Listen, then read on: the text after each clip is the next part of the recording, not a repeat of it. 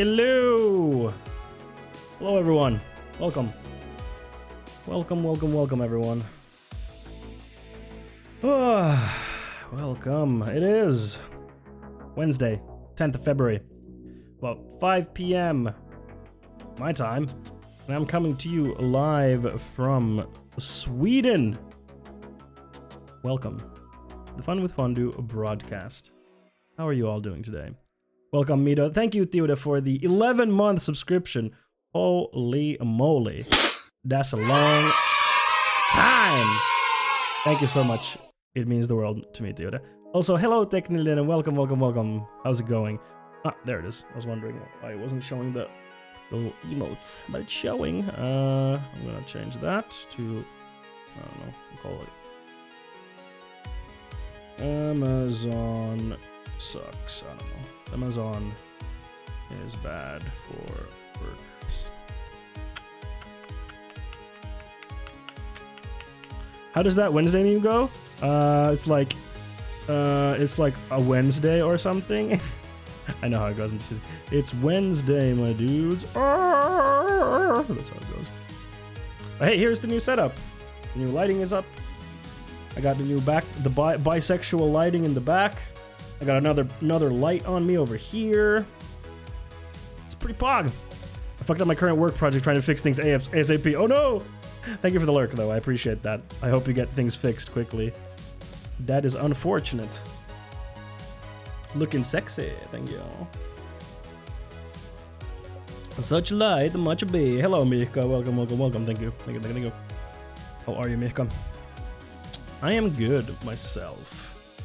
It's been a productive few days. Like I said, I got my fill light yesterday, and I had already been messing around with these lights over the weekend. So these were pretty good. So I just put the fill light there, and then I was just playing around with the settings in the old OBS. So that was something that I did yesterday, and then I pushed a new video out. On the YouTube. You should go check it out. On my YouTube. On the YouTube. Hold on, let me get there you are. There's a link to my YouTube. Go check it out. The new video is up. Finally, you're not oddly pale. Yeah, I pumped up the saturation a little bit, and I could do a little bit more now with the settings because I have a second light that is lighting me up, so it's looking a little bit nicer now. And then I'm a bit more separated from the background because of the different lighting situations, because with my room light everything looks kind of flat, so this is nicer. That's a bisexual lighting. You're doing a raid. Okay, cool. Thanks for the lurk. Let's go to that. Much appreciated. But yeah, that's what I've been up to. Did the video, worked on the lighting. It's pretty much all I've been up to in the past few days, or yesterday since we saw each other, and of course work. Work is very busy at the moment with stuff. Stuff's going down. Can't talk about said stuff yet. Eventually I'll be able to talk about it, but not right now. I can just say stuff is happening. Stuff do be happening. How has everyone else been?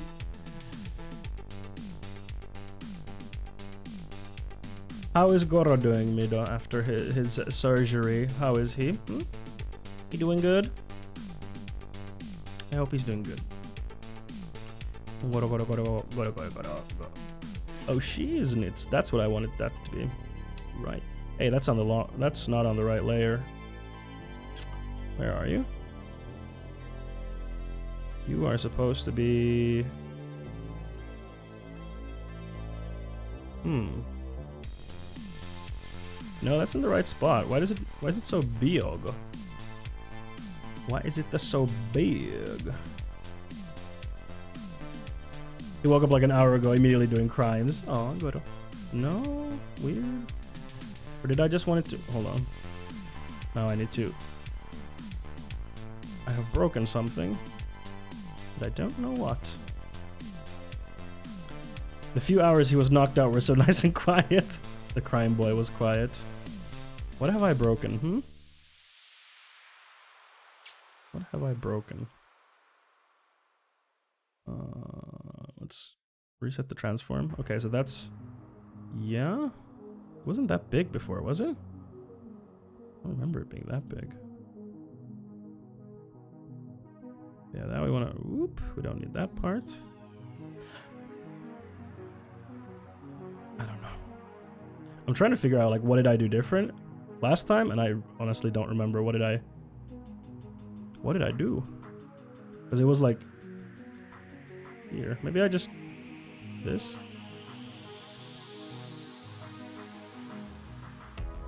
Oops. There we go.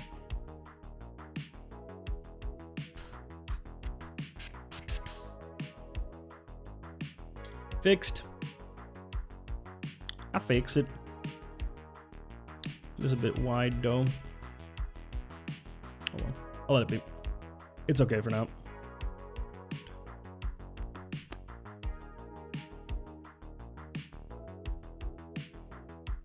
I feel like it's a lot wider than last time, but I didn't change anything, did I? Hold on. I'm gonna change scenes to check something.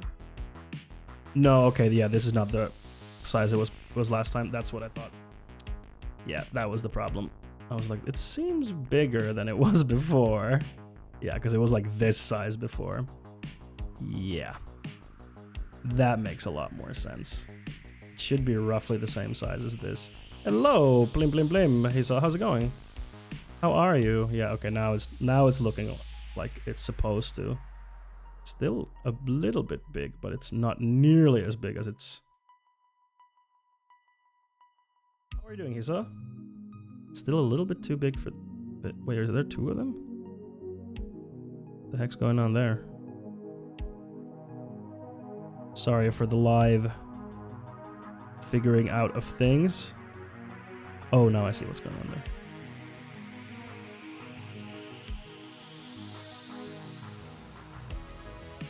There we go.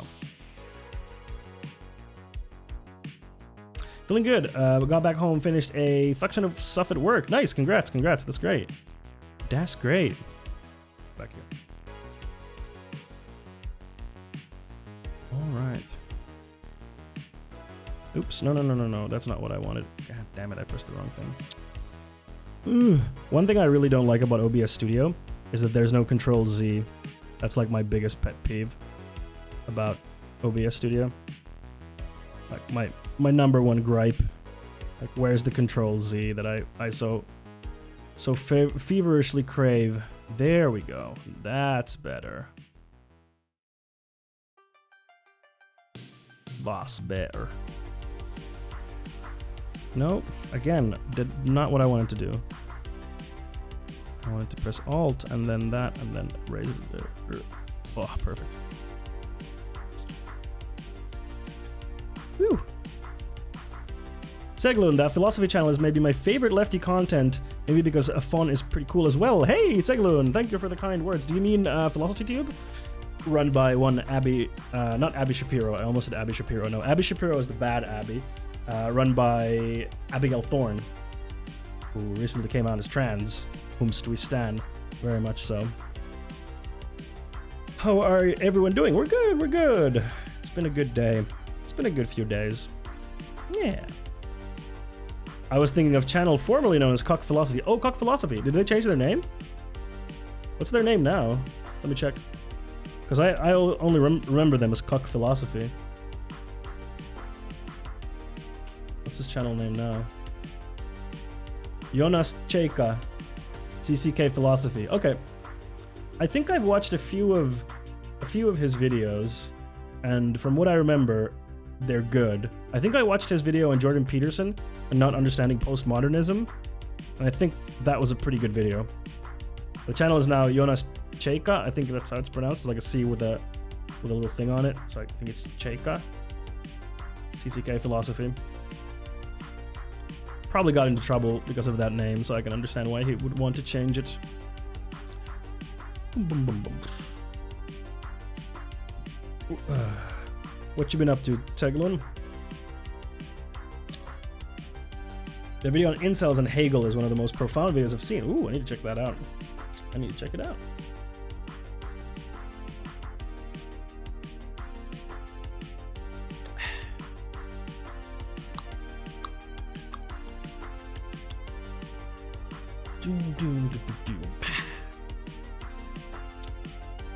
This is Wednesday, right? There's been a lot of stuff happening. I get my notepad. I made some notes on something to... What, didn't I put something here? Oh, right, it was... Yeah, okay. Okay. Okay. It was different thing.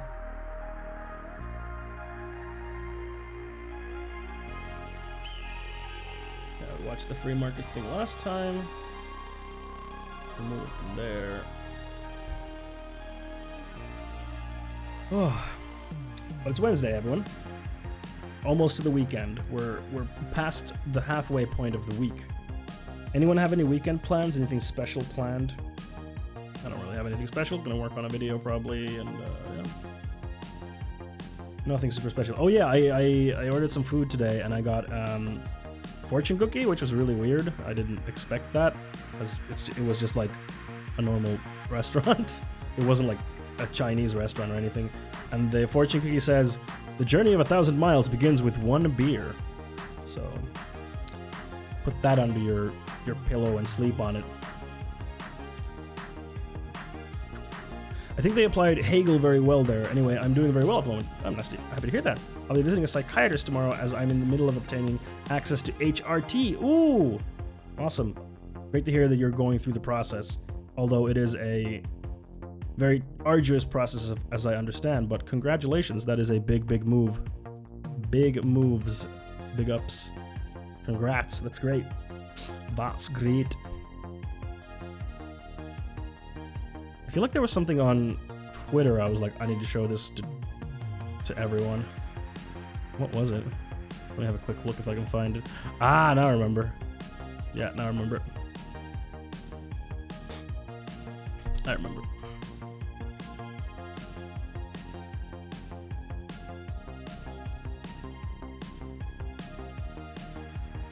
I'd like to do something on the weekend, but just afraid that I'm going to be exhausted after the work week. Yeah, try to do something that, you know, something relaxing, something that you enjoy doing, but don't put too much pressure on yourself, you know? But I get you. There's the clip. I have the clip, chat. We shall watch it later, and we shall laugh and be frustrated. Yo! Okay, so... Actually, I'll talk about this in a second. It's a game called Super Seducer. We're going to talk about it in a bit. Hey, Frezzo, how are you? How are you? How's it going? Nice to see you here. Nice to see you here.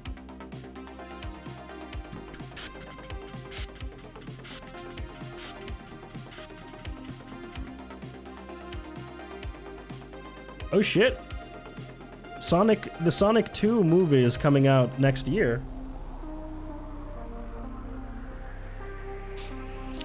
Official now, apparently. Groundbreaking, thought-provoking, extremely obvious. Presenting the official title of the Sonic movie sequel, Sonic the Hedgehog 2. Cool. Catch Sonic movie 2 in theaters 2022. Okay. Oh, I thought the first one flopped. No, I don't think it did. I think it did fairly well. And apparently it's like, it's not a bad movie. I didn't see it because I think it came out like right before the pandemic hit. April 8th. Okay, April 8th. So in a bit over a year. But I think it came out like a month before like the pandemic hit Europe. And I heard it's good. I didn't see it. Yeah, I hear it's entertaining. I hear it's in the similar like quality category as Detective Pikachu. Like Detective Pikachu was fun. It wasn't like groundbreaking, but it was good fun, you know? It was good fun.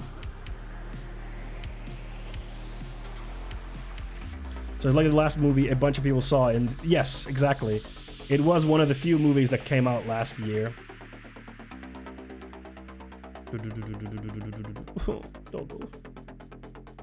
But it was one of the few movies that came out last year.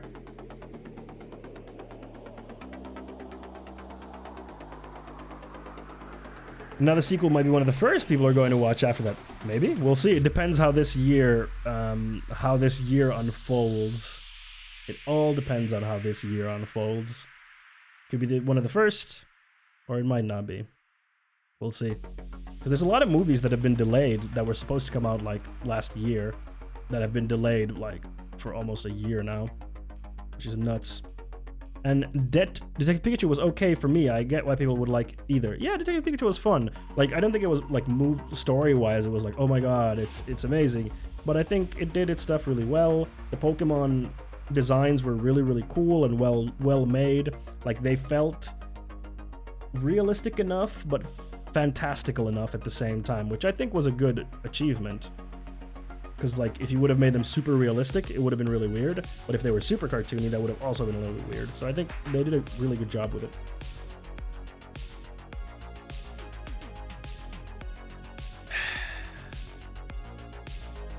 I like Detective Pikachu, definitely. I think it was, like, mostly oriented towards 90s kid who watched the OG anime and played the earlier games. I think that was one demographic, but you have to remember that Pokemon is still crazy popular. Like, Pokemon Go alone has so many players still, even though it's not the same as it was back when it came out. Let's see. Pokemon Go monthly players. Let's see, how many do they have?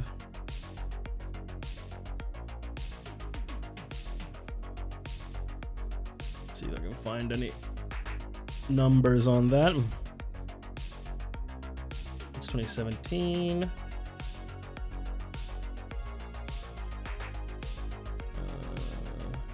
Anything. So, like, almost 2 years ago, they hit 1 billion downloads on Pokemon Go, which is pretty nuts. But I want to know the monthly players. Doesn't look like it. They have it here, do they? Downloads per week. I don't care about that. Daily users, but that's like 2016. I want newer data. Give me newer data, or give me... Yeah, let me switch the scene so you can see what I'm doing. Let's see. Come on. Wait, what? Why is it not happening? Where am I? Oh, there we go. No, I don't want monthly revenue. Here we go. No, but that's 2018. It's almost 3-year-old data. No.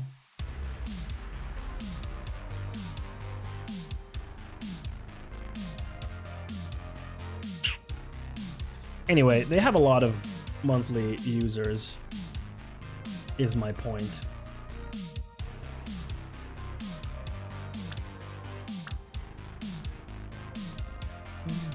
Actually, this might have it. Oops.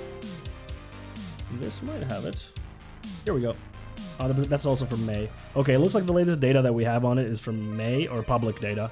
Probably if I paid for some service, I could get that data. Yeah, exactly. So it had hundreds of millions of players in 2018. I think it still has tens of millions of players every month. Just Pokemon Go. Like, just Pokemon Go alone. And of course, Sword and Shield were crazy popular with like adults, but also kids, you know, it is a kids franchise. Kids love the show. I watched with a partner at the time who is big into Pokemon Go, and I definitely got more out of the movie than she did. Oh, for sure, it is definitely more towards older Pokemon, like people who play like the core games, but still, like, the franchise is crazy popular, is my point. Little Nightmares 2 releases tomorrow. Ooh, yes, I saw. It's been getting good reviews. I really like the art style, but the trailer spoiled so much I regret watching. Oh no, that's too bad. That sucks. But it's been getting good reviews. It's getting very good reviews. Oh shit, I found Ben & Jerry's in the freezer. Oh, Pog! That's Pog. That is very Pog. I'm gonna eat it after my pizza. That is extremely Pog. You left yourself a little treat. Well, wait, did my bot not go off? No, it didn't. Okay, so let me post that I'm live. Because apparently my bot is asleep and did not let everyone know that I'm live.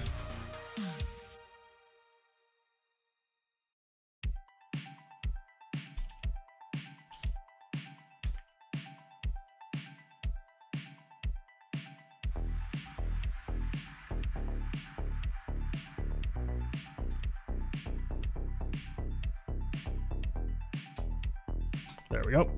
Hey, Gucci Mona. Howdy, partners. How's it going? You doing all right? Down in the range.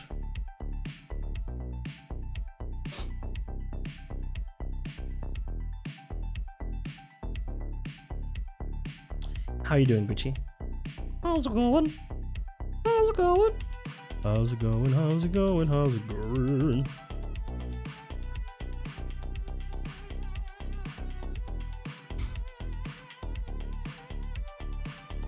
I found a funny tweet that I need to show you all. Hold on.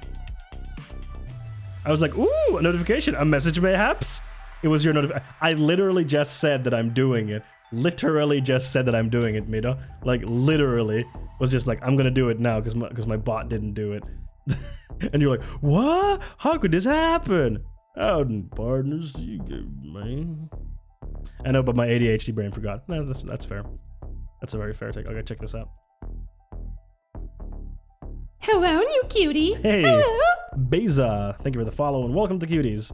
Rapper Gucci Mane responds with, bitch, I might be, when asked if guilty. That's a pretty baller answer. Bitch, I might be.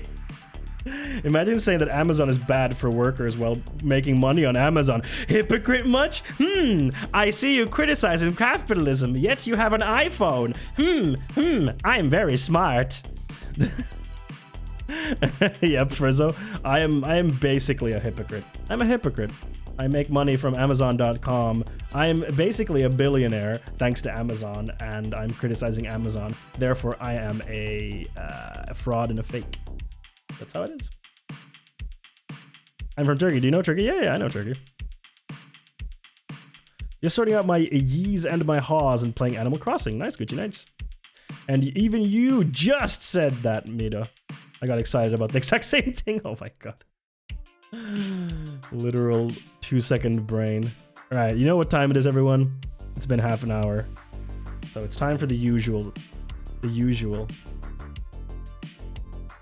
Get hype, everyone. No, it's... Well, you might be having pizza. We're not having pizza.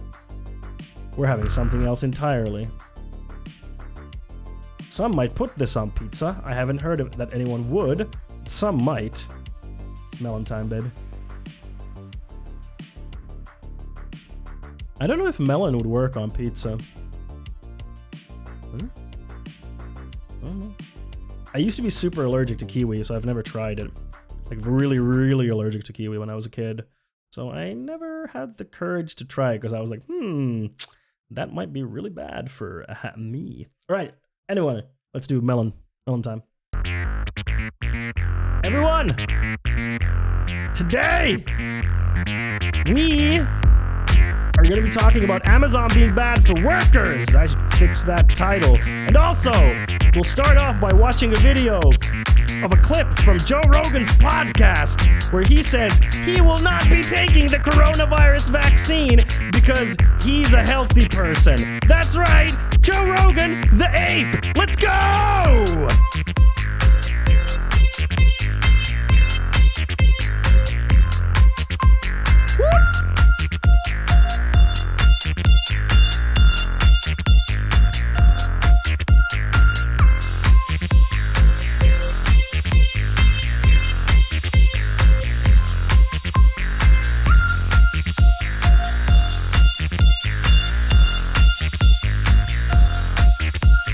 And that's what's happening today, folks.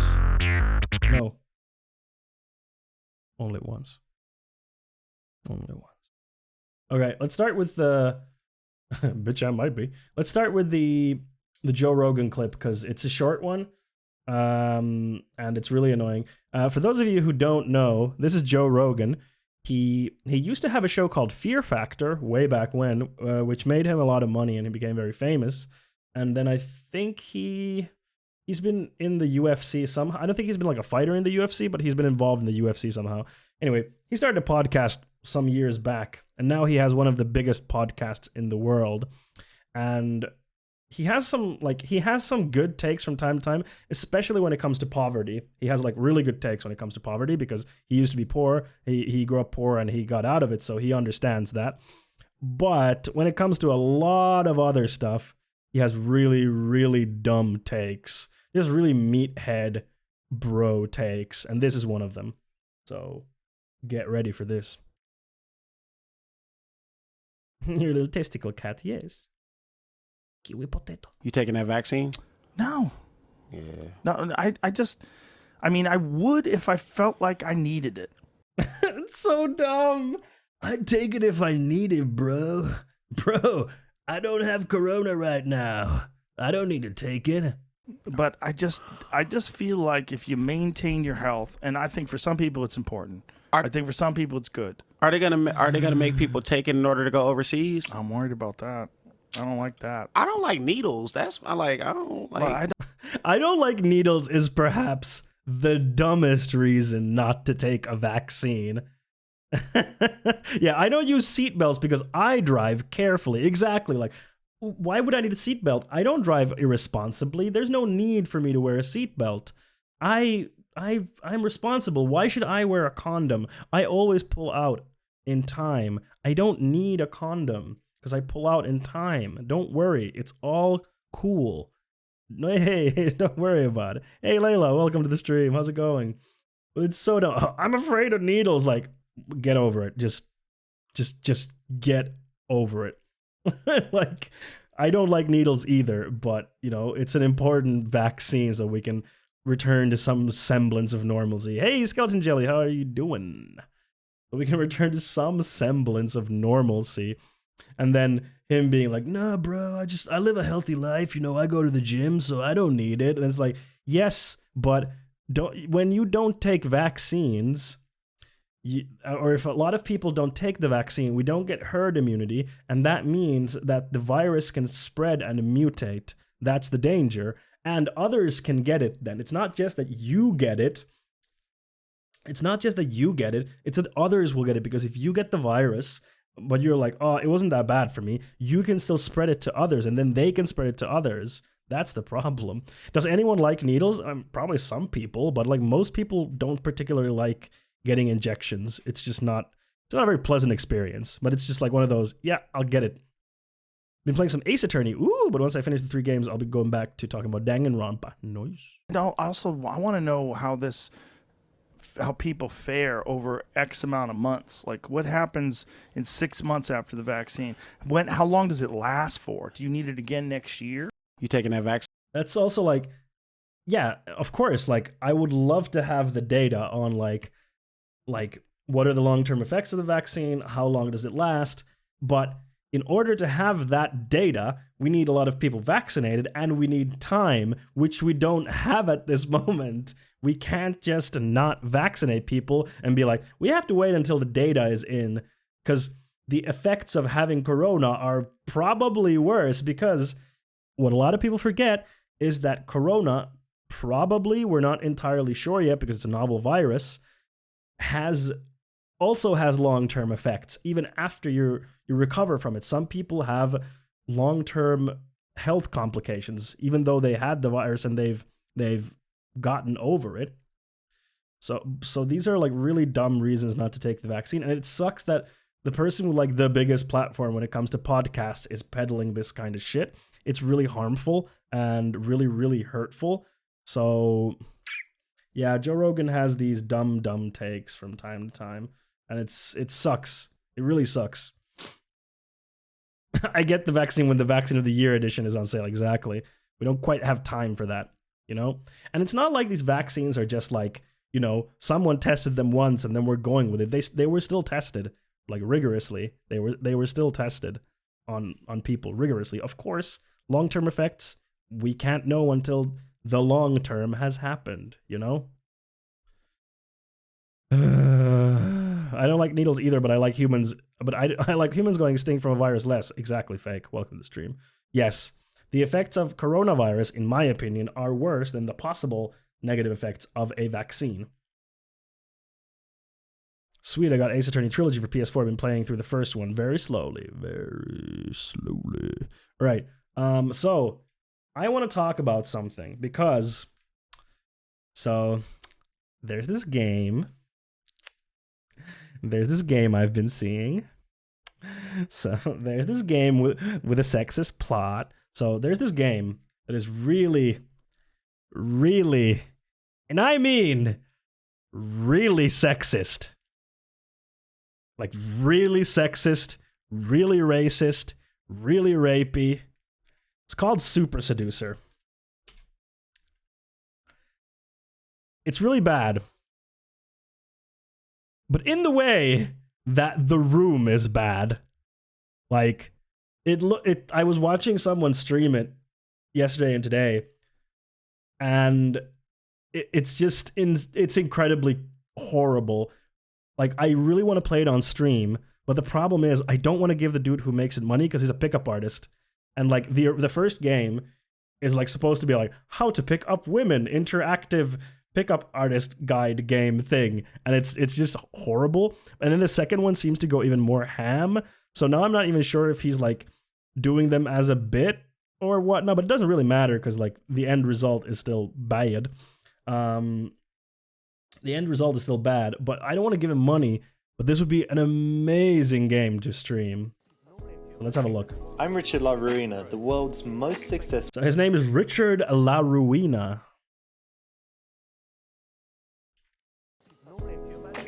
I'm Richard La Ruina, the world's most successful pickup artist. Maybe you've seen me on the BBC, FHM, Men's Health, The Guardian, or even Piers Morgan. You're a dick, aren't you? We made Super Seducer to condense... He chose to put that in this trailer, by the way. He chose to put the point where Piers Morgan's like, you're a dick, aren't you? And he chose to put that in the trailer. That was his choice. 25 years worth of proven psychological seduction tricks and teach them in a manner... See, that's the... Like, when he calls it tricks, that's already like a... Yikes! Gives players complete freedom to fail and screw up. Why don't I give you my number and then you can call me sometime and message me whatever and we meet? Yeah, sure. Giving a girl your number and not taking hers is very pointless. Tired. Oh, I'm sorry. What's that? This old school move is actually not that bad if you do it a little bit tongue in cheek. If you're not good at cooking, you better be real good at sucking. What? You're truly...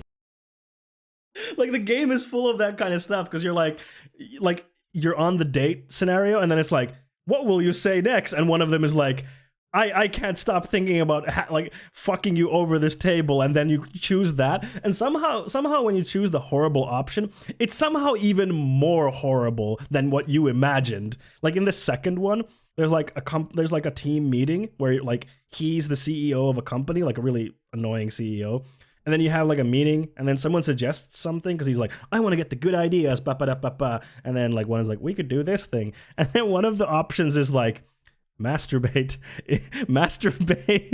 in the flower next to you, and then it's like, you know what I think of your idea, and then he just starts jerking it into like a flower, and then everyone leaves except one dude who's like, and then just drinks coffee, and it's like, what?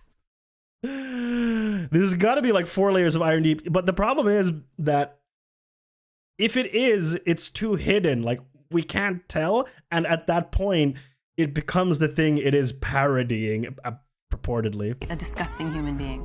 You know, small boobs are okay, but I kind of like a handful. So let me just measure up. This is the definition of creepy, the kind of stuff that's going to get you arrested, thrown out of places by security, and in all kinds of problems. We've included hundreds of seduction secrets from the world's top experts. So Anya, I don't know why, but I trust you. You seem very honest. So tell me, is she a good girl? Bad. Instead of directly saying, you know, I like you, a nice way to do it is to bring the friend in and ask questions about the girl you like. Drinking that wine, and actually you seem quite nervous. Hope you don't mind me saying. Are you really nervous? Let me check. It's so cringe. This is a cool way to escalate. Nice one for choosing it. What? How is that a good way? No. It allows you to be playful and funny and make jokes. No. About Also this, like, yeah, it's me giving you advice, chilling with the women. Yeah, I'm cool. So it's a good one. Like, one of the first things I noticed was you just got like the most sexy ass, and I just... Whoa, excuse me? Oh, no, compliment. I will break off this arm and then tell me how you'll grab my ass. In the game, that's cool. In real life, totally illegal. No matter who you are or He what didn't say you it's look like, wrong, he said after it's playing this game, illegal. you'll be able to win the girl of your dreams. It's so bad. Going in together is what a lot of guys do. It doesn't work too well. Much better if one of you goes in, kind of warms things up first. It all makes you look It's very confident terrible, and strong. but I want to when you play it can on hold eye stream because contact it's like this so and get her bad, to be the one and it that would be funny works as to hell. fill But I the don't want to give him silence and come up money. with something to say. It's actually easier to go for the kiss when the girl is relaxed, smiling, and you're in this playful kind of situation. Whether at a coffee shop, out with friends, at school, work, or whatever your situation, Super Seducer gives you the secrets of Whatever the your pros, situation. and you'll have a ton of fun learning them. Yeah, yes, women's trophies. Go for the platinum. Yeah, it's. And then in the second one, there's like an Arab dude in like one of the scenarios that you're playing as, and it's like insanely racist, like so racist. Oh, my Twitch notification just said that you're live, so I gotta go watch you. Okay, goodbye, Layla. Thanks for stopping by. Tell Fondue I said hi.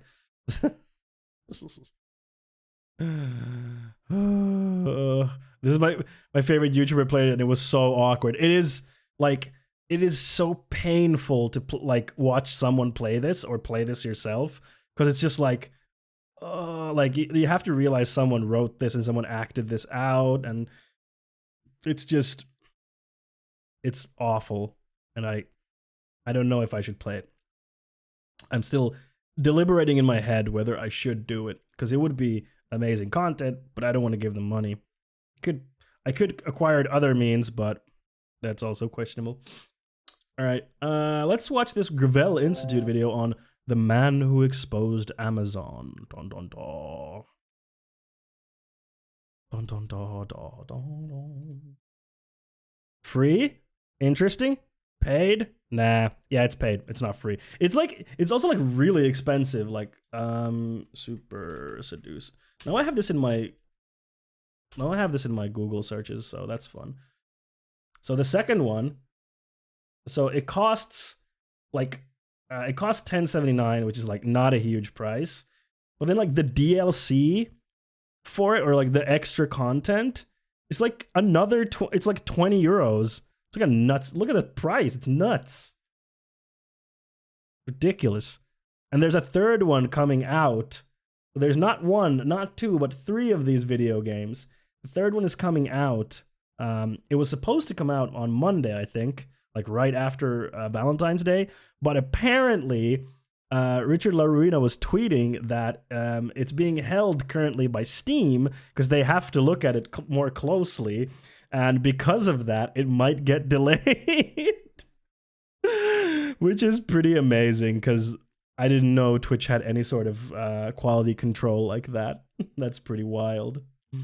Okay, but let's get into this video about the man who exposed Amazon.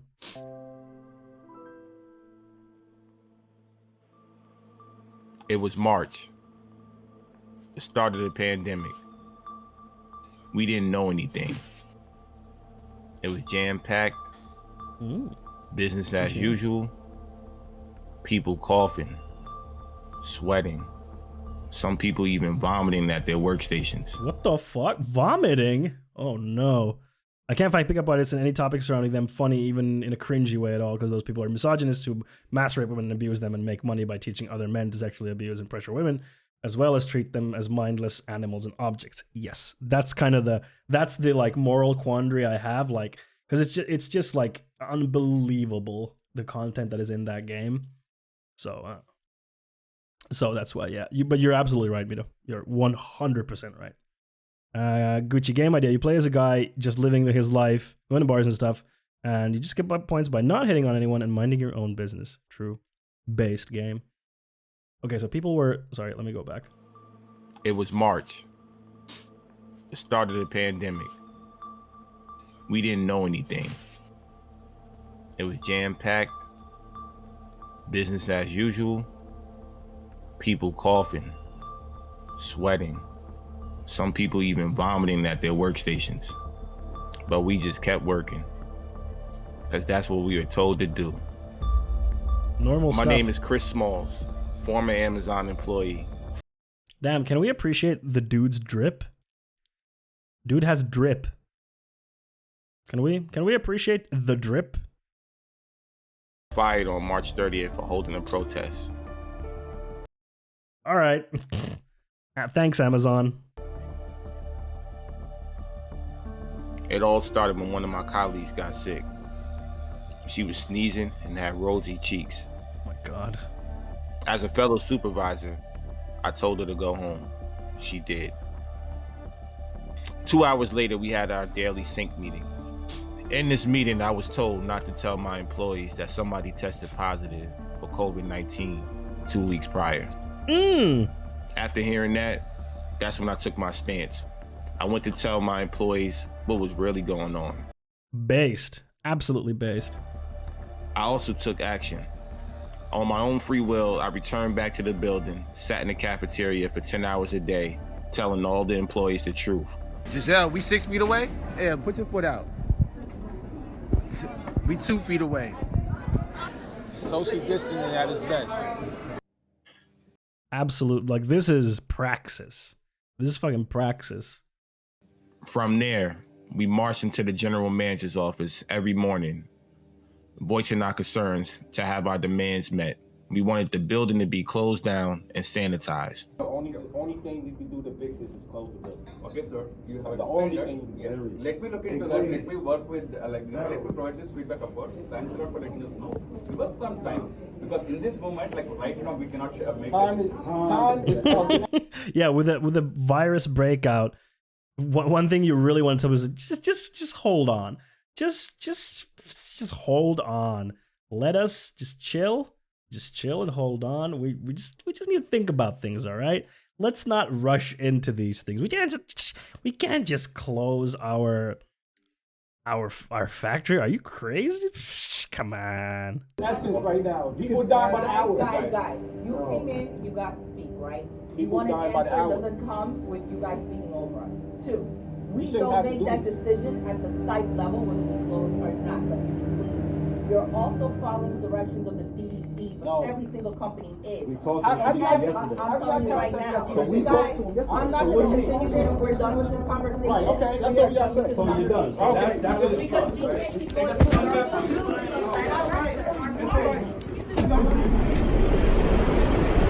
Just days after organizing, I was placed on a quarantine. Not my friends, not my colleagues, not the person I ride to work with. Funny. Just me. That's funny how they would single out one person to put into quarantine out of the whole workforce who happens to be organizing the labor force there. Interesting. It was time to organize a real walkout. At Amazon.com's Staten Island Fulfillment Center in New York City, known as JFK8, planned to walk out. And Amazon workers walked out of the fulfillment center warehouse on Gulf Avenue. Workers claim that the company is mishandling its response to the COVID-19 outbreak. We just want the building to be sanitized. Honestly, it's not safe. It's nowhere near safe. This building needs to shut down. I saw people getting sick every single day. I've been sending people home with different symptoms. We are the heart and soul of this building, and they're going to treat us with respect. And this is really, really important to note that this is like the best way for the workers to get like something to happen.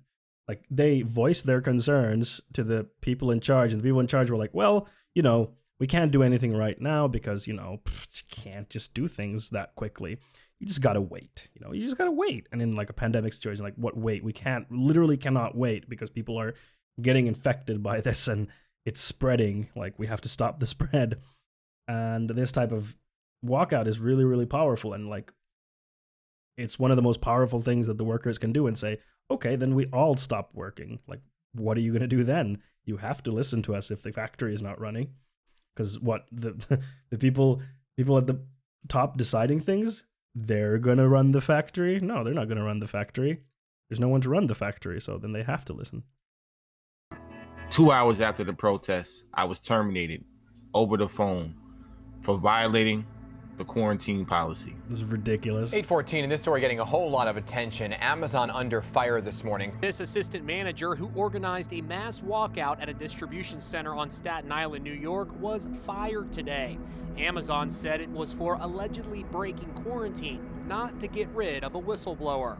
But No, of course, Amazon would never fire someone who is telling everyone how terrible Amazon is and organizing the labor force against Amazon. Amazon would never do anything like that, right? They would never do that, right? No, they would never. Not Jeff Bezos, our favorite person in the world. He would never do that.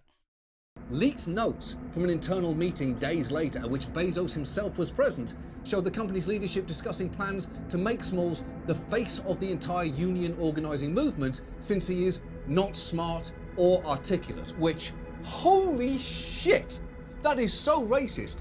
Yeah, that's like, holy shit, that is like a level of racism.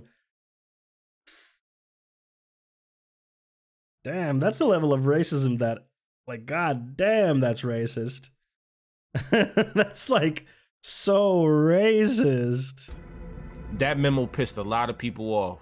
Good. Even within the company. Well, my name's Tim Bray, and my title is Unemployed Bum because I quit my job last May 1st. I used to be over at Amazon Web Services, and my title there was Vice President and Distinguished Engineer. He was really high up, like Vice President of Amazon Web Services. And Amazon Web Services is like their bread and butter. That's where like Amazon makes most of their money, is Amazon Web Services. They make a lot of money from Amazon Web Services. So, you know, at least he quit. He could have maybe done a little bit more and maybe a little bit sooner rather than later. Who's going to work for Amazon when everyone dies? They'll find a way to make the dead people work. Don't worry. Big business headline at home this morning. A Canadian vice president of Amazon has resigned in protest over the company firing whistleblowers, saying the company culture is just too toxic. When it came to firing whistleblowers, you know, the COVID came along, Amazon was spending huge amounts of money and effort trying to make the warehouses safer. The workers were still scared about dying as a result of their work. I had no trouble believing. You know what they say, Chad? It's an old expression, but, you know, work sets you free, you know? It's an old expression, but you know what they say. Oops. Believing two things at once, that Amazon is working on it, but it's still a big problem. And then they fired the activists who were trying to do something about it. You can't argue about firing activists. It's just malevolent and unethical, and it's not a thing that I think one should be asked to live with. And, you know, I had a VP rank, and as a VP rank, you sort of stand for the company, and I just couldn't be in tune with that. He's quitting in dismay. He said that there was, that Amazon... It's, at least he's doing it now, but I feel like this is one of those, like, it had to be like this extreme for him to quit. Like everything up until that point, he had been like, he had stood by. I'm not saying he would necessarily be okay with it, but he allowed it to happen. And like being a VP is like, it's a high position of power. Yeah, they hire low educated people, so they think they can always replace the dead with more poor people. Exactly, and especially now during the pandemic, like, hey, a lot of people lose their jobs. So, you know, if our workforce diminishes, we'll just get those unemployed people because they have to get a job, because if they don't get a job, they die, literally, because there's barely any support from the government, like $600, and then now there was the $1,400, but some people have gotten it and some people haven't gotten it, and it's been like a whole mess of them getting the stimmy out. Like it's... Amazon fired whistleblowers, and he's paying the price for it too. He says he's going to lose $1 million in salary and stock options by making this move. He says that if he didn't do anything, he would be complicit. At the moment, when we're doing the arithmetic of costs and benefits, the costs borne by the workers in the warehouses are just, I don't think, adequately costed in. Yep. And the reason for that is simple. It's because they are relatively powerless. Hey, there you go. They are fungible. They can be replaced. You know, if one of them leaves, somebody else can be hired, usually in pretty short order. Exactly. To replace them and get back on the air. So the real problem here is not a numbers problem. It's a power problem. It's the disparity in power between the very large, highly concentrated firms who dominate the heights of the big tech economy, and the people who do the entry-level jobs. And I firmly... Yeah, because like the people at the bottom, so to speak, you know, the people who deliver packages or pack the stuff at the company, they don't have any bargaining power. There's no unions. Unions have been gutted in the United States, so they don't have any unions that could bargain for them in a collective manner. Like like he said, you know, if someone leaves, they just replace it. Or if someone starts being difficult, they find reasons to fire them, because depending on the US states, in some states firing is very, very easy. So they'll just find a reason to fire you and then replace you with someone else.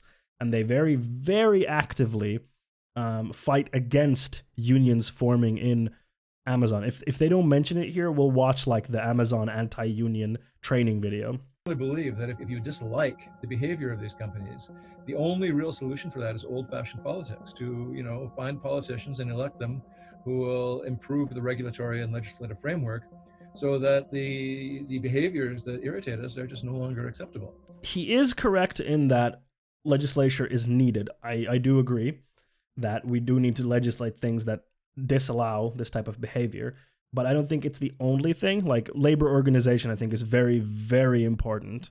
Like, labor organization can have huge impact. That's like in the Nordics, we don't have minimum wage. Like in Finland, there's no minimum wage currently. And the reason for that is historically, unions have been able to collectively bargain very, very strong general agreements. But of course, now we have a lot of new industries in the Nordics and Finland that don't have these general agreements, like the game industry, for example, or tech, you know, that are missing these general agreements. So then the question of, you know, minimum income becomes more appropriate. So here is Jeff Bezos' company, Amazon, and they received a tax rebate. They paid nothing in 2018 in federal taxes. That's a corrupt tax system. Like, can you imagine Amazon paid nothing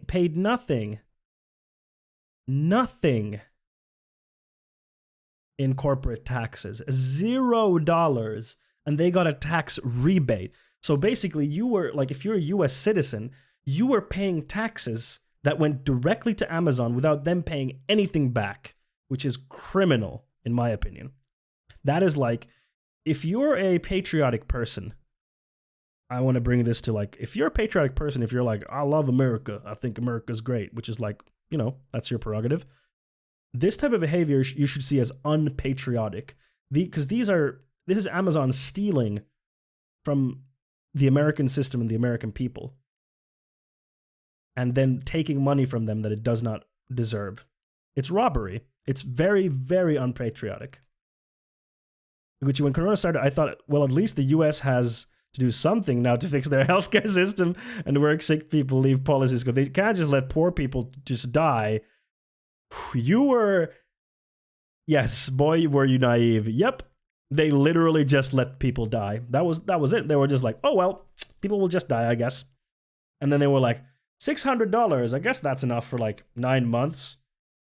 How much could 9 months be, Michael? $10?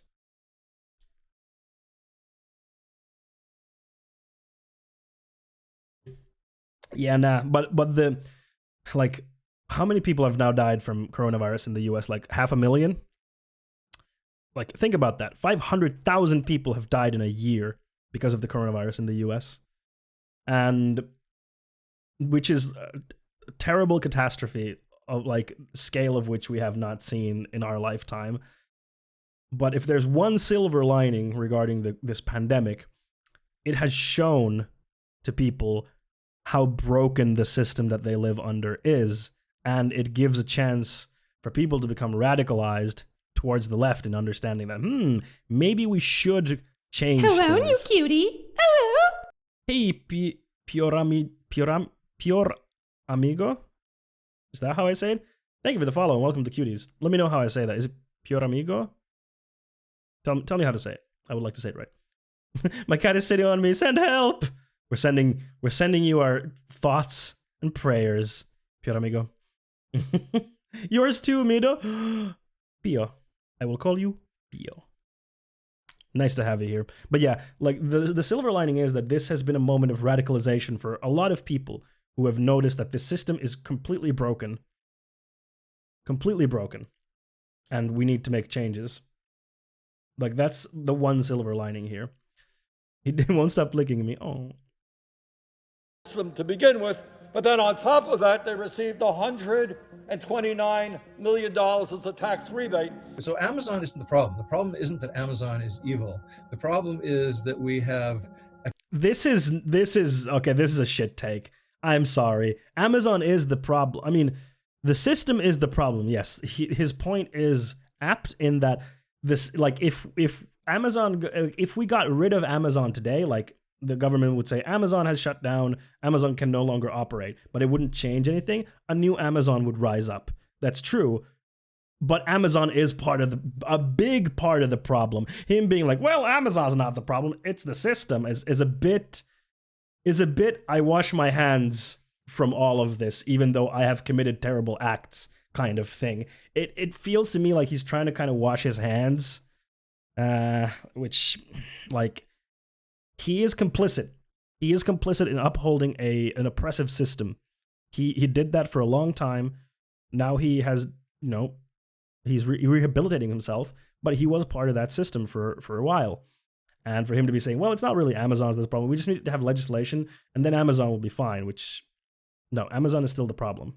Still part of the problem. Accepted a structure of legislation and regulation that allows companies like Amazon to play entirely by the rules, break no laws, and still do things that, when you look at them, seem like oppression.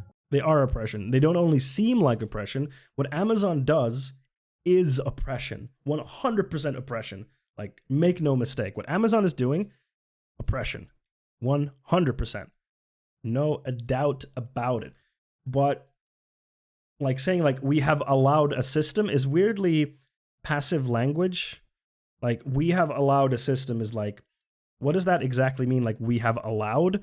It's the people in positions of power who have allowed that, especially Republicans. Democrats are also complicit in this, don't get me wrong, but especially Republican politicians have specifically made it so that these companies can become more powerful and can have these insane oppressive structures for them. And the companies like Amazon have heavily lobbied for those systems, because Amazon and big companies like it have huge access to politicians, which normal people don't have. Like, they have huge lobby groups that have the direct ear of the politicians and can influence policy in a way more powerful way than normal people.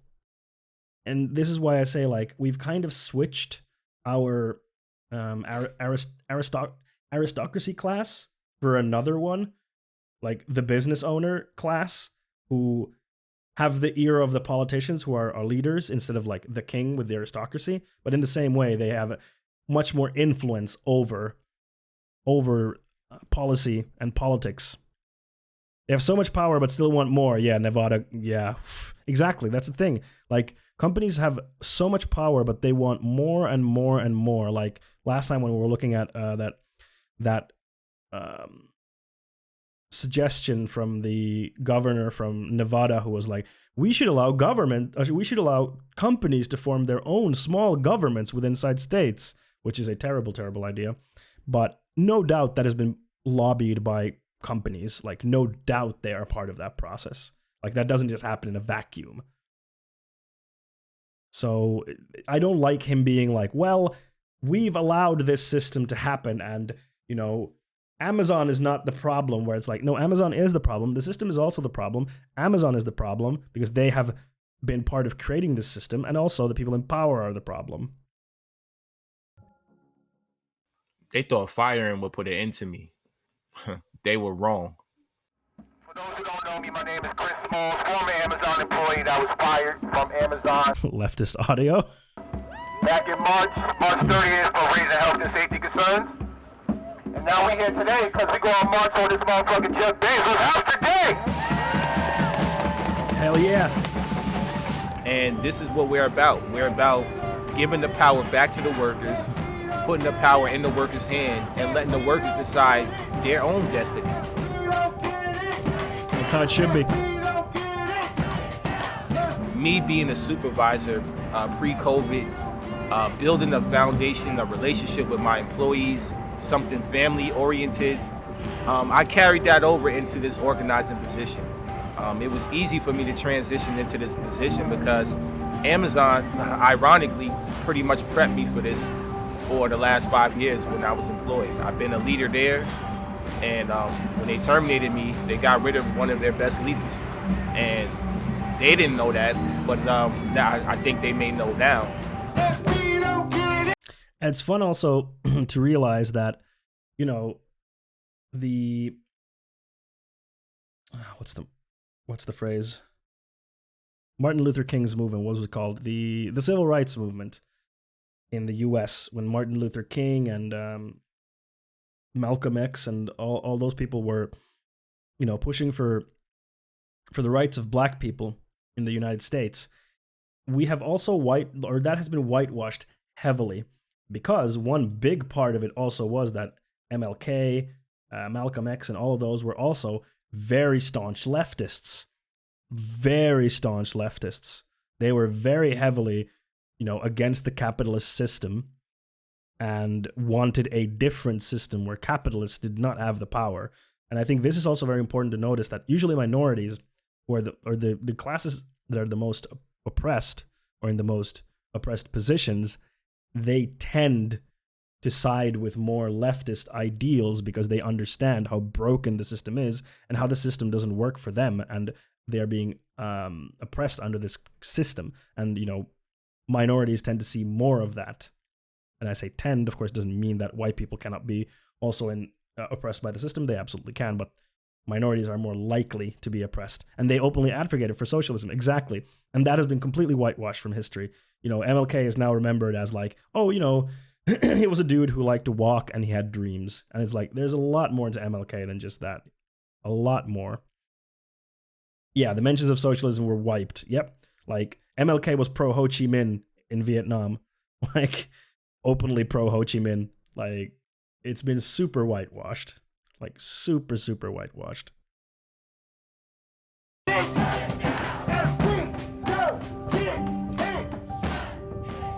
I never planned on being an organizer.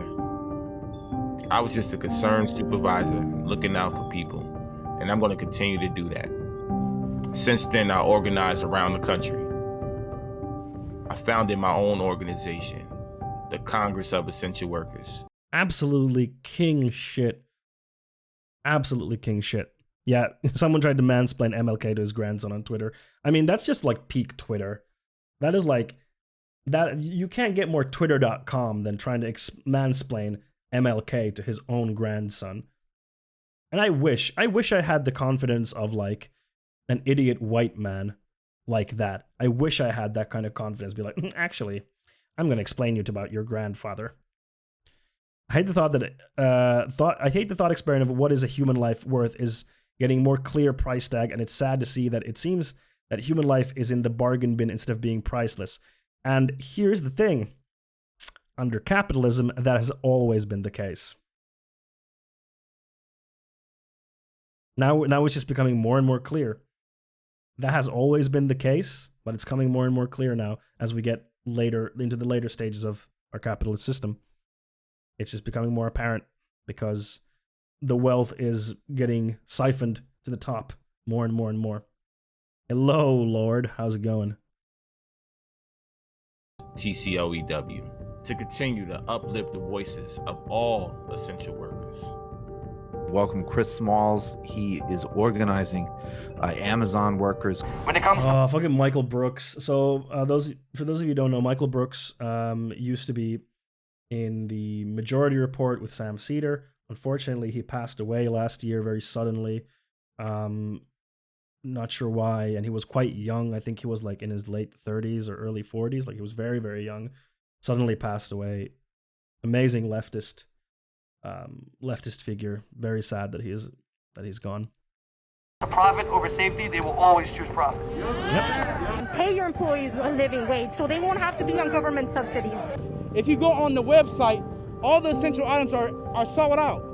Until you restock, shut it down. You have a man that's a billionaire and they're not being taxed.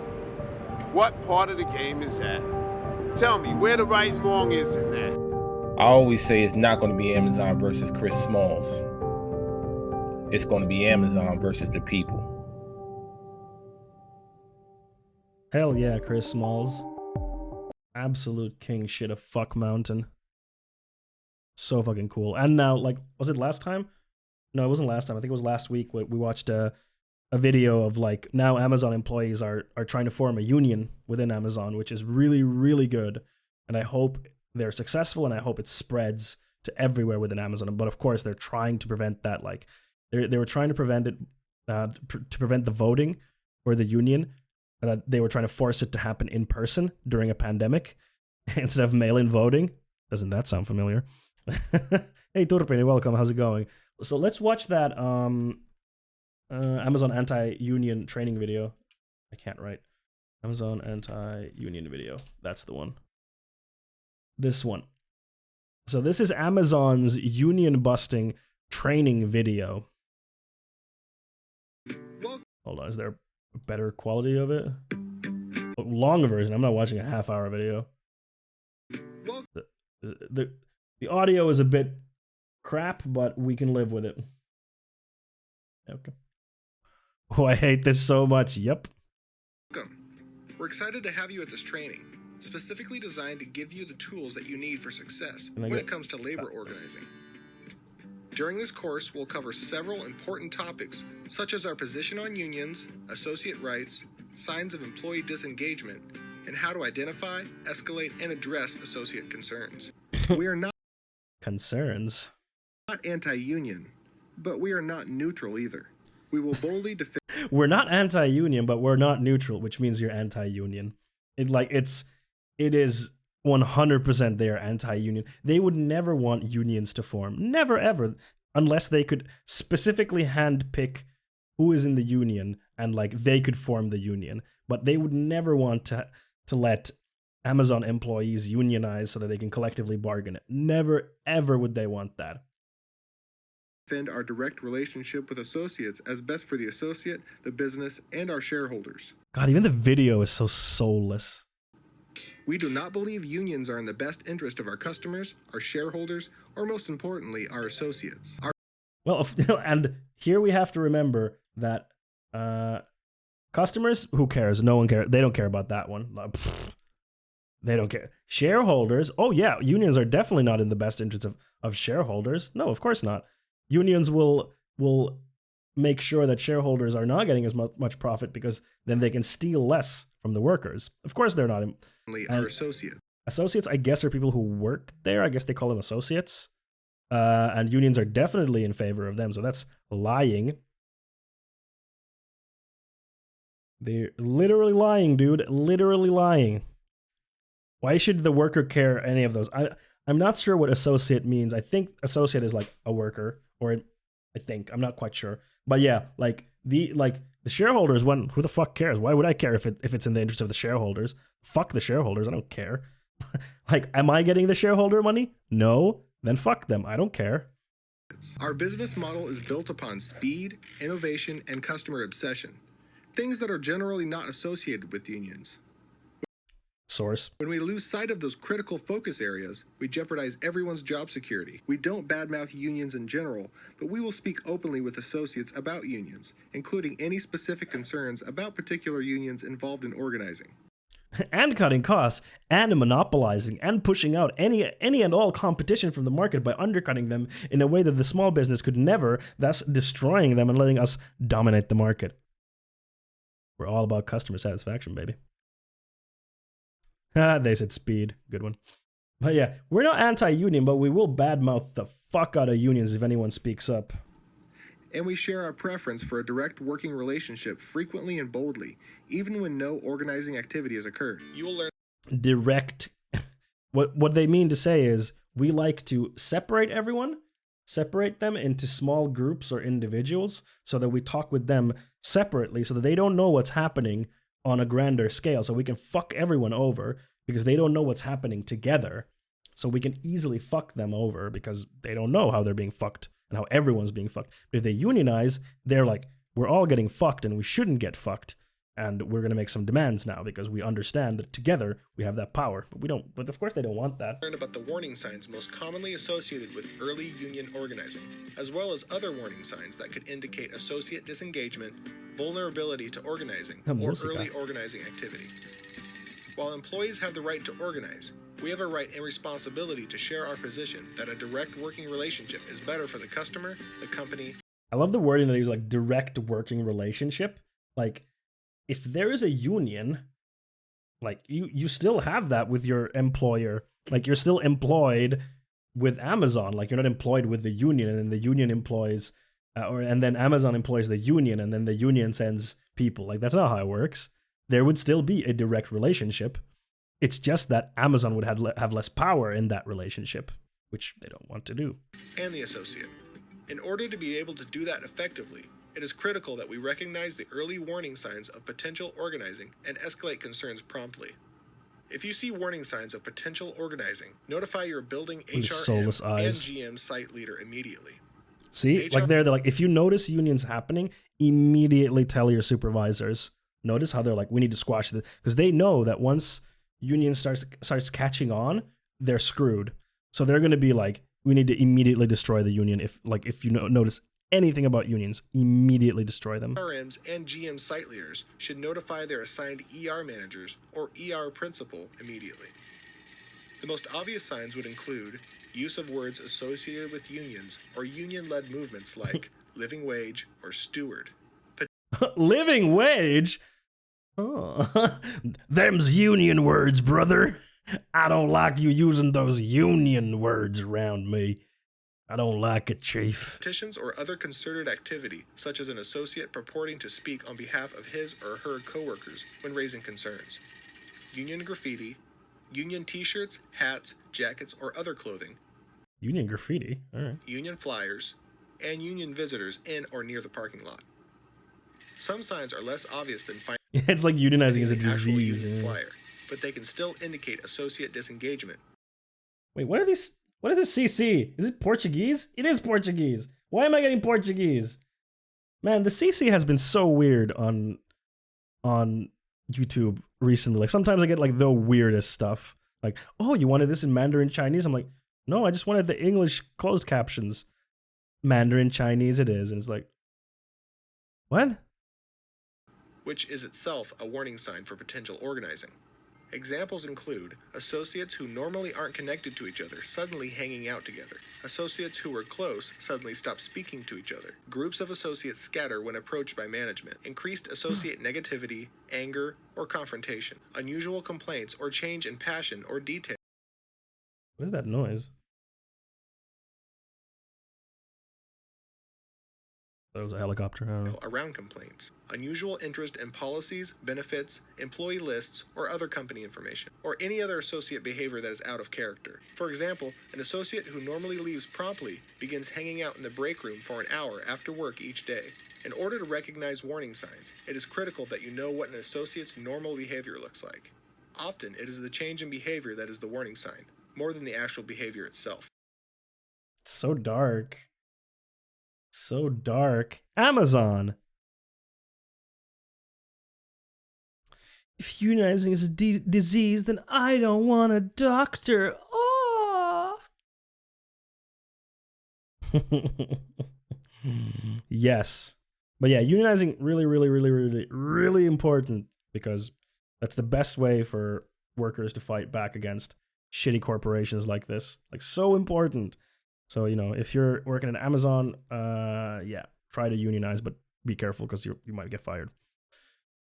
Gucci, this reminds me of a quest in Fallout 76 at the Junior Scout Camp where you had to find information about 3 different kids and determine who out of them was an anti-patriot and a national threat. One of the kids had said something mildly pro-union, so when you found that out, he was taken away and probably nuked. Yup. If they notice a tiny bit of unionizing, they squash it before it spreads. But if they notice a tiny bit of COVID, but COVID doesn't lead to reduced profits, as we know. Amazon profit 2020. During the third quarter of 2020, Amazon generated total net sales of almost 96.15 billion.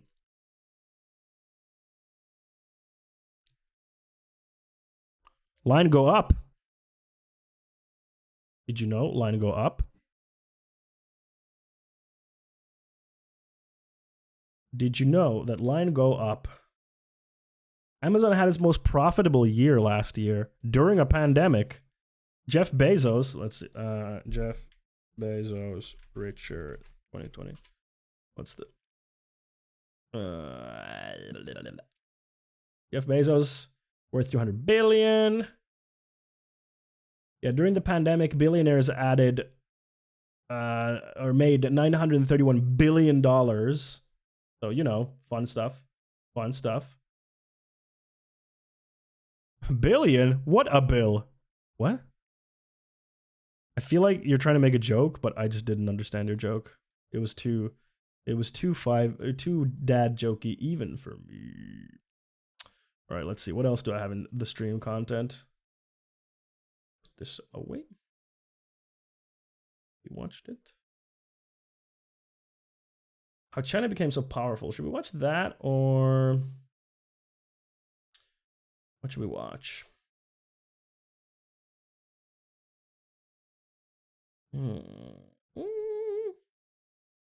Oh yeah, I watched the Cock Philosophy's late capitalism of K-pop. It's really, really good and really, really depressing. It's really depressing. Let's watch how China became so powerful. Jesus Christ, that's loud. Sorry, I blew out your ears there.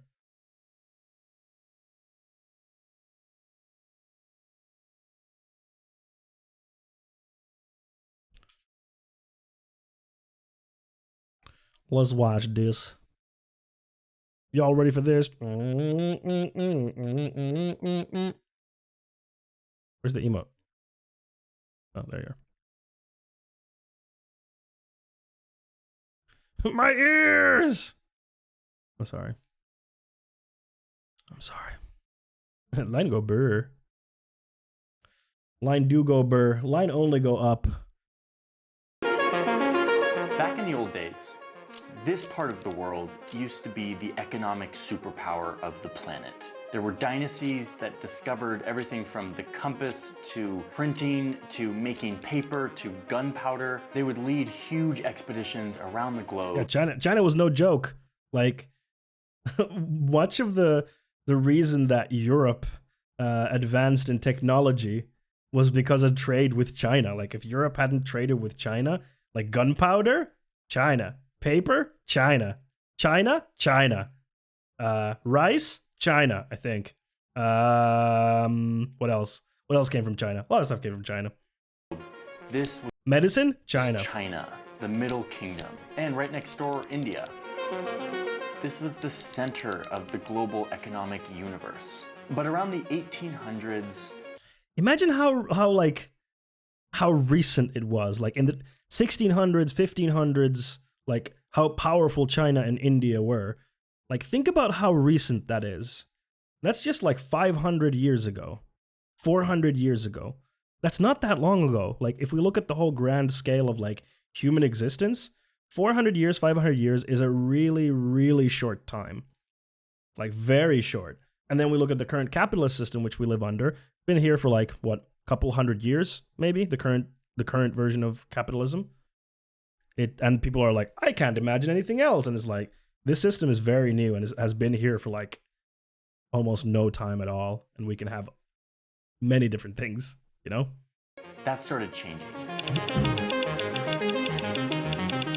Over here in Europe and the United States, there was a major revolution that started taking place. Hey, science, then machines, then weapons, trains, cars, flight, bombs, factories, cities. Look at old-timey airplanes are so wonky. And with their new power, these countries started to expand to take over large swaths of the map. China remained a great civilization, but as the West started showing up, knocking on China's door with their big guns, China couldn't really match their firepower, and they had to concede land to Britain, which is how we got Hong Kong.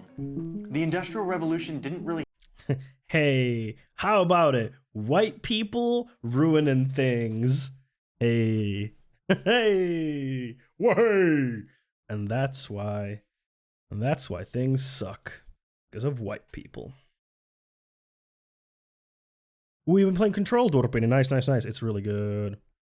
You almost sorted out work things, Technet? Nice. Good. It happened in China the same way it did in the West. And by the middle of the 1800s, China began a massive decline in its economic standing in the world. A century later, that situation got way worse, as China was invaded by its neighbor, Japan. China's economy was no longer the prosperous Middle Kingdom, but rather a shadow of itself, a poor country that was being occupied by outsiders. Once World War II... Which also explains the strained relationship between China and Japan. ...was over. The West devised a new global economic and financial system. It was modeled after the economic system that was working so well in the West. Capitalism, free enterprise. Capitalism, see, the best system we've ever had, folks. You buy, you sell, you buy, it's good for everyone. Still with some government oversight and high taxes for the rich and corporations, but it was still capitalism. And after the war, this capitalism would go on to become a miracle for many countries, rebuilding Germany, France, Japan. For many in the West, post-World War II capitalism was like a magic elixir that was fixing everything. It was working so well that more and more people started to believe that we needed to get government out of capitalism and let the market just do its... Just let the market do its thing. The invisible hand of the market will just fix everything, folks. Don't you see? If we just get the big brother out of the free market, then everything will be hunky-dory dandy, as we can see now in the US of A. Everything is coming up daisies. Don't you see? Don't you see? I don't have K Capitalist on my BTTV, but that would be perfect. Don't you see, folks?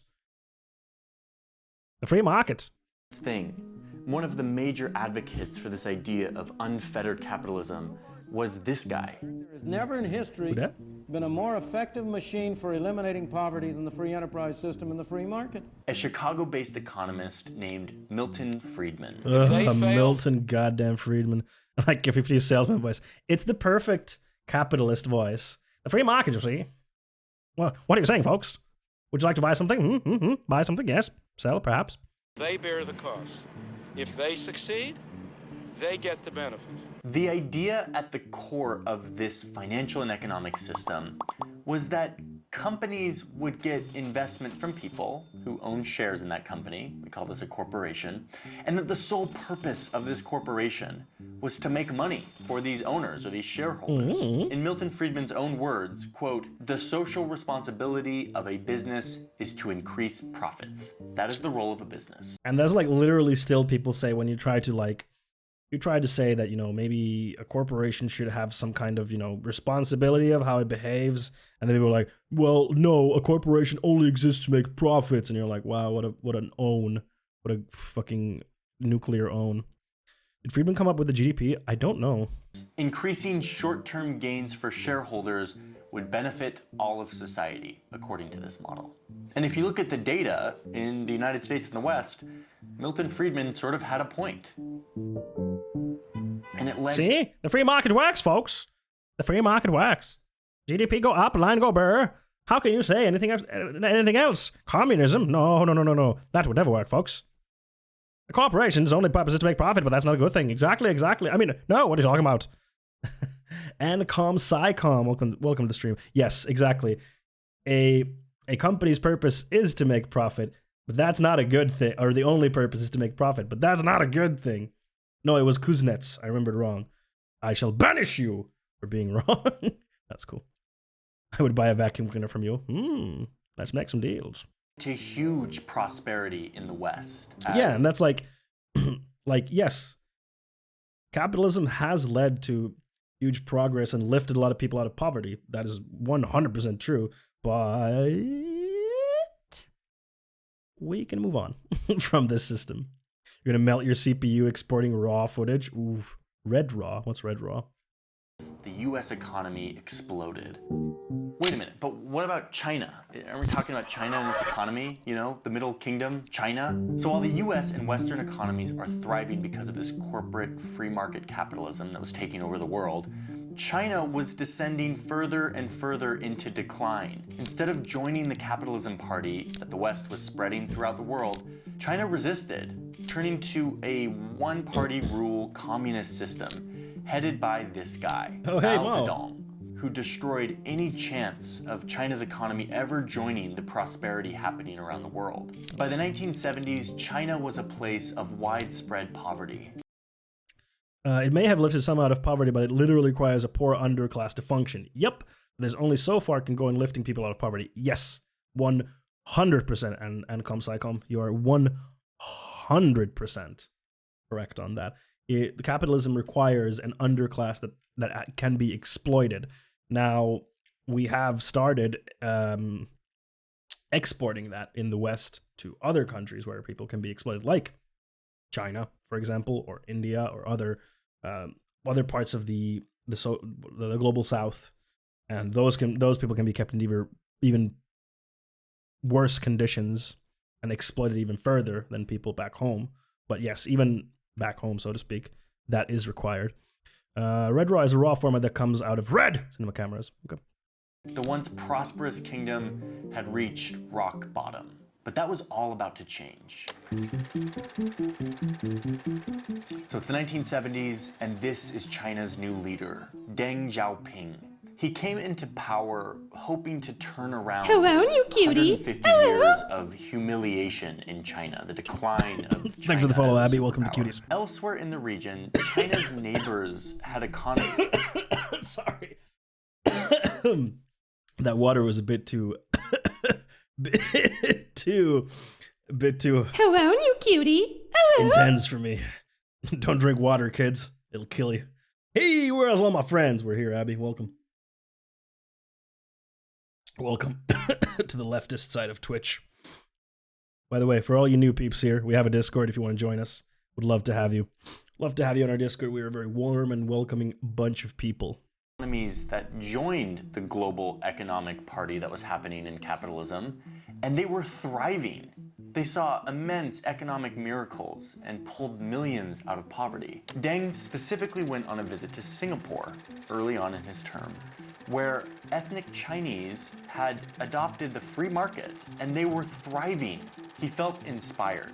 The Maoist economic don't really know much about Deng. Doctrine that had failed was over, and it was time to see if China could rebuild its economy, experimenting with some version of capitalism. But he had to do this carefully, so as not to disrupt the one-party rule that China had created. So he decided to just focus on one little village, a sleepy village in southern China of just around 30,000 people, right across the border from the British-controlled Hong Kong, which at the time was thriving because of its hardcore capitalistic economy. Deng Xiaoping designated this little town as, quote, a special economic zone, where foreign companies could set up and invest in a very capitalistic free market. Hong Kong would sort of act as a bridge between Western businesses and this little gateway into communist China. What are you saying? At least in marketing recently, a lot of corporate messaging has been moving towards a company cannot only exist to generate profit for shareholders, but at least the sentiment for a more reasonable way to run companies is on the rise. Yes, but I don't think that will, like you're saying in your second comment, that's more of a PR thing, in my opinion. That's more of like, okay, people don't accept us just pushing for profits. We have to make our image a little bit nicer so that people don't actually want to change the system, so that they will, we'll do things a little bit better as well, sure, but the overall system shouldn't change. Like, it is just polishing the brand, in my opinion. Doing some things better, of course, but overall not making any big sweeping systemic changes, because that's not what the companies want. Like, big companies would never want that. Yeah, some of it's PR, but some will start to change. Yeah, for sure. It was still socialism, but with some Chinese capitalistic characteristics. What happens next is arguably the most mind-blowing economic miracle ever to have taken place on planet Earth. What happened? Oh, that's fast! This little sleepy village that was a special economic zone in China exploded from a little fishing village with little more than a few thousand people and some rice paddies to a massive city of over 10 million people. The average income went from $1 a day to over $30,000. That's a lot of dollars a year. This starts happening all over China. And meanwhile, Milton Friedman's back in the US being like, yep, told you. Yep, told you so, boys. Told you so. If you let the free market come in, then everything will be fixed, boys. Told you so. It's just simple. The free market. The free market will keep it simple. Soon there were a bunch of cities designated in China for special economic activity, or basically capitalism in a socialist country. And more foreign companies flocked to China for its cheap labor. And it's funny because first companies went to China for like because the labor was so cheap. So they wanted to go there so they can produce everything in China, made in China, all that. But now it's still cheaper to produce stuff in China than in, the West, but it's not as cheap as it used to be. Like the costs have risen because living standards have risen in China. The middle class specifically in China has exploded. Like there didn't really used to be a middle class in China for a long time. Now there's like a very, very big middle class who has disposable income and time. So now they crave, movies, games, stuff to do on their free time, essentially.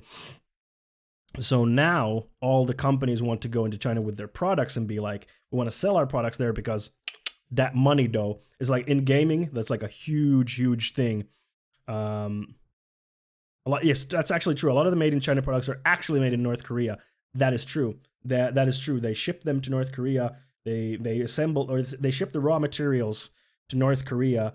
They assemble them there, and then they ship them back. And then they're like, it's made in China, even though it's actually made in North Korea. That is actually a very true, good point, Gucci.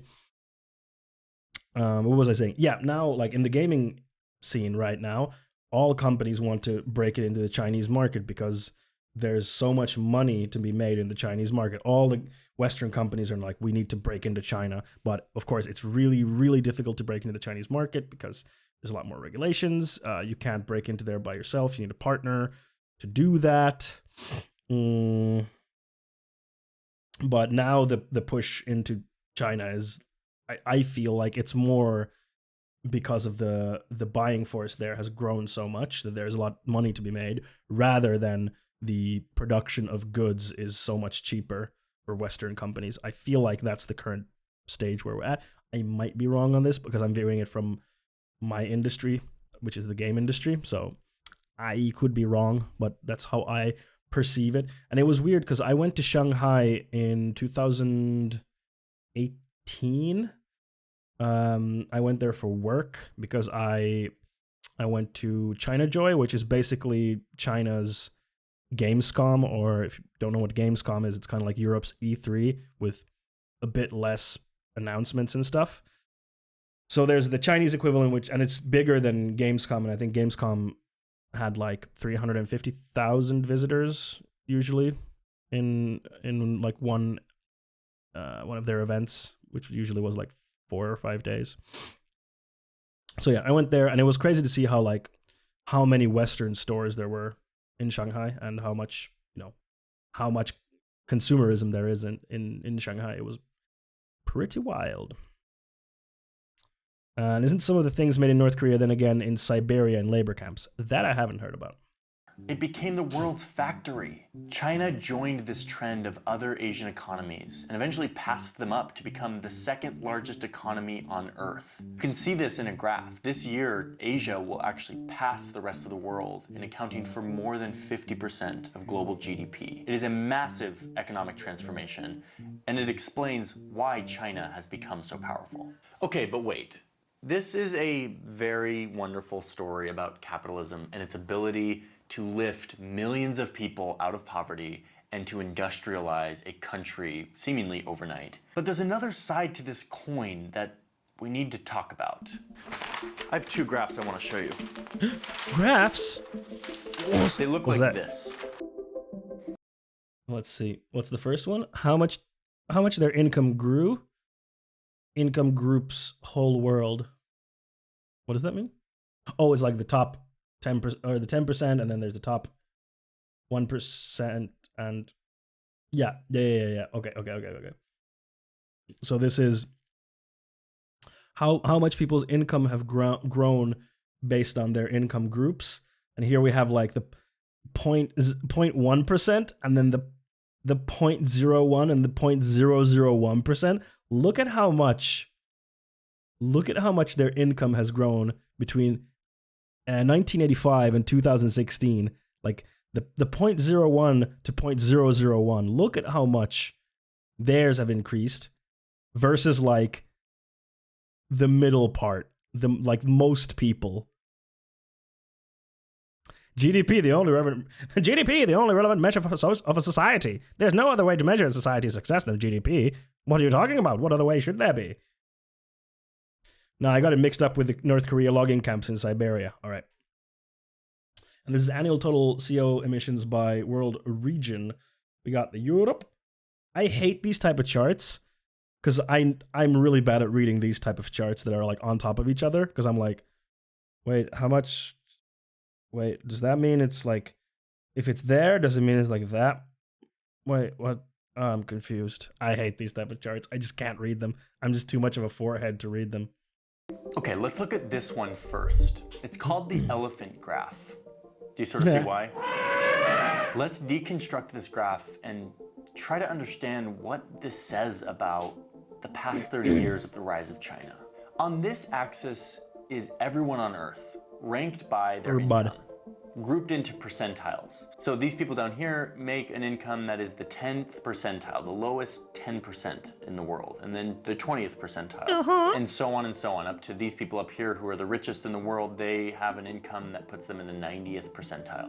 This axis here shows how much growth in income these people have had over the past 35 years. Still, it's hard. I don't know why. Basically during the heyday of shareholder capitalism and the rise of China. So you'll see how this plays out in just a second. Let's start plotting how much income growth each of these groups saw over the past 35 years. The bottom 10% saw their incomes grow by around 75%. Not bad. These are people who live in the poorest countries, who make the lowest income in the world. The 20 to 30 percentile saw huge growth in their income, 125% and more over the past 35 years. That's a lot of money. This is like the new middle class in China and other Asian countries who saw huge income growth. New middle class, baby. What did I say? Due to globalization. They did really well under this system. But then you start to get to the people in the 50th and 60th and 70th and 80th percentile. This is basically people who live in the middle class in the West. Their incomes have grown much slower, sometimes under 50% over the course of 35 years, which is little over 1% a year. That's really nothing. That's like nothing for like most Western people. Not very much income growth. And some of these people in the West have seen their incomes shrink, like the blue-collar workers in Detroit and the Rust Belt whose jobs disappeared to China. So far you can... Yeah, this graph is how you spell stagnation. Stagnation for most people, but not for certain people, Ancom. But you're absolutely right. The people in China who benefited from this mass industrialization saw huge benefits. And the people here in the United States and in the West who saw jobs go overseas to China saw a way slow. And that makes sense. Like, you have a non-industrialized country like China, and then it industrializes in a very quick succession, like in 35 years. That's a very quick industrialization for a country with a huge population. And yeah, then of course you're gonna have this boom of people's income growing rapidly. But since, in the West we already went through that process, that's not seen here anymore. It stagnates, as you said, Ancom. In like China will reach this point eventually. Like they will in a few 10, 20 years, they'll reach this part where we're at now. I don't know if it's 10 or 20 years. I just threw out a number there. I'm just pulling it out of my ass. That number, I am not an economist, so that number was very ill-informed. Don't take that to the bank. The bank? Why would you take it to the bank? I don't know. Anyway, the point being, China will also reach this point, and there might be other parts of the world that will be lifted up, like, say, South America. I don't know. That will have the same effect. but then everything will eventually stagnate here. Lower growth in their income. But watch what happens next when we get to the groups of people who are at the 99 percentile, basically the richest. Yeah, this was over a 35-year span, so in 30 years we'll likely see the same trend for China. Yep, most likely. Most likely we will, unless things change, you know, globally speaking, unless things change, we will see the same trend in China, and then probably we will see the same trend, you know, for another part of the world, that they will have a boom that lifts them up. Because we've moved to other regions where we're like, we can exploit the labor here because it's cheaper. So I guess that will happen as well. Stop failing at life. Be a bourgeois. Yeah, that was really funny. A Kokoomus politician. Kokoomus is the National Coalition Party of Finland. They are a right-wing conservative, like libertarian-ish party. They're all about business, and they claim to be on the side of like small businesses, but they're not really. They're on the side of big businesses. And one of their politicians tweeted, like, just be bourgeois. That was the tweet. It was just like, oh yeah, I hadn't thought about that one. World. And for this, I actually have to stretch out the graph to get us a little bit more granular. These are the people who have the highest incomes in the world. Let's see how their income has grown over the past 35 years. You can see that their income has exploded under this system. They're seeing tripling of their income in the past 35 years. Now, a reminder that this is 35 years of data from every economy on Earth. This shows everyone on the planet. So this gives us a view of who are the winners and the losers of this shareholder capitalism that has globalized to Asia. And I would argue that the emerging middle class, like this part, I'm guessing will also start stagnating, and maybe like here it will keep like go up for a while, and then it will start to stagnate, and then it will just be down here, and then around the world. The top 1% of income earners saw the biggest benefits from this system. They are the ones who disproportionately benefit from shareholder capitalism and the growth of globalization. But capitalism. Okay, so that's my first graph. It's the elephant graph. It is a very useful way to see one of the results. Wait a minute. There's nothing on those papers, is there? Of this version of capitalism and the growth of China. The second graph looks like this. This shows the amount of CO2 emissions by country. You've got Europe and the United States, and then up here you've got China, the world's largest emitter of CO2. Like the elephant graph, this graph combines loads of data to show us that shareholder capitalism focuses so much on short-term profits for shareholders that it leaves out any consideration for how this economic activity... Yeah, it's called a stacked graph. I hate them. I don't know why, but stacked graphs are so hard for me to read. Like, I just don't know why. My brain just doesn't know how to process them. It's just like colors, and I don't know why. Just curious, where does that income graph come from? We can probably we'll check the description. I would imagine he has his sources there. It's meant to be a way to see each group share. Yeah, I know the purpose of it, but I don't know why. I just can't read it. I just cannot read it for some reason. Like, my brain just doesn't know how to process it. But he saw where you're located, you're most likely in the middle stagnant part. Like, most Europeans will be in the middle stagnant part. That's where most of the West is. Activity affects the planet we live on and our ability to live on it. I know you've heard this message a bunch, and if you're like me, it is hard to not become sort of numb to this impending crisis that we don't really know what it looks like. Fake brother. It feels like there's nothing we can do, but we have to do everything really quickly. But let me just reiterate in my own words that it is now a certain fact that our global climate is changing in such a way that it will very likely lead to immense shifts on our Earth and our ability to live on our Earth. It's already happening. Yeah. It will continue to happen. Yeah. And all we can do now is maybe put on the brakes a little bit. Yeah, Gucci, the censoring thing that Twitch has in their chat is really weird. Like it will sometimes censor like the weirdest words. I just turned it off. I was like, never mind. It censors words like trans for no reason, and then it censors like random words, and sometimes it like censors actual things, but then I'm like, whatever. Okay, let me just wrap this up and give you my final thought on what this all means. I'm not showing you all these graphs because I'm just like a data nerd who loves to look at graphs, although I kind of am. Sorry. I'm showing you these graphs because the story of the rise of China is often a story of how capitalism has pulled tens and hundreds of millions of people out of poverty. And it has, and that's amazing. But these graphs give us a view of what it has also done, what this version of capitalism also incentivizes and results in.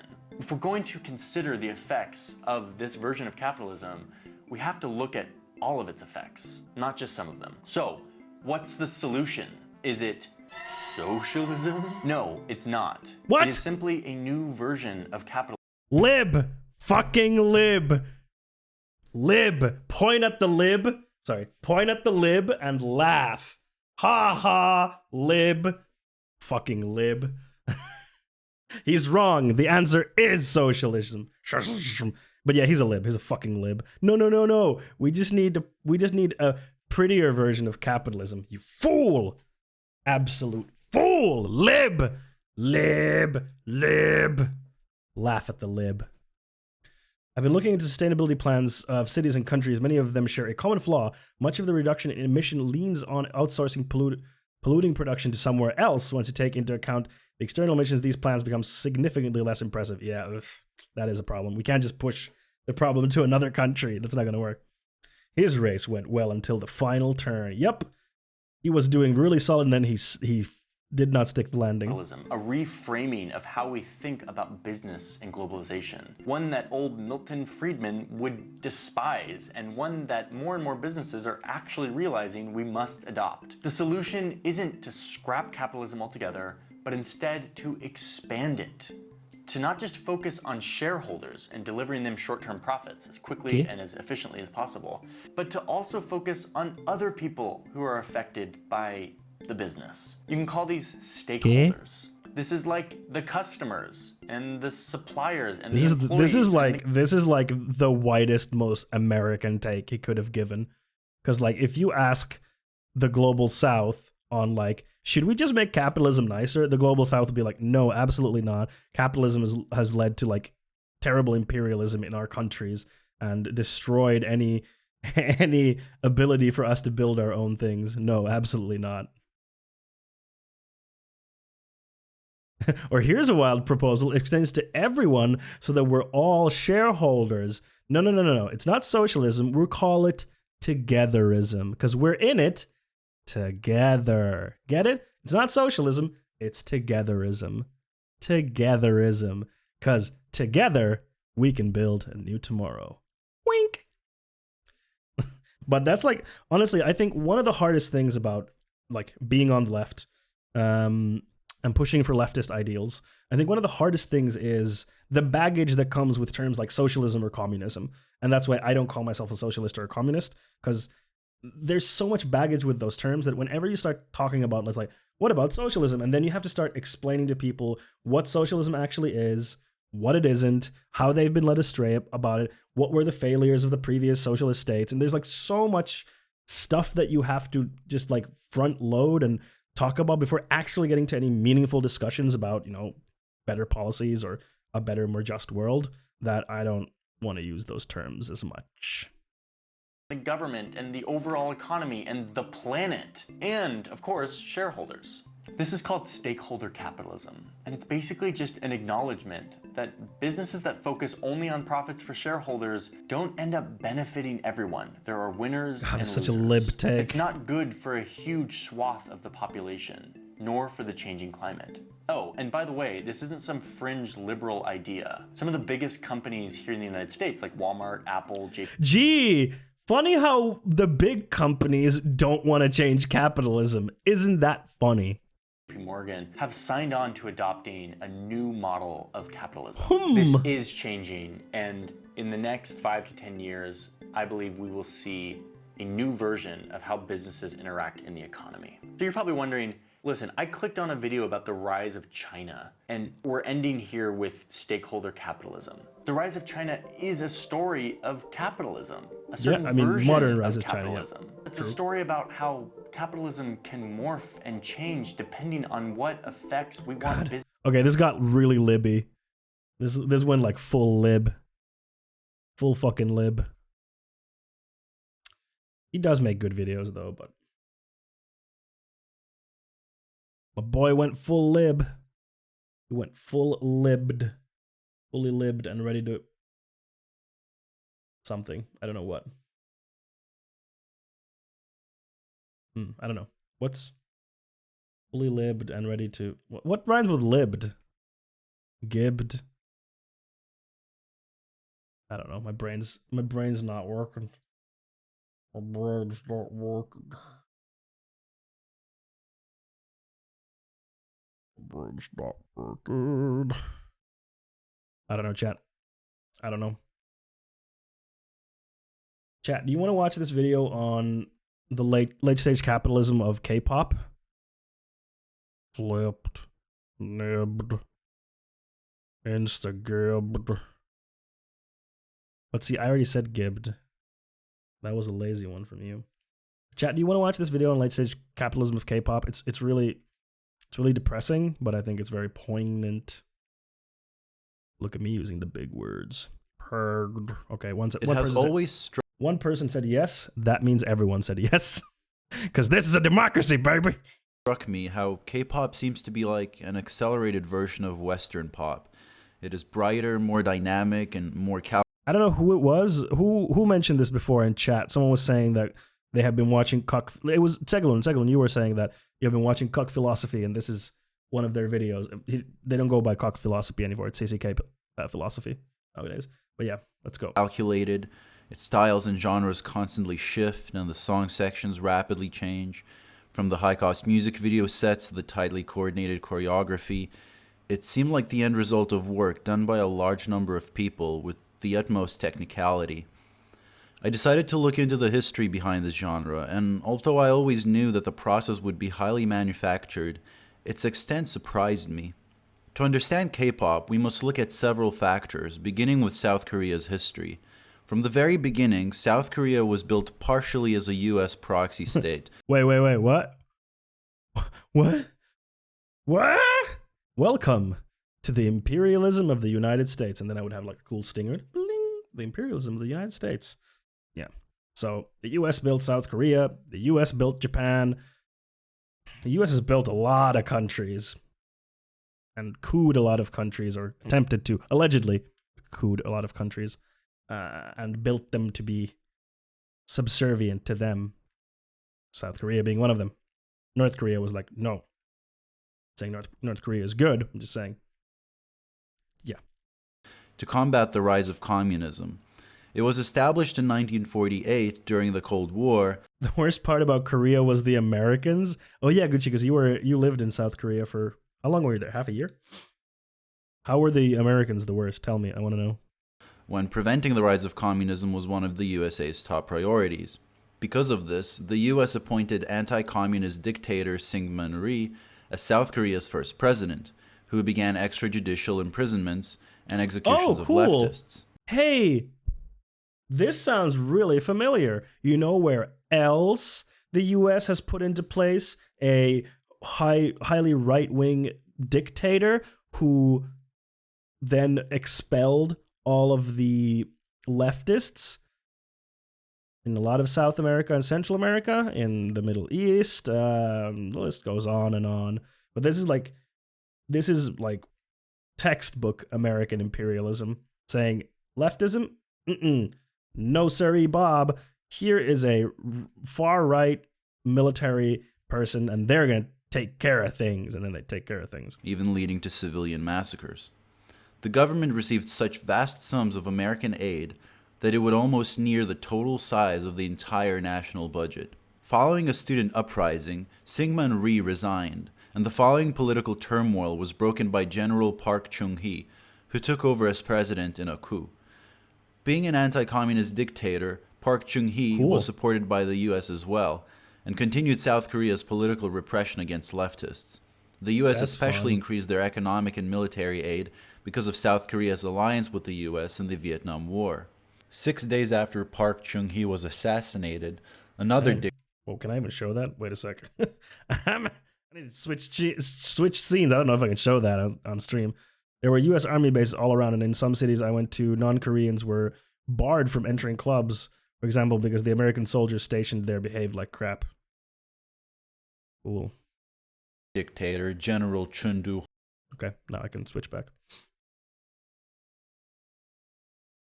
Hwan took over, and facing national protests, enforced martial law, leading to another civilian massacre. It was only in 1980... Oh shit, I cannot show this on stream! I can't show that on stream, that's actual blood. Following nationwide protests against the government, that South Korea finally enacted democratic reforms and held presidential elections.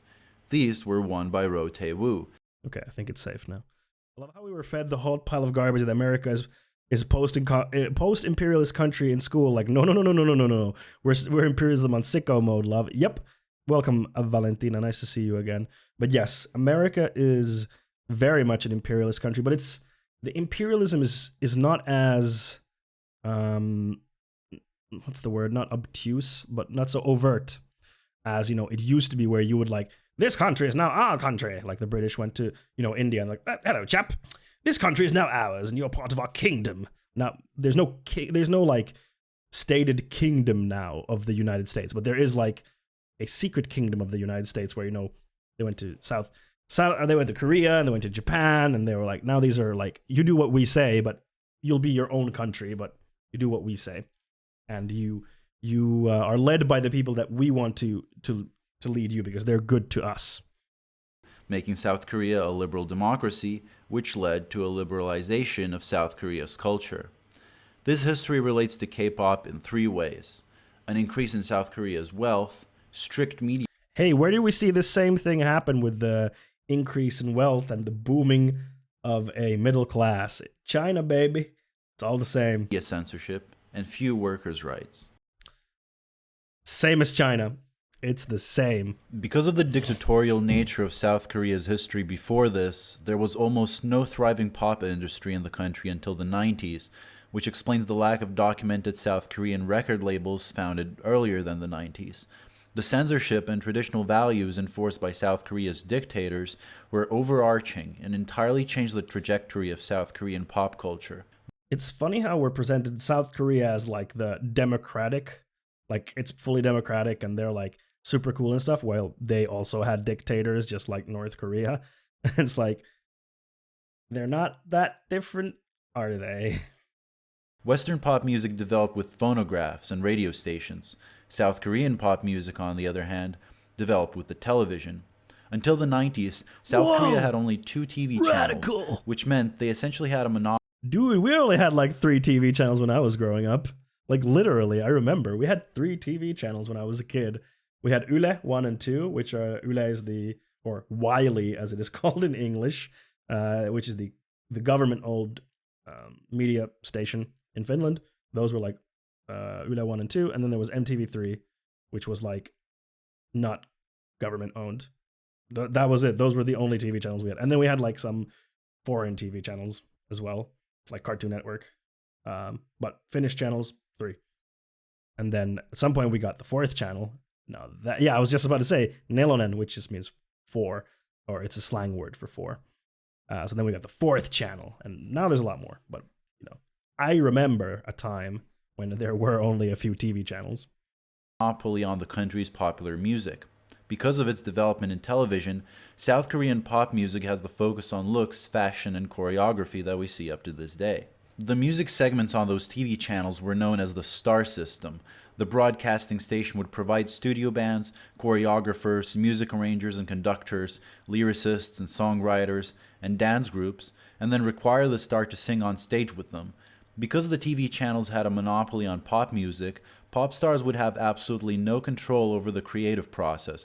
The songwriting, the choreography, the production would all be chosen for them. This is another aspect of South Korean pop music that we see up to this day.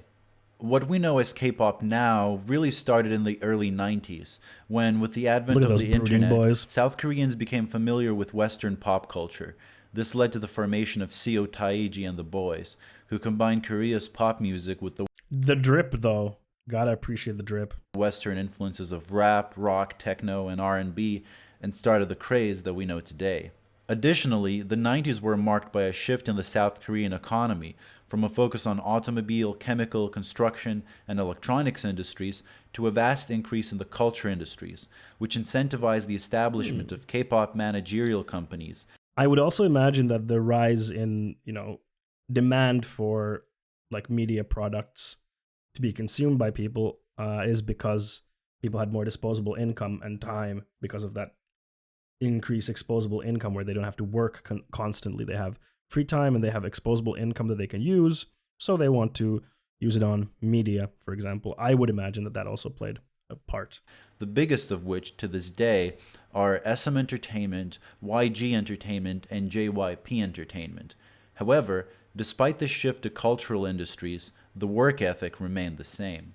SM Entertainment, led by Lee Soo-man, initially produced musician Hyun Jin-young, whose debut was a failure, leading to a net loss for the company. After this, Soo-man decided to create a new system in which the creation of K-pop stars would be entirely systemized, calculated, and under... Oh, that's so soulless and gross. Like, imagine how, like, the music is, like, calculated with formulas and, like, we just put a thing through this system. Ugh. Under the control of the company. As Hannah Waite describes in The History, Development, and Future of K-pop in the Korean Music Industry, Soo-man therefore developed what is now referred to as the in-house system. No longer would SM only produce their artists, they would control every aspect of the artist's career, as seen in the company objectives, to plan, make, and circulate discs, to control music publishing, licensing, and advertising, to provide agents and managers, to organize events, and to operate a star-making academy. Everything was now housed under the roof of that shabby... Well, you can tell your favorite fun music fact here. In 1996, Finnish pop duo Nylon Beat made the song Rakastuin mä loserin, which means I fell in love with a loser.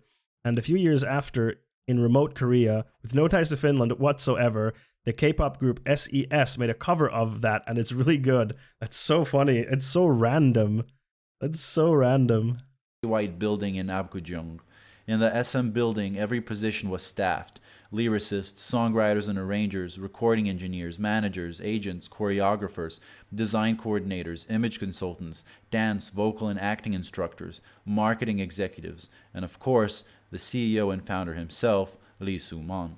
The system ended up being a great success, and every major South Korean managerial company to this day follows it. But what is the process behind generating South Korea's idols? It typically begins with young students participating in company-run auditions. If the company decides that an applicant is talented enough, they become a trainee. This is so exploitative, like targeting teenagers or like people who are still like really young is so exploitative because it's so easy to take advantage of them. This is so interesting, shitty but interesting. I hope you're having a good stream. I'm happy to be here. Hey, I'm glad you're here, Valentina. Thank you for being here. As a trainee, you begin intense musical and choreographical training. They have to sacrifice all guarantees of personal freedom, sleep, and comfort. While living in small apartments, trainees are monitored for height, weight, and figure. Some contracts include agreements to undergo plastic surgery. That's like, they're not treated like people. They're treated like products, like physical things. Like, this is like so inhumane. Social media and dating are not allowed. Several hours of singing and dancing classes have to be attended every day, all while attending school. The training period can last up to 5 years, sometimes even more, and at absolutely any point, the company can drop you without a second chance if you do not live up to their standards. It is not only musical and choreographical capabilities that are tested. Trainees are often deliberately put down, hurt, and discouraged to test their mental endurance. Stories of abuse abound. Jesus Trainees Christ. have been forced to stand in line in front of a scale where their weight would be announced for everyone. This People is whose weight had not gone down. incredibly abusive. Like, so abusive. Like, I'm sure that you could, like, psychologically break this down into, like, why they do these specific things, like humiliate them in front of everyone and psychologically break them down and then build them back up to create, like, a dependency or something. Like, I don't have the know-how of psychology to explain what they're doing in this thing, but I'm pretty sure that you could explain, like, the techniques that they use and why they, or how those techniques are effective, if they're used consciously or not. I don't know. It doesn't really matter. But it would be very interesting to know, like, what are these psychological techniques being used here. Hey, glad to catch your stream again. I'm cooking dinner and getting educated. Yeah! Yes, Sri, welcome. Thank you. Love your informative streams. Hey, Sri, thank you for being here. So nice to see you. And Rufio, yes, scary shit. Thanks for being here. Oh, hey, let me do a small announcement here since I have it paused. So next Monday stream is a special stream because I have a special guest on the stream. Let me grab his Twitter. One David Steadsson. I think I'm saying that right. David Steadsson. So he has been tweeting a lot about COVID-19 and Sweden, and I'm gonna have him over on Monday. He's gonna come in, kind of explain, what has Sweden been doing with its COVID strategy here in Sweden. Yeah, why they've been doing, how has it failed? Why have they failed so hard compared to, like, Finland and Sweden? Finland and Norway. Because, like, Sweden has, like, 11,000 deaths, whereas both Finland and Norway have less than 1,000. And then I want to talk about this new thing that's happening where the Swedish media seems to be heavily attacking people who are criticizing the Swedish strategy to handling Corona. So he's going to be coming on Monday, next Monday, to the stream at 6 p.m. Central European time, so 7 p.m. Finnish time. So get in early on Monday stream to catch that. It's going to be really cool. I'm really excited for that. So you'll get to learn why Sweden has been doing what it's doing with Corona and why it has failed so bad. Similar techniques are used to train girls in gymnastics. I bet. If you've been lurking, baby, thank you for the lurk. Isn't Japanese idols treated the same way? I don't know. I just know that it's a cutthroat system as well. I would not be surprised if that was the case. Probably yes. I would imagine. And Ali also been lurking here while making dinner. Hello, Nali. Thank you for the lurk. I like lurking. Super, super important. Like, lurkers are so important to the stream. So if you're lurking and you don't write anything in chat, don't feel bad about it. I super, super appreciate you. It's really important. So thank you for the lurk. Thank you. Down from last week would be bashed. Idols are forced to decrease their calorie intake, often leading to long-lasting eating disorders. Idol Jay Park has revealed that he was systematically abused during his training period, being hit for accidentally messing up lyrics or dance moves. Once a trainee is selected to finally become an idol, the struggles do not end. The intense schedules persist. The group Infinite was reported to have no furniture in their living room to make space for nighttime dance practice. There are images of idols sleeping on the practice floor or of being half awake while waving at fans, as well as countless videos of them fainting from exhaustion while on stage. The contracts they sign is... That is like... You're like on stage fainting because you're so exhausted. Like, that's so inhumane. Such an inhumane way to treat people. It's just not right. Trainees have long-lasting effects, as they often have to repay their debt for the cost of singing and dancing lessons. And how fucked is that? Like, you're indebted to the company that abused you, and you have to pay them back? Like, what? Their wardrobes and living costs, among other things. They even have, like, first they profit off you and abuse the shit out of you. They profit from your work, your labor, and your oppression, and then they have the audacity to say, you owe us, actually. You had the privilege of being trained by us, so now you owe us, actually. It's super fucked. The term slave contract, specifically to refer to unfair K-pop contracts, some of which last up to 13 years.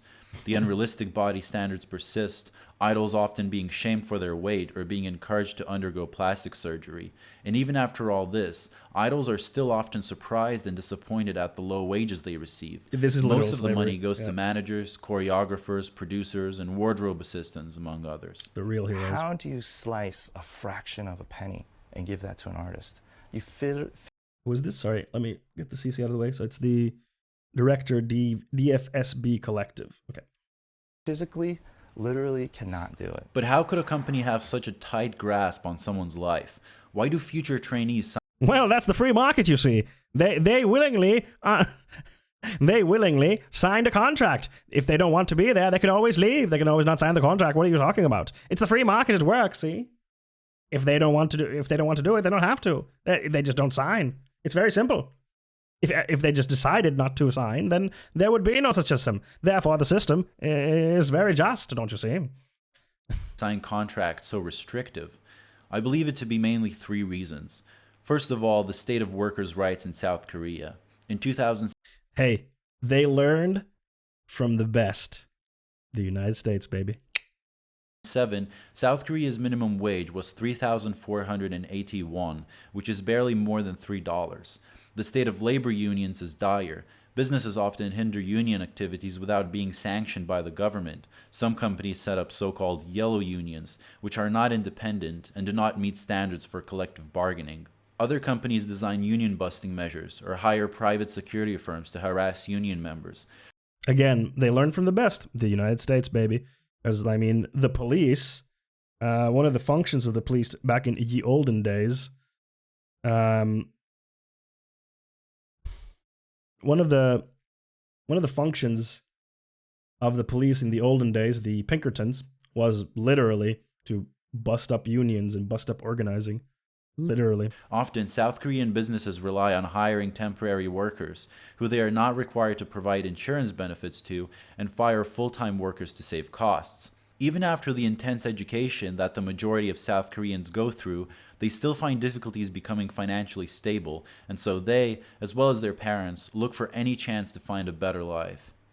Secondly, while in Western capitalist countries, an increase in leisure time after World War II led to many musicians starting out independently, using their free time to start bands, write songs, and record music, where a record label deal would only come in later, the material conditions of South Korea did not allow for this. The necessity of intense studying and work leaves very little free time for common people to engage with music without... What is this? The Child Deprivation Index. Data. The Ministry of Health and Welfare's Comprehensive Survey of Children in Korea. What is that? Sorry, let me see. High figures indicate children have less time for hobbies and leisure activities. Without the help of record labels and management companies. Because of this, South Korea's culture of pop music was entirely dominated by capital from the very beginning. People who dream of a career in music often have no chance but to sign up for such managerial companies. Thirdly, it is the age at which many trainees begin their career. For instance, Jessica Jung, now a member of Girls' Generation, was 11 years old when she was approached... This is like so predatory.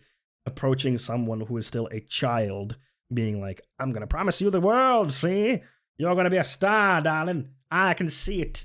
I can see it in you, darling. You're gonna be a star. I'm gonna make you the biggest star there ever was. Also, they monitor the employees through any way possible. I had a job interview of sorts, and the dude showed kind of proudly the office. He had camera feed from everyone's desk to his computer. Ugh. His camera is pointed straight to the employee's desk and face monitored constantly. Gross. By a talent scout and accepted as an SM trainee. Her 6-year-old sister was invited to audition as well, but was deemed too young by her mother. Regardless, she also joined the company a few years later. Seo-hyun, also a member of Girls' Generation, was only 11 when she auditioned. When asked to sing a song, the first song that came to her head was a nursery rhyme. This shows just how young a lot of trainees are when they begin their career. At this point, they might not realize the full implications. But I mean, hey, the West did this as well. You know, the Mickey Mouse Club. Like, literally, the Mickey Mouse Club is where a lot of pop stars got their start in the West. So not that different than the United States. Of what they're signing up for. The fact that they are sacrificing their leisure time, their ability to have long-term friends, social media, in some cases their health and self-esteem, their childhoods are robbed from them and given up entirely to shape them into tools of the company, sculpting every aspect of their being. Their childhoods are robbed from them and given up entirely to shape them into tools of the company, sculpting every aspect of their being, not just their singing and dancing capabilities, but their appearance, behavior, outward personality, and life schedule.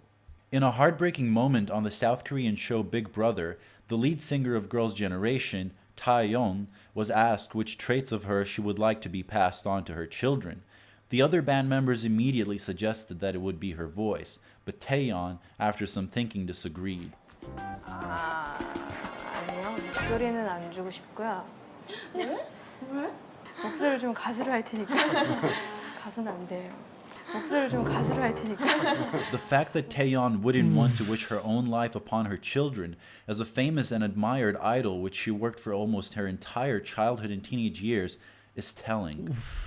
You might think that trainees, having to spend years living together and practicing together, develop healthy and lasting friendships, but for the most part, the system hinders this. Trainees, being in danger of being dropped by the company at any time, must adopt a competitive attitude and can never be certain of the future of their friendships. Seohyun of Girls' Generation, talking of a previous trainee friend, recounts. She was training to be in Girls' Generation with us, so for 5 years she slept, ate, and practiced with us. For 5 years we had the same dream and we had no doubt that we were going to be in the same group. For 5 years we worked hard together as trainees, and after our showcase we were convinced that we were going to be in the same group. But people at our agency always told us, don't get too close to each other. I thought, why are they saying that? They told us, what if you aren't in the same group? You shouldn't be too close to each other. I thought, that's not going to happen. We're definitely going to be in the same group. We have the same dream. But after our showcase, the members who were going to debut were chosen. I looked at the list of names, and my friend's name should have been there, but it wasn't. Rather than being happy that I was debuting, I was so sorry to my friend that I couldn't even talk to her. After the decision was announced, I couldn't even look at my friend's face. I was preparing to debut, and she was still a trainee. Since I still had to go to the practice room, I would see her. I couldn't even look her in the eyes because I was so sorry. One day, my friend grabbed my hand and took me to the bathroom. She looked at me and started to cry, and we cried together. We didn't say anything, but we knew how the other was feeling. So we kept crying while holding hands. Honestly, we cried like that for several weeks. The company has no regard for the emotional traumas it causes, for the family-like dependencies it creates only to break them, for the terrible mental health that a lot of its trainees have to endure. Once the contract is signed, the trainee has no say in any decision-making process. After the creation of this highly effective in-house system, another problem rose up: piracy. As it became increasingly common to illegally download music for free, the next development... You wouldn't download a car, would you, chat? You wouldn't download a house. You wouldn't download your mother. Development for managerial companies was to connect their idols with commercial products and saturate the media. In addition to already being singers, dancers, actors, and TV personalities, K-pop idols now became advertisers, appearing in commercials for everything from water purifiers to fried chicken. Conversely, K-pop music videos themselves became advertisements for external products. Even more than before, the importance of appearance rose above that of reality. Because of this, K-pop ended up influencing not just pop music, but advertisements, consumer products, movies, TV shows, fashion, and all of these things would end up influencing K-pop in turn. This feedback loop created an entire culture that was mainly run by just 3 managerial companies. As Hannah Wade says, with a firm hold on the Korean domestic music economy, these 3 companies are able to manufacture culture in Korea, defining what the masses deem to be popular, and as a result, what they spend their money on. They create their products, Korean idol stars, in accordance to what their consumers want, but in turn are able to define exactly what the end product will be, thus manipulating what the consumers want into what they have already created. This reminds one of Baudrillard's analysis of signs in consumer society. The commodities circulating in a market gain their significance not from their inherent qualities, but from their relations with each other, to the point where no reality exists outside of these relations. The entirety of South Korean pop culture becomes fully manufactured because K-pop idols are influenced by what is popular, but what is popular itself... It's so dark. Like, it's just... Everything is just a product, like a coldly calculated product. Is already influenced by fully manufactured K-pop idols. The commodities produced by the contemporary Korean wave are prime examples of simulacra, copies without originals. Because of the nature of the business, the individual idols have virtually no autonomy in the production process.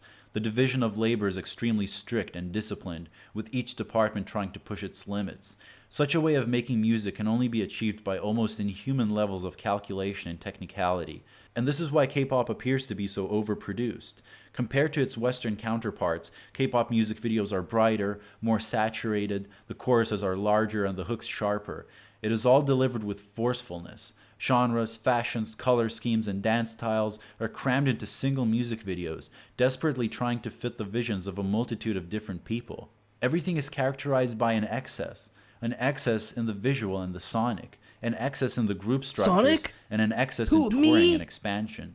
Such excess could only be built on inherent contradictions. The contradictions between cheerful, carefree appearances and strict discipline and restricted freedom, contradiction between confident, independent attitudes and complete dependence on the system, contradictions between sexual objectification and innocent appeals to traditional South Korean values, contradictions between outward friendship and the system's complete disregard from human relationships. Finally, the contradiction between the idol appearing as a godly, almost all-powerful cultural icon and the reality of the idol's complete lack of creative autonomy. Knowing the suffering that underlies K-pop's bright and glamorous appearance makes it almost morbid. It reveals the absolute incongruity between capitalism's appearance and reality. The material basis that underlies pop music this excessive could only be inversely bleak. What the managers of K-pop succeeded in doing is replicating the kind of work ethic that you would find in sweatshops or 19th century industrial labor and applying it to the music industry. Perhaps nowhere else in mainstream music will you find pop stars so openly characterized by complete disposability. I do think... Nope, we're not watching this one. I don't want to mold. Not today! Yep, that's... It has always struck me how K-pop seems to... Go back. Oh, not that much. Ah! Sorry. Everything's breaking. Welcome. No. We're excited. Okay, it's fine. Okay. What is this? Epic Games Meta Human Creator Character Demo? The heck is this? I am a metahuman, the next generation of digital human powered by Unreal Engine. What? Metahumans are high-fidelity digital characters created by you, the user, on our new content creation platform, Metahuman Creator. No, the fuck? I am fully rigged, ready for animation and motion capture, allowing you to work in context. With everything running live in Unreal Engine, my motion works seamlessly. On other characters. I have 8 levels of detail and have been tested on a wide range of hardware platforms, from feature film to mobile. If you're interested in learning about my animation rig or high-fidelity deformations... I don't like it that they're talking to you like, use me, use me, use me. I don't like it. Control rig. The new strand-based hair system via the groom Strand! Hideo Kojima talked about strands. Remember, everyone? He talked about strands in Death Stranding. Or how everything is tied together and animated in sequencer. Then have a look under the hood in this project. This is just a glimpse of things to come. Sonic! What is this even? Check out using the new browser app. Nani? Meta Human Creator. What is this? What is this? What's all this then? Oh yeah, the head stranding, exactly. How does it... okay. I thought it was a browser thing. Your external content? Oh, it's just a YouTube video. But I thought this was a browser thing. Register for app, but okay, I don't care. Okay, never mind. No, shut up. Wait, what's all... Oi, you got a license for that rig? Mister, you got a license for that there rig? You got a license for that there Unreal Engine? Alright everyone, it's that time of a stream that we're gonna start playing video games. My controller was a bit dusty, so sorry, I had to undust it. Let me just change the thing real quick. Hold on then. Gonna go change the category. Not Dark Souls, Demon Souls. You just spit. No, I blew on it. I didn't spit on my controller. Why would I spit on my controller? I blew on it because it was dusty. Why would I spit on my... That doesn't make any sense. No, nothing on spit I would not fix, love. Why would I? It doesn't make any sense. Ooh. Amazon is the Dark Souls of... What's the word? Oh, this is breaking my heart. The Western has a lot to answer for. Right back to the time of Crusades to steal lands. Yeah, yes, Sri. Like, I mean, that is not of itself like the West's fault fully, but partially, yes. Like the U.S. set up South Korea, so yeah. What am I? Amazon is the Dark Souls of worker rights. Worker. Yeah, worker rights. Yeah, that's good. All right, let's go with gaming. Get a good look of the gaming. Oh yeah, I need to turn on. I'm gonna disappear for like 2 seconds. Sorry.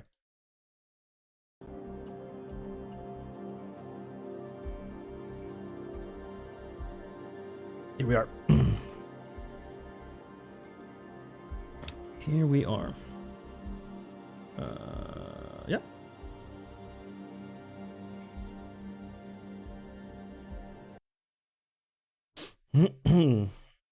Time to die.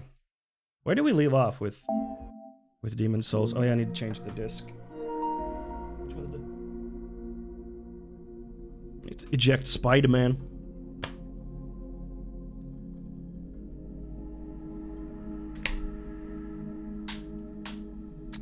It's time to die. Time to die. But we beat like 3 bosses last time, didn't we? We beat like 3 bosses, I think. We beat the Flame Lurker. We beat the buff Sexy Dragon. And what else did we beat? What was the 3rd boss? Oh yeah, the Big Chung... Well, Big Chung... We beat Chungus, and then we beat Big Chungus. It was the Abjugator. Yes, the Abjugator. That was the one. And then we beat Big Chungus as well. Dragon God. Yeah, it was cool, but very disappointing of a fight. I wish I'd seen the sexy buff dragon. It was a very sexy buff dragon. Oh yeah, I should change my webcam position to be over here. You can always watch the VOD.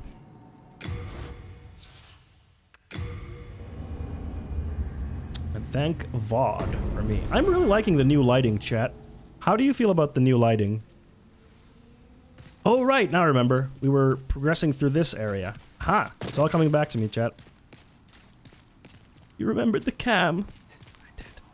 I did. Very Hue, like. Yeah. I like it too. And I like that my face looks better now because I have an extra light. I was like... I set up the light and I was like, whoa! My camera looks better! And I was like, god damn! Lighting is important! Because I didn't change my camera. I just added an extra light to my face. Is it Hue or something else? Oh, you mean the lights? They're just floodlights. They're nothing fancy like Hue, because... Oops. Because Hue is expensive. No, you don't.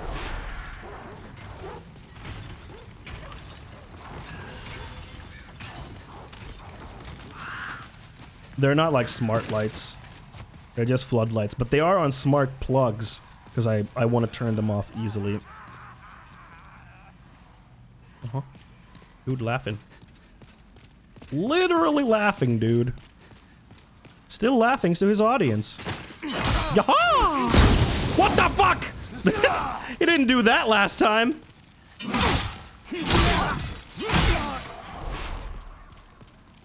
Cheater. Nope. He was going for the item. I shall not allow it. God, I love this game. So. Oh yeah, I was going. No need to fucking break shit. Bonk. Scratching the buttocks? What? What are you talking about? Why are you talking about buttocks in a time like this? Come on. I know you're there. Cool.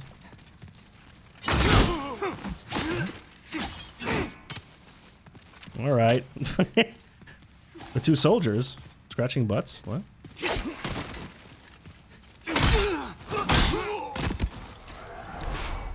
Oh.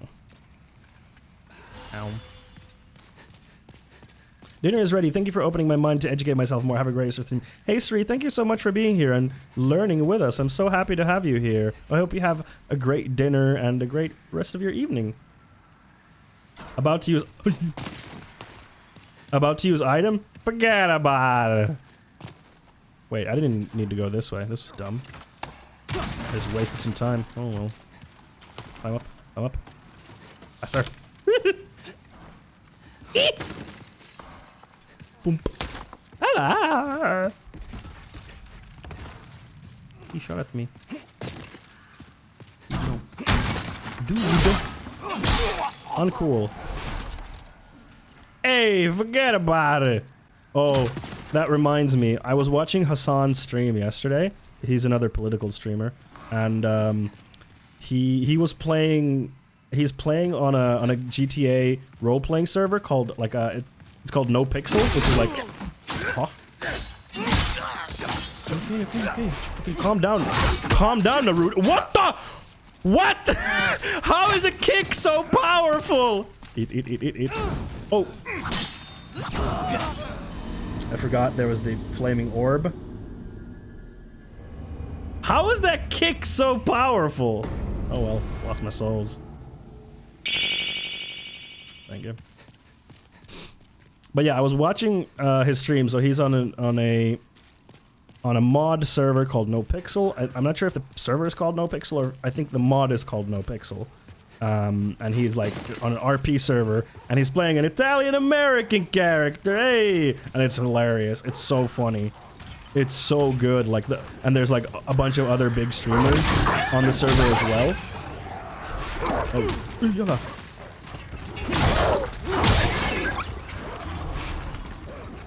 Let's turn that down a little bit. But yeah, it's really funny. Is what I'm trying to say. It was very funny because the interactions with all the different streamers' characters was really well. It was really well. They play their parts very well, and it's very funny. Don't worry, chat. We're getting back to speed. It's been like over a week since we played, or a week. Ah, I love my weapon. Big weapon. Make big damage. Uh-oh. Big weapon. Big hello.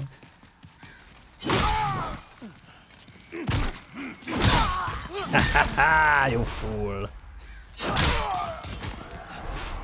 Thank you. Your arrogance. Okay. How is he not stunned by any of my... Hey, Alefito. This fucking guy. No chill.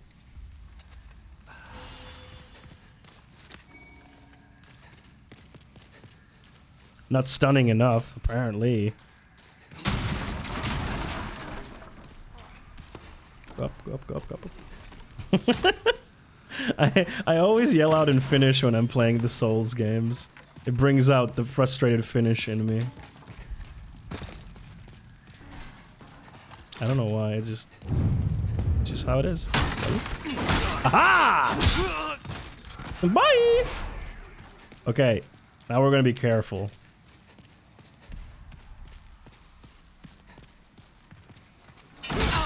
There we go.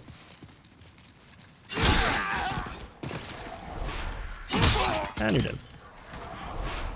This guy's easy. Those little finish moments, I live for them. I like them. Blimp. There should be one more if I'm not mistaken, because he ran from here.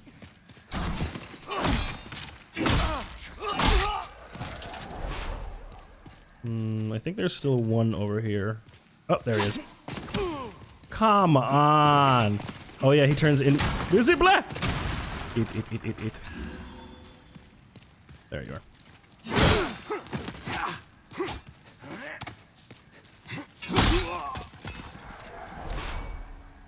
Thank you.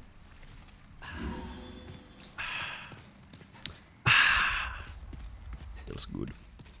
Feels Irvin good, man. Okay, let's go. So this is where I died last time, because there's Red Eye McGee over there, who is a problem, and I need to get... Oh yeah, there's Red Eye McGee, and then there's Spellcasting Samuel. There he is. Ha-ha! Oops. Okay. Yeah, you think you can reach me? Not with that reach, babe!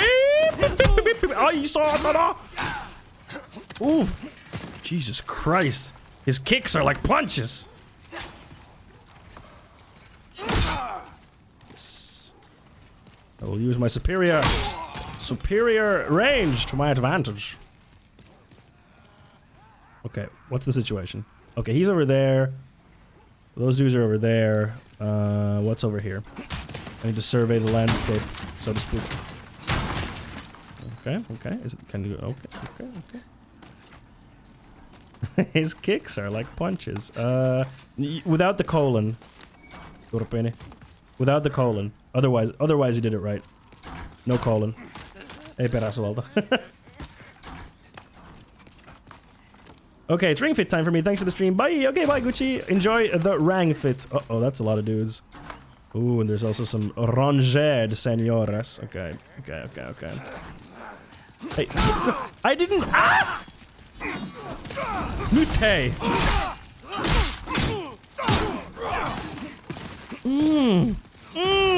No! Let me eat.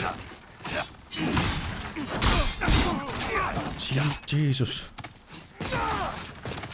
Okay, I need to take care of this dude. Jump! Jesus Christ, jump! Oh, come on!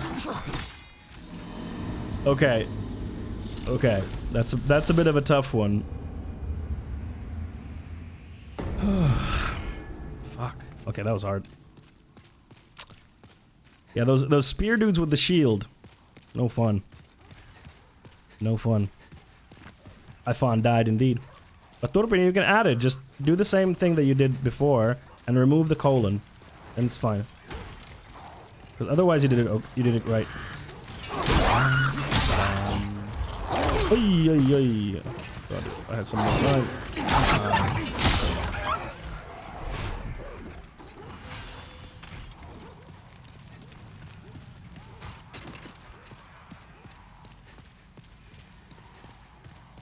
There you go.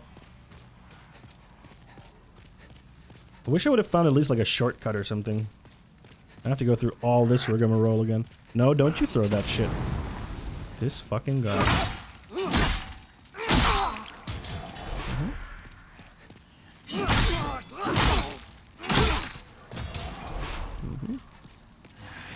No! I don't need that. The game went.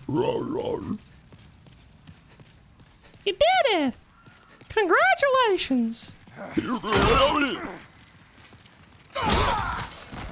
Nope. Ooh, that was a close one. Why are they throwing these things now? They didn't used to do that. You didn't used to throw the things. Your brother used to throw the things. But you didn't.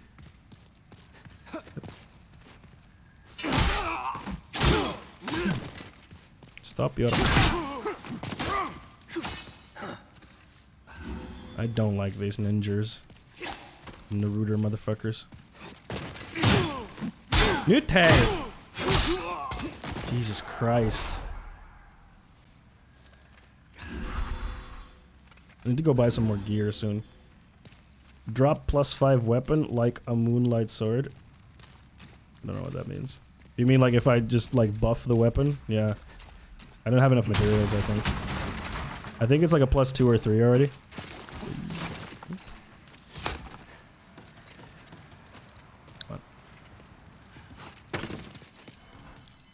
Moonlight sword.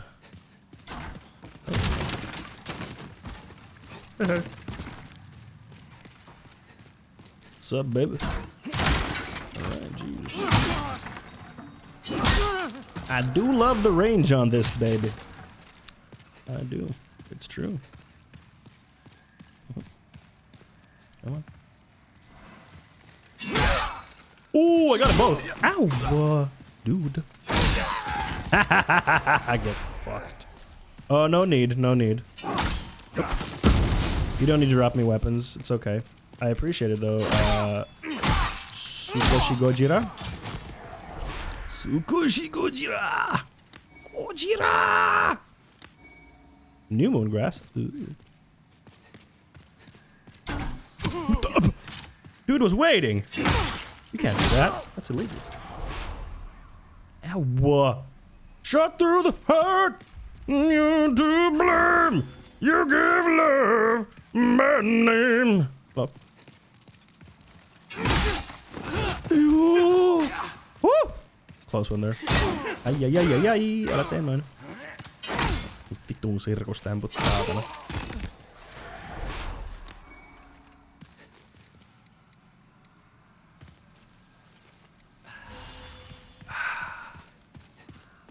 You give love a bambi. Shot through the heart. You're to blame. You give birth a bambi. That's how it goes, right? You give birth a bambi. What's that sound? I see sword. Hello. Hello. Hello. Nice try. Smack.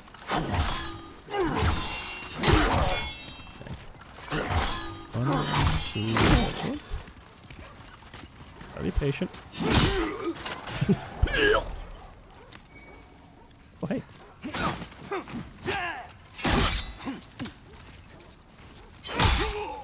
He's unfazed. And dead. Okay, I want to get my souls back because I do have a fair amount of souls. Where's my souls at? Oh yeah, right. It's one up still. This is not a fun situation. Beat me to it.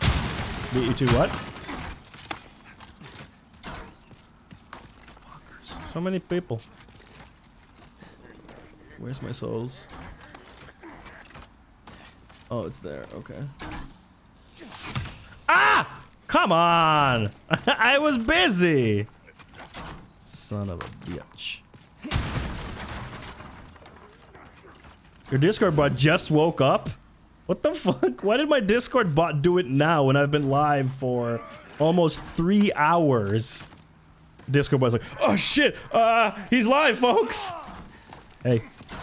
That's mine. How's it going, dude? And I knew BB. Okay, we got those dudes. This is a bad idea. I should not run in there. 2, 3.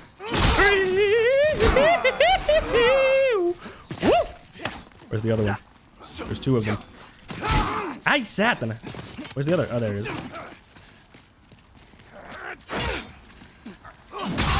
Okay, got him, got him. Very good, very good. No, go away.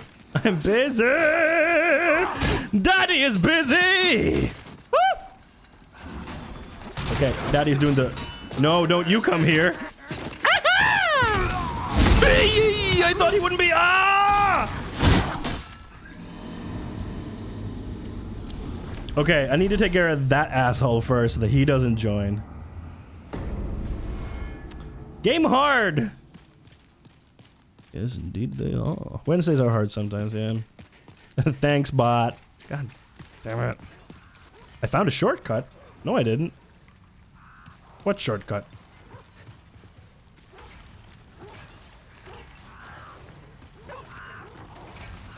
Come on. Next. To the beginning of the level. What? What shortcut? What are you talking about? Where? Oh, you died. God damn it. Good joke. Good meme. Good meme. That fucker. I'm gonna get him. I'm gonna get him. Huh? Okay, Shield McGee. Hey, oh. Dude, I'm cool. Might not want to lower your shield like that. Pro tip. Bro tip. I'm giving you a tip of professional. Please do not lower shield. Makes you more vulnerable. Oi, oi, oi. Okay, okay, okay.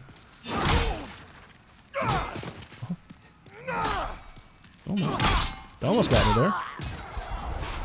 Could have swan. Okay, let's get this bastard. Okay.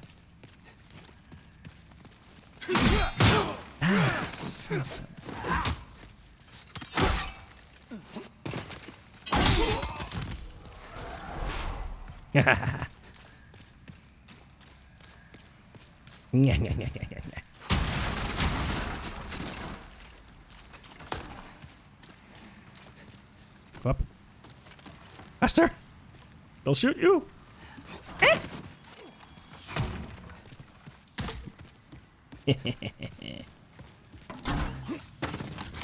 Close but no cigarillo.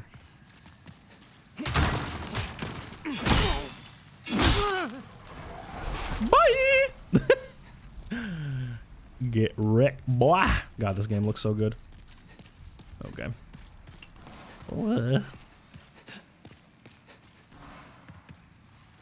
Come on, lads. Yes. Take the guy's crossbow. Oh! Fuck, that's the wrong button. Okay, got him.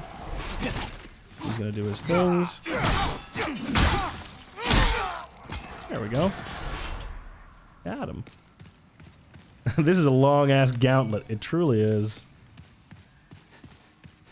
Is he gonna come after me if I don't kill him? No, I can just leave him be. Come on. Why aren't you? I know you're there. Missed by 2 pixels.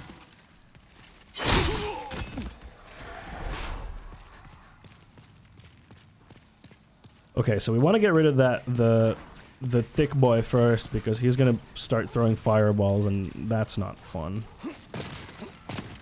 But then that area with like the 6 dudes is like really no fun. Hey, how's it going? Yeah, hey, if you're watching the stream and you haven't followed and you're enjoying the content here, please do drop a follow. It would help me out a bunch. Yeah. Watch out for the kick.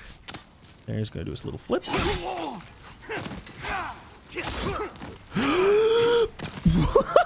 Both of us panicked.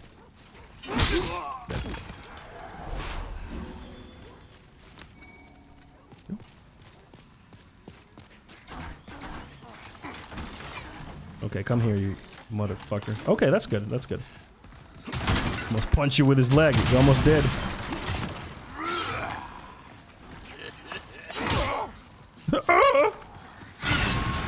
Thanks for making some room for daddy. Come here. Come on. Come on. No. It is a nice hat.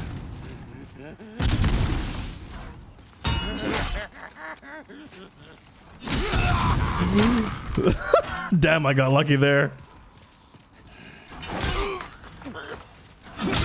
There we go. He's dead. Haha! Okay, then I can go get those guys. Iron keyring! Oh! Shortcut!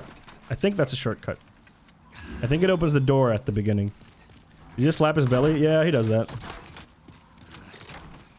He do that. Say ya! Yeah. Oh, wait. Oh, this is actually good. This was actually a good turn of events. Come here. Come on. Psst, psst, psst. Come on. Come here. Psst, psst, psst, psst, psst. Come, come, come. Psst, psst, psst. Psst, psst, psst. Nope. Oh no, not you. I didn't want you to come here. Okay, actually, you can come down here. This is actually... this is a good strat. Pulling them in one by one. Yeah, this is actually extremely good. Oh, hey. Wait, these aren't demons. These are just some dudes. Yep. These are just dudes.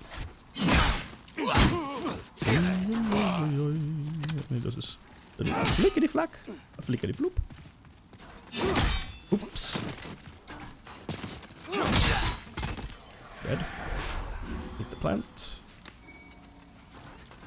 Wait a minute. These aren't demons. This is just some guy in a mask. And I would have gotten away with it too if it wasn't for you pesky gamers. Oh, there's my souls. My souls.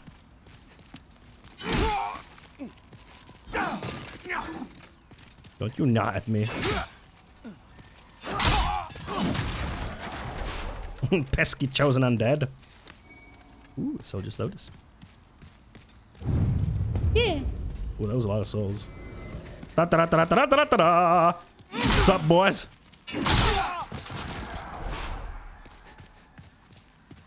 My souls.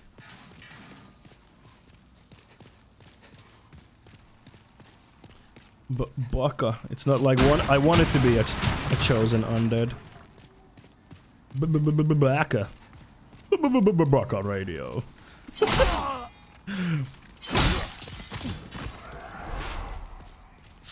Okay, I have a feeling that we're getting close to a bonfire because we've been going for a while. Okay, what's this?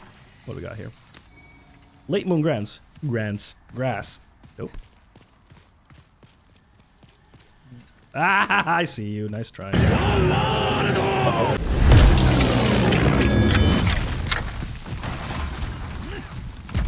Hey. Another one? Oh no, I did too late. Oh, I did my face too late. Sorry. I do like that. I do like the Zawada. It's really fun. I hope you like it too, chat. Whoa! Who's raiding us? Alex Jordan VO! Welcome, everyone! Welcome! Hey, everyone! Welcome, welcome! My name is Fun with Fondue. I'm a leftist streamer. I do politics and news from a leftist perspective, and also I play games. Here is a raid trailer for you before I say hi to you properly, though. Uh-oh. I saw it! I saw it! Oh, you die! Digital 5G. Everyone, bear with me in with this joke. It's gonna go places, I promise you. So, if you're being brutalized, if your minority is being brutalized by the police in Japan, and then a professional Japanese football player takes a stance during the national anthem. It's called taking a Japanese. The wheels on the car are made of pizza.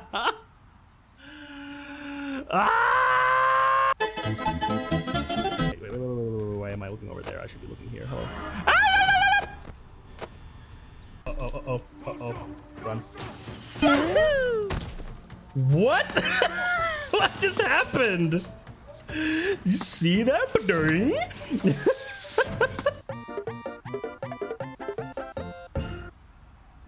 Welcome back, everyone.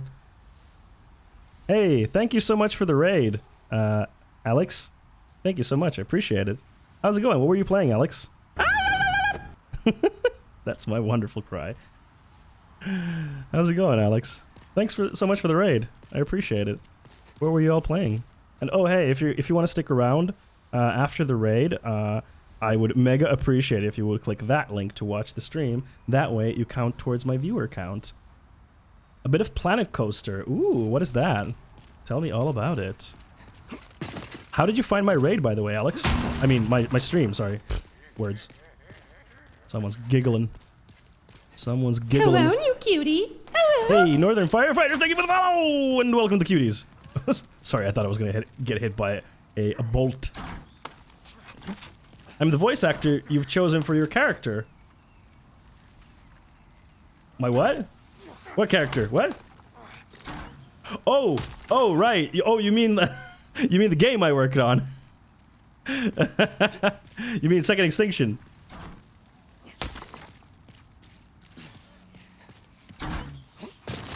Oh, the game? Oh, shit! You're in this game?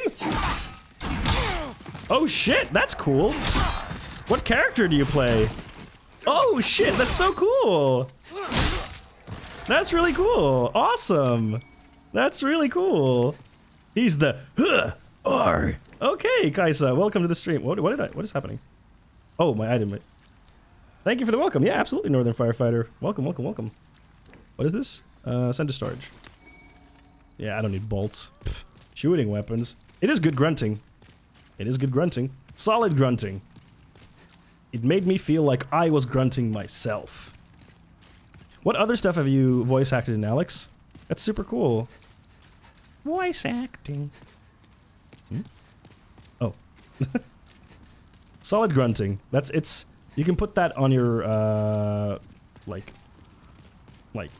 review things. God, my words are failing me. Can I please get some reprieve from this place, please? Telltale's Game of Thrones? Ooh, nice! Sherlock Holmes from Frogwares? Troy Total War? Awesome, congrats! Those are great titles to have worked on. Congratulations. That needs to be a quote from a publishing company. Ah, writing a game. Okay, just come here. Just come here and we'll talk about it. And by talk, I mean I'll kill you. You fool. There shall be no talking. Only my...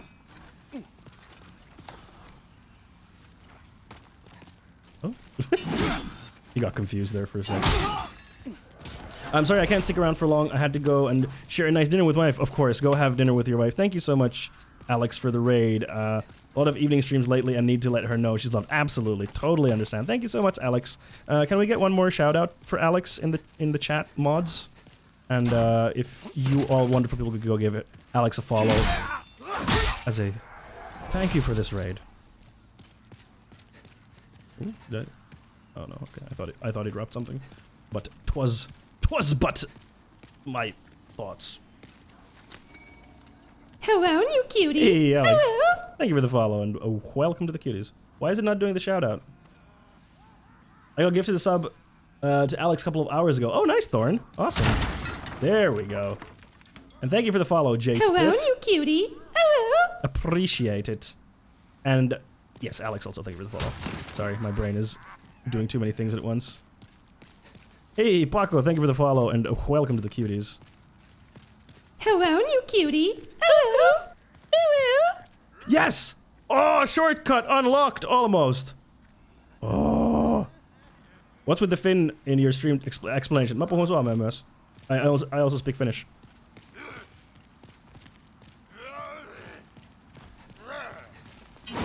Rää vaan vittu. Jesus, that was a meaty thud. Torilla! Are you finished? Yup. What's going on over there? Was it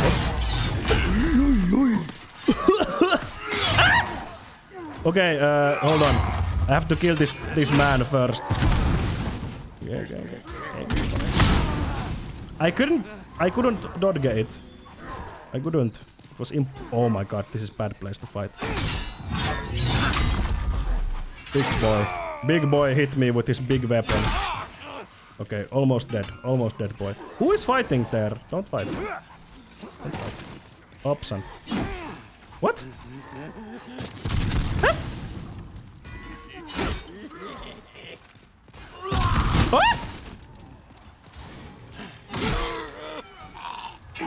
Oh, Jesus.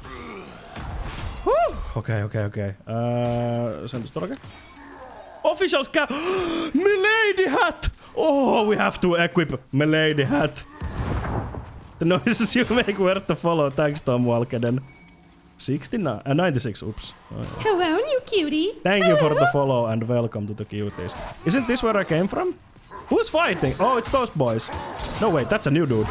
Oh, those are new boys. I'm just gonna let them do their thing for a while. Is that a mylly up there? That is a mylly. That is a mylly. They are having an old-fashioned mylly. But hey, we got a shortcut. Help the boy. No, I'm not gonna help them. They're bad man. Okay, boyat. Oh no, he's friend. It's him. Oh, I thought they were fighting to get amongst each other. It was friend. We helped friend. It's Stinky Boy. Uh-oh. Okay. That hurt. Many times.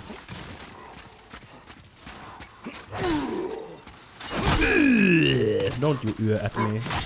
Yö ja päivä, saatana. Uh-oh. Hey! But we got the shortcut. So now we just go get our souls and then we get out and we go buy things and not like bisexual. Even get it to the light. Bisexual. Oh yeah, I need to put the timer on. How much is this? This is like, yeah, I'll just do that. I did already a few minutes. Thinky Boy was like, hey, thanks, bye. I can't. The hat went to my storage. Yeah, he left. He was like, thanks for helping, and fucking people run. Out here bisexualizing things, I see. I am Scave Boy. Welcome to the stream. Yeah! Oh, good. Hey. My god.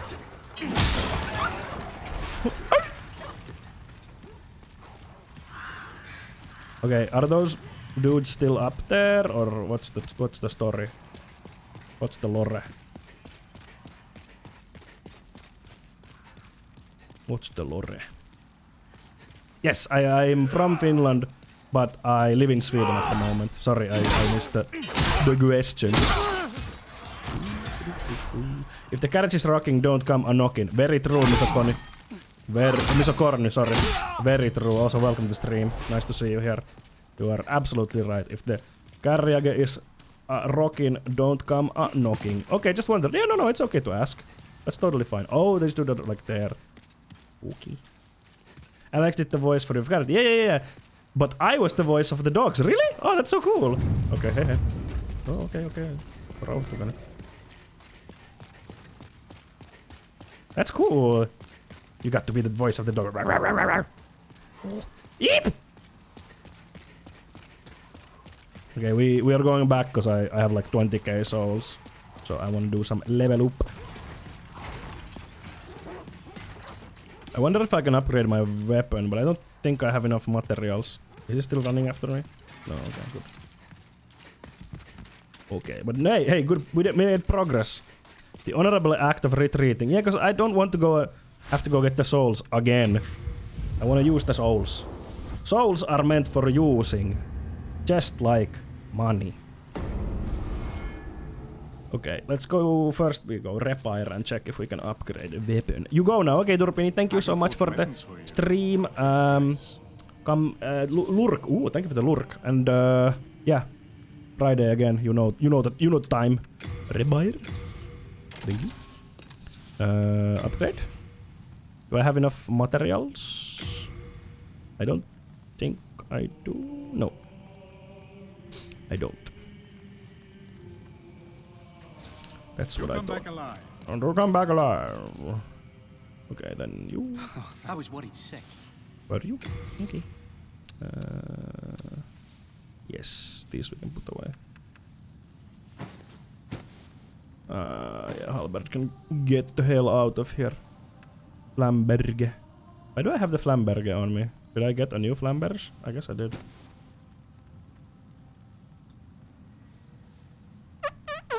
Anything useless here? Nope. Okay, let's take the, the gentleman's hat. Hell yeah. We are indebted to you. Indebted to you. We are indebted to you for all eternity. May the heavens umpasa. Umpasa. On kuulkaa, umpasa. What? Oh, okay. Deepest gratitude. You have relieved me of a great illness. Anus, he. Oh, thank God. Umbasa. Umpasa. Do you say anything else now? With His Holiness Saint Urbain, thanks to his holy miracles, isn't it wonderful? Surely the demon slayers. Okay. Have you heard the rumors about Astraea of the Valley of Defilement? They claim that she yeah, that's bowl cut 100% scave. Degenerate miscreants. In Miscreants. truth, the rumors are surely unfounded. Mhm. There are all sorts of wrongdoers down there who would think up such nonsense. Yet, if the rumors are true, then may she be eternally damned for her debasement of the Lord's name. Barely know any Finnish except for kiitos and a few swear words. Yet, then may she be eternally Those are the most important ones. May the heavens Umpasa. Umpasa. Who are you? Goodness, for he has allowed me into the presence of Saint Urbain. Oh. I shall serve him and pray with him, and thus express my basa. Basa. Okay, let's level up. Hello. Yep. 6 soul power. Okay. Let's take a little bit more health. Then we can... More strength. Fuck yeah.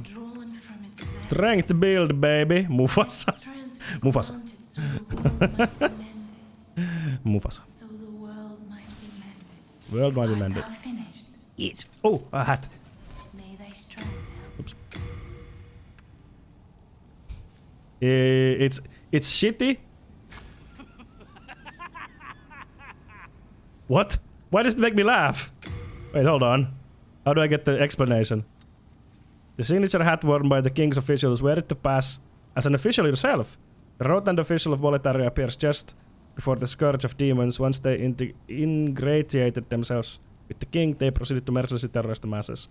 This uniform became a symbol amongst the commoners of this despicable clique, also known for their uncanny, impenetrable grins. So if I wear this hat, they won't attack me. But I wanna... Hold on, I wanna go buy some stuff. Should I just buy...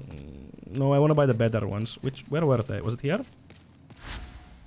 No, not here. It was here, I think. Nope.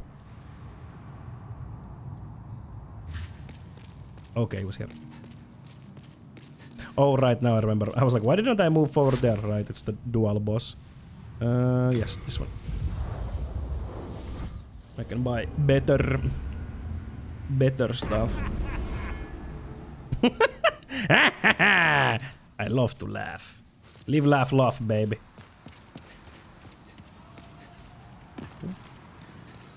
Because this dude is here, and I can buy stuff from him. I can buy the half moon grass from him. Oh, hello. Oh, hello. Thank you. Live, laugh, laugh. Yes. We live, laugh, love in a society.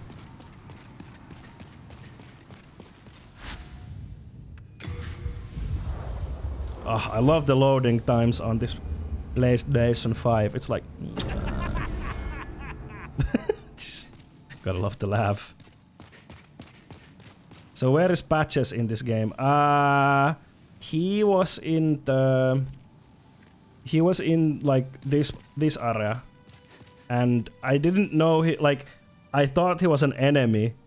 So I attacked... I attacked Patches. Because I thought he was an enemy. But then it later on turned out... I didn't know it was Patches. But then it later on turned out like, oh, that's Patches. Who was actually an asshole. So I think he's still over here. So you're going to around slaying demons and saving people, or what's the plan? Slaying demons. The only good byproduct of capitalism is Work, Bitch by Britney Spears, like if you agree, comrades. Britney Spears' story is so sad. Like, I don't know if many of you know this, but Britney Spears is basically a slave at this moment. Like, she's been given... What is it called? I don't remember what it's called, but in the US, like, people who are very disabled, they can be, like, their guardians can be given basically this thing where all of their money, possessions, all their decisions, everything is controlled by someone else, which is currently his father. Conservatorship, thank you, Misokorny. Yeah, conservatorship. Yeah, so her father has conservatorship over her, which means that she can't do anything with her money. She can't decide anything herself. She can't even hire a lawyer to go to court to try to get rid of the conservatorship because she's in a conservatorship. And she has to work. She doesn't even want to work and she has to.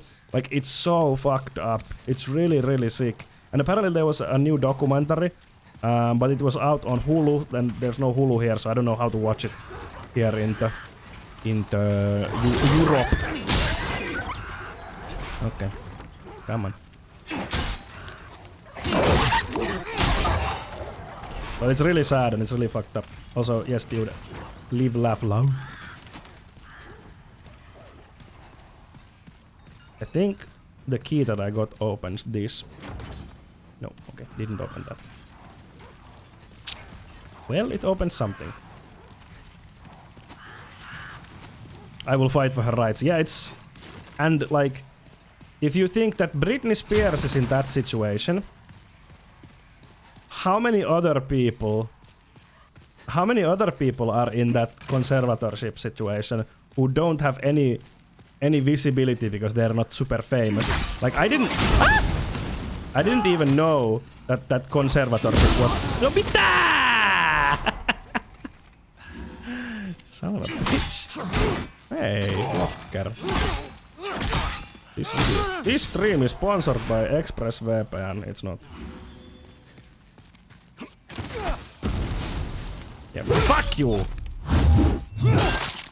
But yeah, I didn't know about this conservatorship, that it was even a thing in the United States until like very recently. And then I was like, wow, okay, well this is... Why is it even a thing? I don't know what was said, but I know it was said with anger. Yeah, I don't even remember what I said. That's streamer brain. You only remember roughly the last 5 seconds. Everything else is like, I have no idea what has happened in the last... Beyond the last 5 seconds is like, oh, come on, okay. I thought this hat was gonna make me like, them not get angry at me. I have the hat! Why are you angry? I have the hat. No, not you two. I don't want 2 boys. I want 1.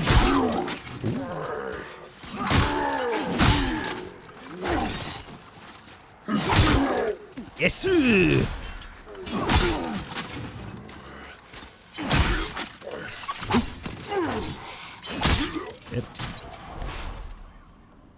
And also, how easily can conservators be ordered to someone? Yeah, I have no idea like what it takes. What? Didn't I... How do I have so much stuff? Oh, right, I have materials. Fuck, okay. I know that happens all the time. Scatterbrain plus streamer brain. Good luck remembering. Yep. You need to tip the hat more, but how?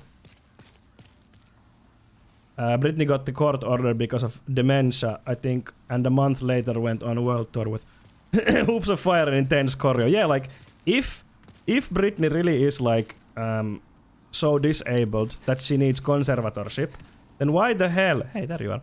Then why the hell does she still have to go on tours doing crazy shit? Like that doesn't make sense. Hello. You saved my life. I did. This Oops. is all I have. But please accept it. Okay, Stinky. Now I must go.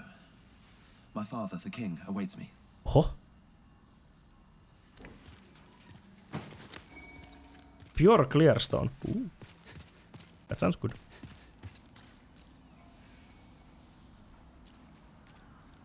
It is said that the one who wear the hat tend to terrorize people. No, but he said that they will respect. Give me respect. Okay, no respect. No give respect. I will change the hat because it's really... No!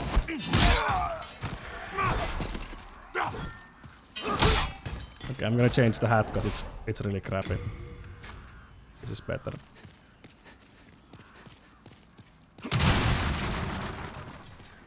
But maybe the other dudes with the hat will be like, aha, I see you are also a man of culture, and they will be like, mitä? Kuka? Apua.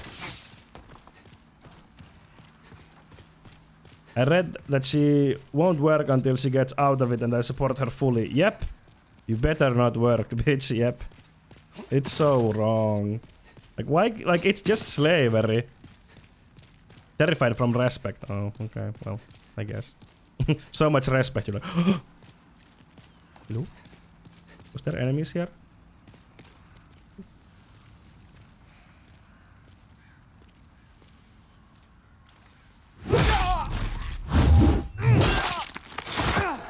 Blurts.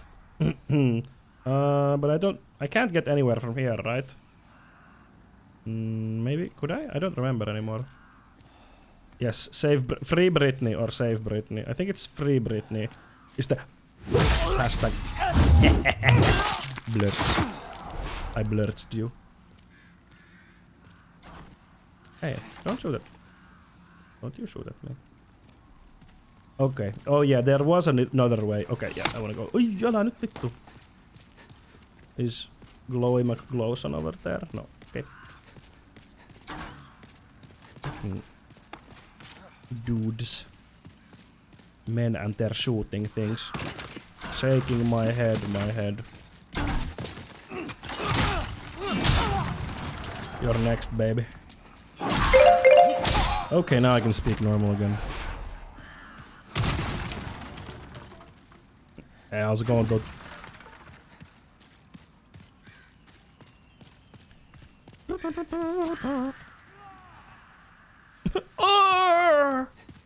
Someone just fucking came in the distance. The fuck just happened? Guys, alright?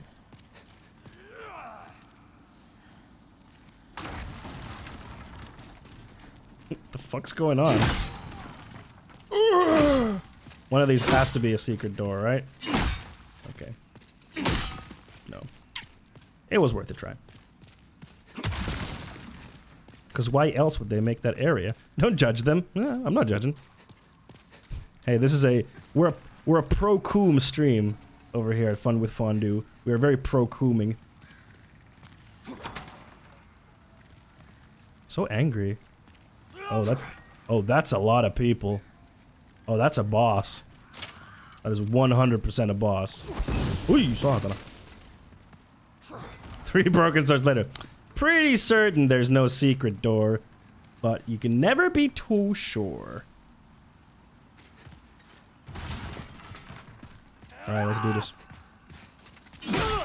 Don't need to scream. I'm right here.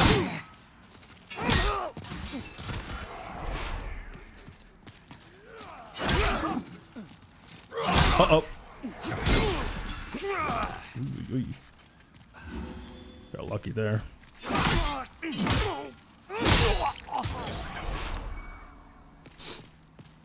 Late moon ass. Moon ass.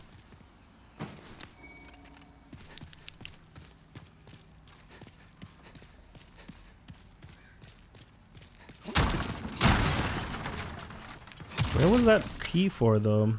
You bastards. Yeah, come here. This game looks so good. It's really crazy, Scave. Like, the dynamic lighting and all the particle effects and stuff are just so good. Like, I'm constantly just like, what? How does the game look so... Oops.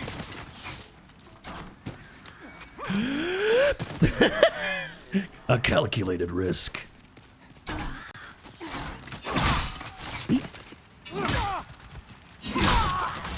No, don't come here. Oh, that's not good. Is he the boss? Does he turn into Big Boy? Oh no! Oh, that's a bit too many boys. Okay, lads. You're gonna need to cool it down, boys.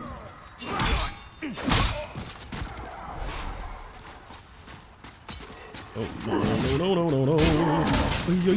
That's a lot of dudes. Oh shit, that's a lot of dudes. Okay, give me a sec. Let me breathe. Oh, I don't like him here. What the fuck? All right.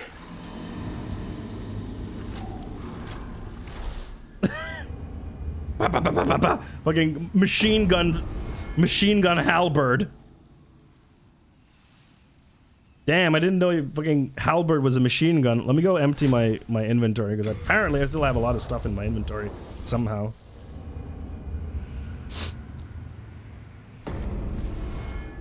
That was me trying to run upstairs my college after my diet consisted of hot Cheetos, Coke, and a honey bun. A full diet. So what do I have that is weighing so much? Why is my inventory almost full? I don't have that much stuff. The heck?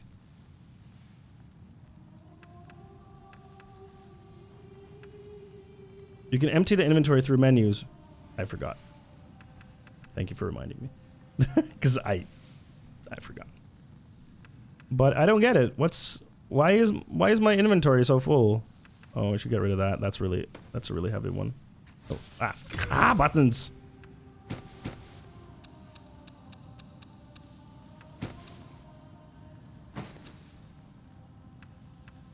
Wait, shouldn't I put on those? Oh, right, I should get rid of these. Nope. God damn it, buttons are hard.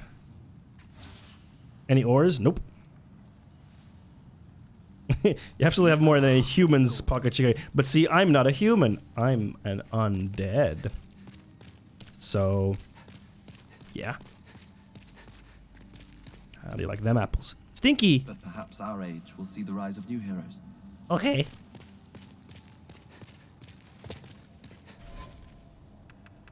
What other rings do I have?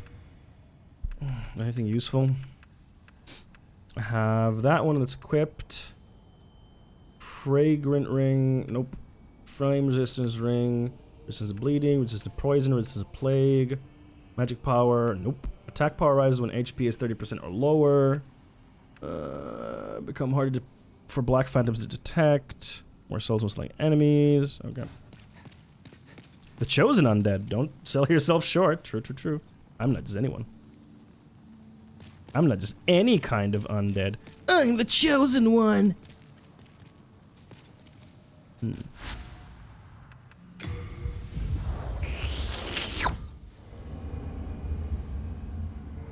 Wound from a sword? Wrong. A pocket. An extra meat pocket.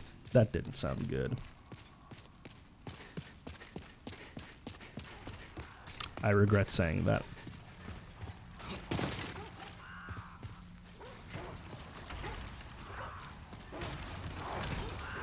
Alright, dogs, let's do this.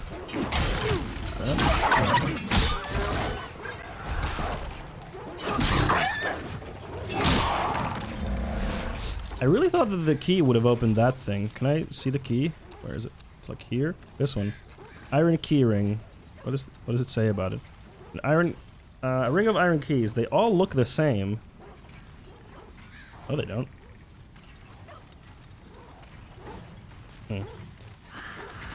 I have a God-given extra meat pocket. Yeah, my bussy. This sweet bussy. That's my meat pocket, baby. This sweet, sweet bussy. Push high.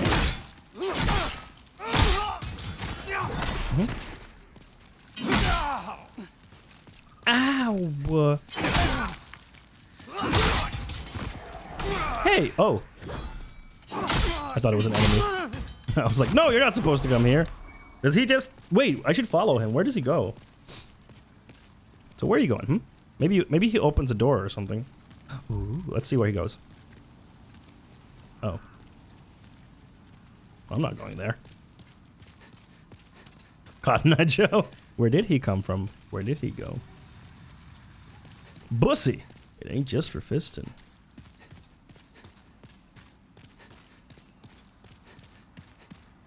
Oh, the red-eyed dudes don't respawn, huh? Oh. I see. Wait, what? Oh, right, he's fighting them over there. Yeah. But should I follow him? Does he go somewhere? Does he go anywhere special that I should follow him? Or should I just let him be?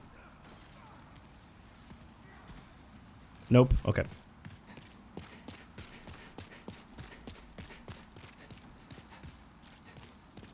All right, boys.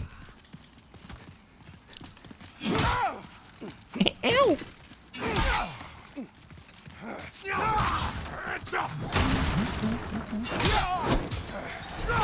I need to get all angry, jeez. So serious, these dudes.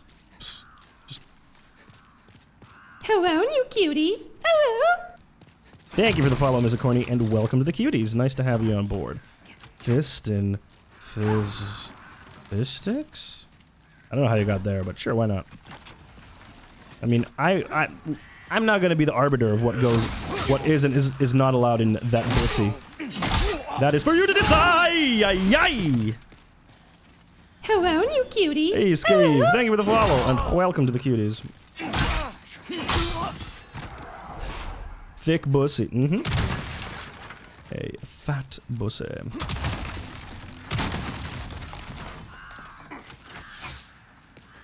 Okay. And try to pull them one by one. So I don't have to fight 1,000 dudes at the same time. I would fight 1,000 dudes. And I would fight 1,000 more. Just to be the dude that fought 1,000. Ah! I'm alright.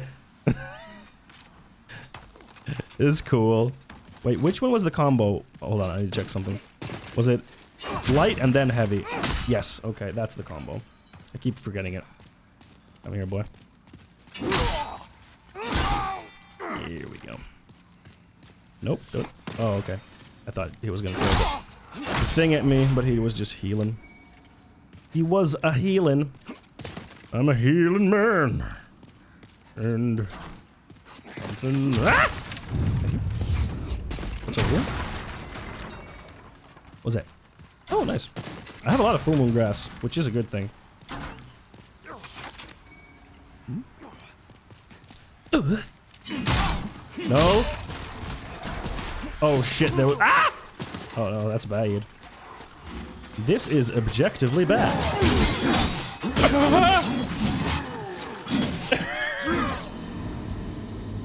Okay. Yeah, Huey, Dewey, and Louie just wrecked me. God damn. Alright. Was there another door that I missed somewhere? That these keys could be used for? I'm trying to think. I don't no. No, I don't remember seeing another door. Why are you capping me? Oh, because Huey, Dewey, and Louie. Right. Pepela. Did I put Pepela in my thingies? Hold on. Nah, I didn't put Pepela. Él no sabe. Él no sabe.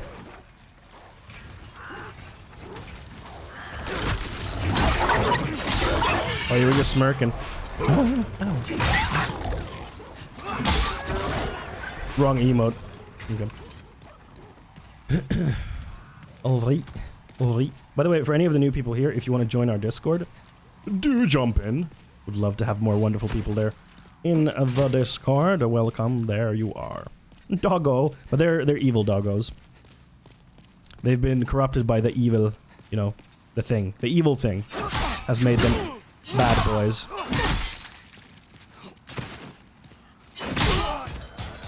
Hey, got him.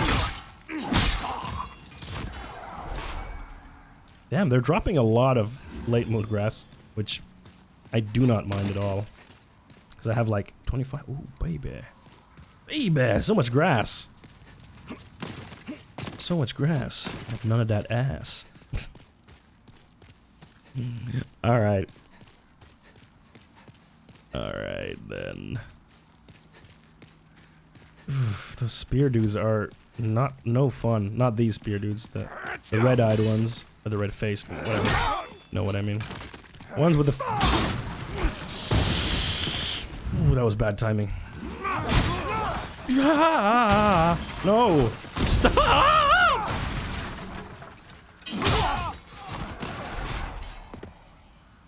Jesus. Junior woodchucks? Yeah. Perhaps you need a hit-and-run tactic. But the problem is that the guys with the spear, they like charge in, and they have more reach than I do. So... But I think what I'm gonna try to do is lure them out a bit further, so I can try to... So I can try to get them, like, to...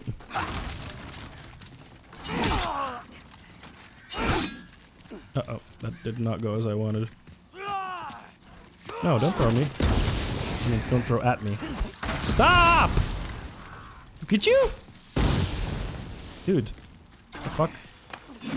He healed himself? Motherfucker.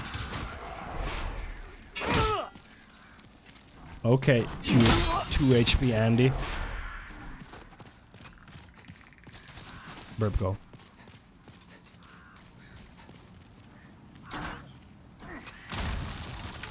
I am protected by the wood. No. Shit. No, don't heal yourself. No, don't heal. I told you. No heal. Healing illegal. In the state of Boletaria, or whatever the fuck we are. Okay. Yeah, I was going.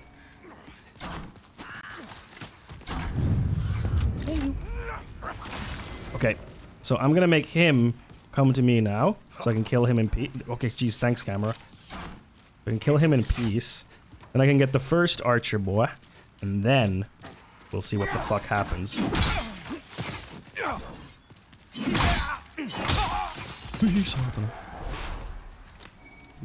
Yeah, they're giving a lot of health items. Something tells me I might need them. Fuck. Okay. Let's calm down, all right? Ow!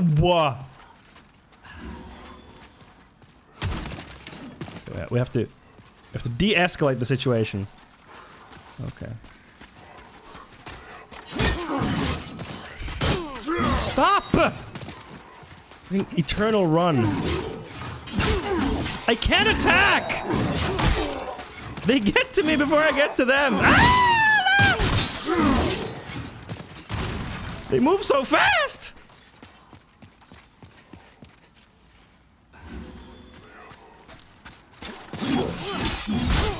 And they have that fucking shield, so I can't hit them!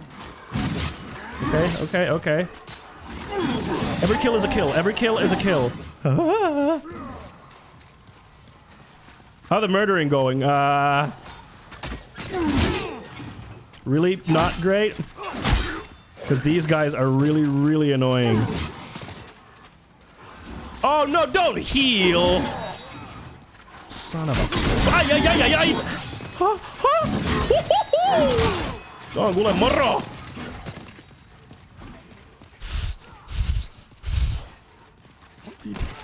Sure.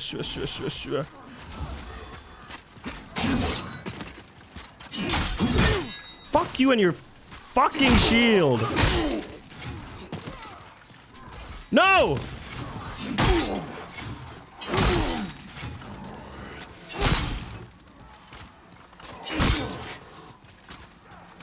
Die! Why won't you? Ah! Son of a bitch. Okay, they ended up fighting Stinky Boy, so that's good. Oh. Oops, I did not mean to do that. I did not mean to backstab the weak one. Stinky? I need you, Stinky! Okay, Stinky's tanking. Stinky's doing the tank. Yes! Wait, what? I accidentally backstabbed Stinky. My bad. There we go. No, I didn't kill him. He's still alive. He's still alive. It was an accident. Sorry, Stinky. It's kind of hard to determine which, like, it was all but an honest mistake. Oh, no! So close. Okay, that's a good strat. I lure them back to Stinky, and then I make Stinky tank. But, if my theory holds correct, they won't respawn. If. Yeah, they don't give a fuck about getting hit with a sword. And they have crazy range, because they have halberds. So, they have better range than I do. So it's really hard to hit them. What did Stinky say he matted? He said, what on earth are you doing? It was an honest mistake.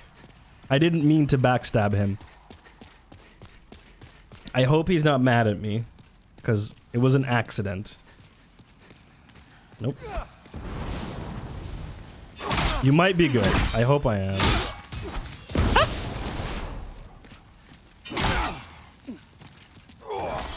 What's up? There's Stinky. Hope he's not mad at me. No.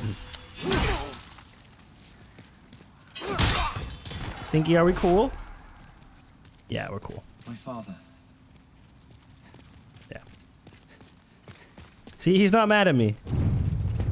Me and Stinky, we're cool. If only you could explain your actions to the NPCs. Exactly, I was like, no, you got there and I pressed the backstab button and then I backstabbed you, but I didn't mean to. It wasn't... Uh-oh. Yeah!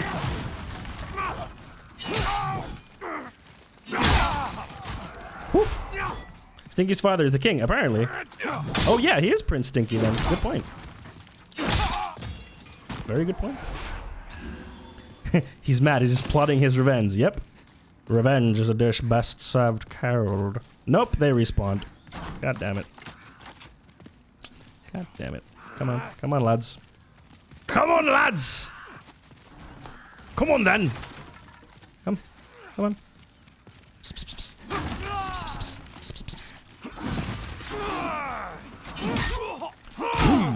Uh-huh. That was a bit more range than I would have hoped for him.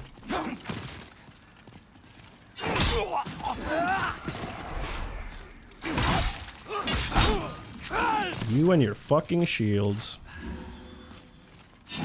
I have an inkling that the boss of this area also has a shield.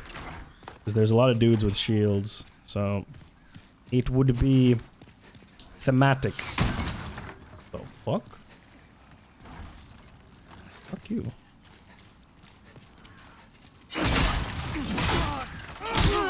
Fuck. Next. Another shield? Oh yeah, true. Well, yeah, I don't know. We'll see.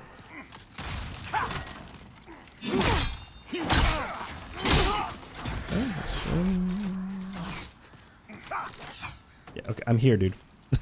Dude, I'm here.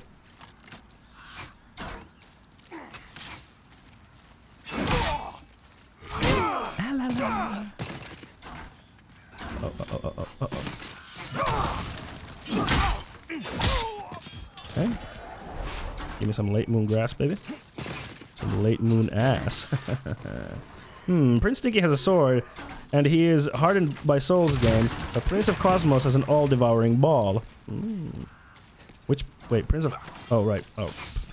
Right. Sorry. I was like, which Bloodborne boss is the Prince of Cosmos? And I was like, oh no, it's Katamari Damacy. Jump. Oh, got lucky there. Oops. Okay. Could you... Fuck. Did you lock on? Thank you.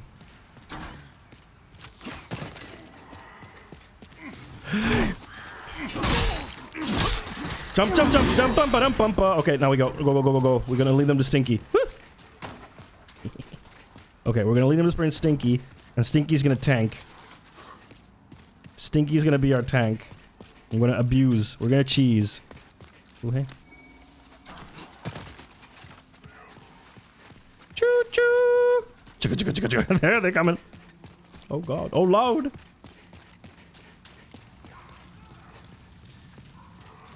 Oh, sorry, I missed the first comment about... Oh, shit. Wait. Come on. I'm here.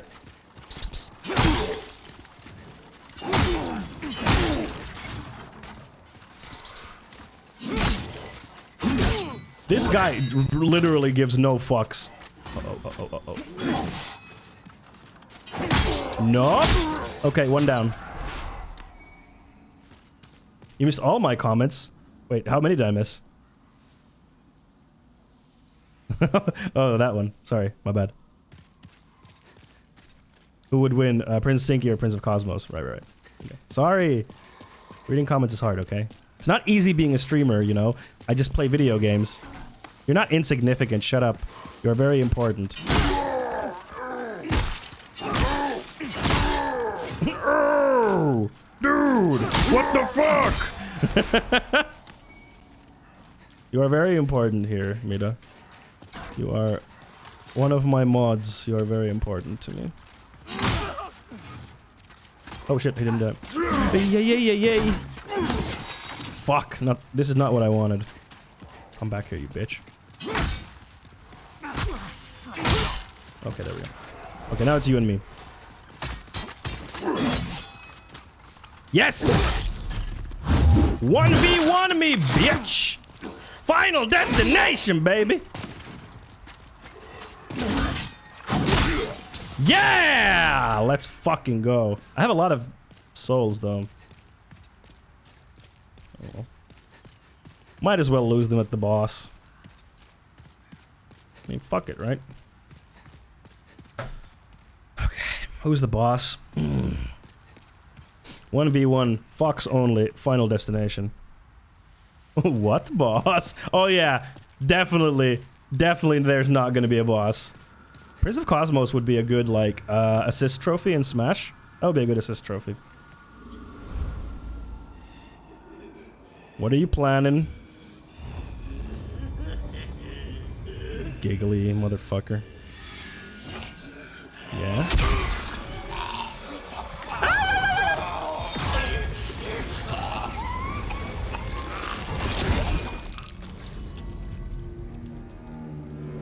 Uh-oh.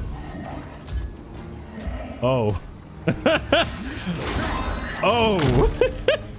Nice oh no, his sword is mega long. Oh, he's really cool. Uh-oh. Penetrator! What a name! Oh, what a name. Jeebus. Alright. Calm down. Oh, fuck, he's cool. He's really cool. Uh-oh. Oj, satan. Ja, nu fick du så då.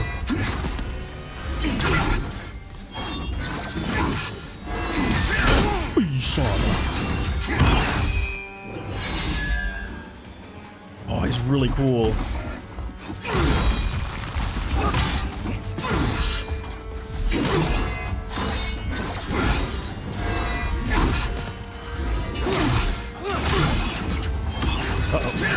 What is that one?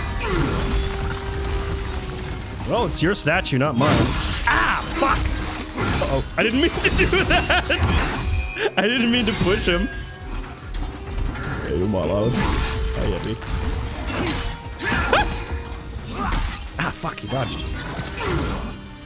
Ei kuolla väliä ilman koota. Kaikka olisi vaan. That's a good one. I haven't heard that one before. Vittu, tänne. Ai, okei, älä tuu tänne. I have a feeling that that is really bad for me. Just, you know, a hunch. Yeah, I have a feeling that that is really, really bad for me.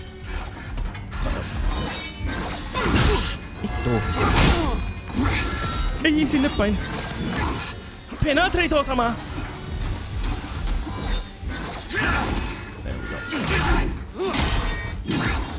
I have a feeling there's gonna be a second phase, and I have a feeling it is not gonna be easy. Also, he has a lot of health.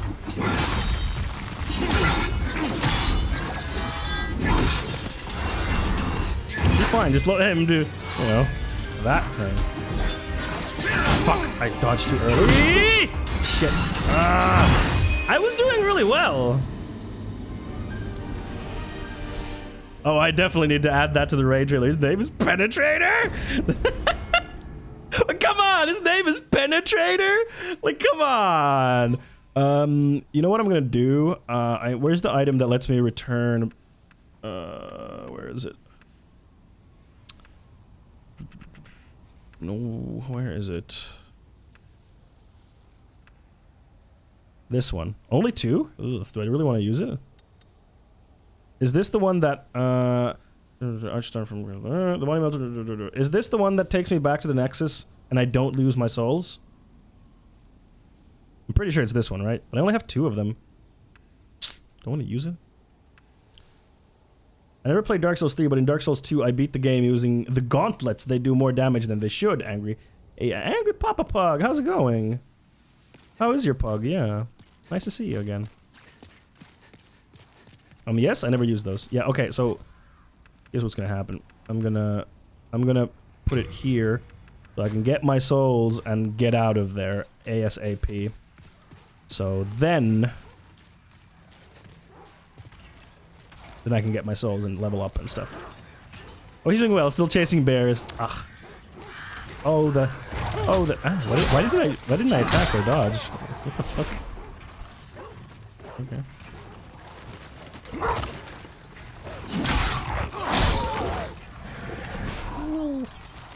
Little scamp. Okay, so what's the quickest path then to get to the boss? There's a lot of shit in my way. Alright, you bastards.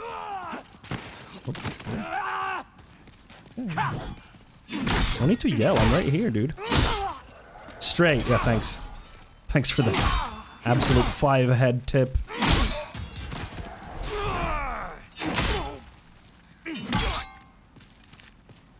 No. You don't get to eat it. Hey, how's it going? I'm a streamer. I'm a stinky. Why are some humans trying to fight you and some others don't? I don't know. The lore to these games is complicated. I'm sure it explains. Hey, saw him.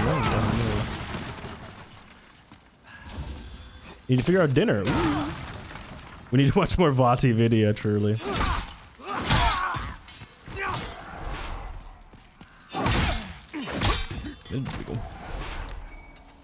Oh, hey, Dars.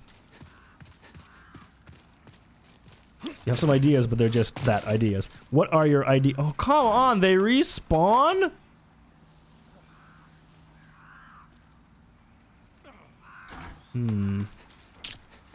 I don't like that. I don't like that they respawn. I don't like that they respawn.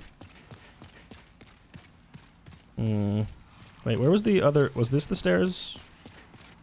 Got it. Oh yeah, this one. What? Cheater. You can't do that.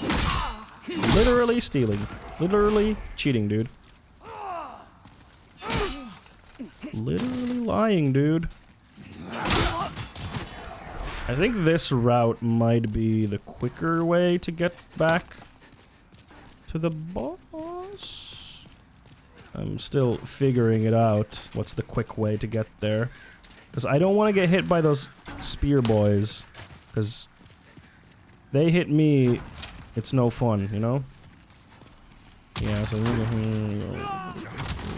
Okay.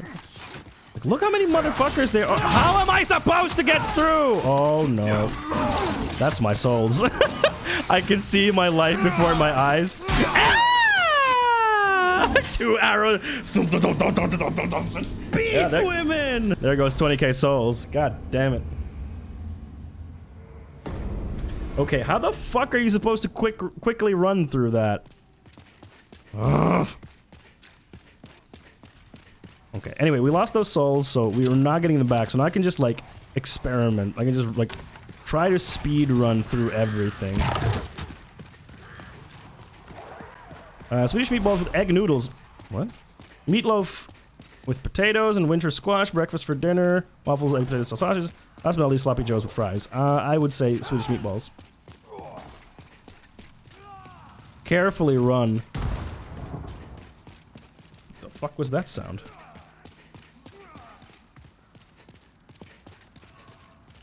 Hey, how's it going? Come on. Köttbullar är alltid god.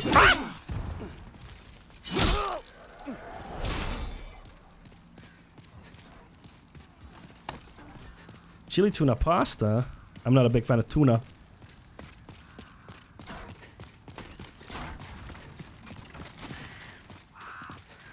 Okay, I need to figure out the optimal path. No, go away.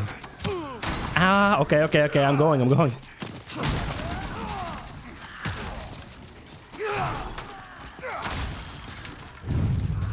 Zero. Ow. Ah!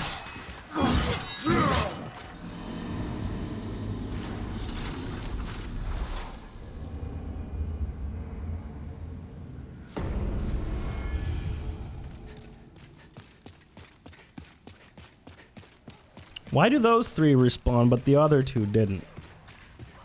Get it together, game developers. What the hell? Get it together, game developers. Like, what the hell? Dems the apples. Mm-hmm. Okay. Don't yell. Noodles and meatballs is no, it's not. Noodles and meatballs are like spaghetti and meatballs. Absolutely not cursed. Totally disagree. What does that sound? Spaghetti and meatballs. Yes, they are. Noodles is like Asian spaghetti. Noodles is like Asian spaghetti. Like, I will die on this hill. This hill, I will die on. Oh, hey. I'm gonna hang with you for a sec. Do you mind? That's okay, I guess. Thanks. Noodles is Asian spaghetti. Exactly.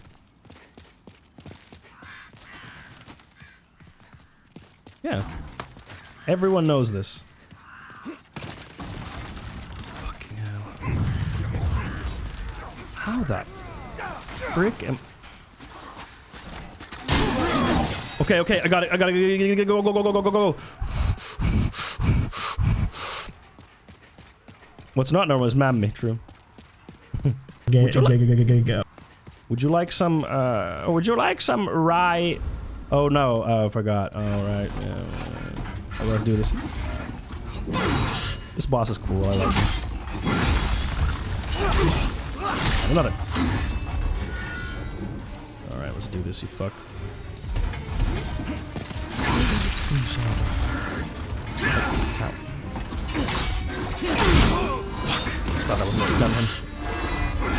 Oh, you stagger him. I mean, he's mega cool. Yeah, got it.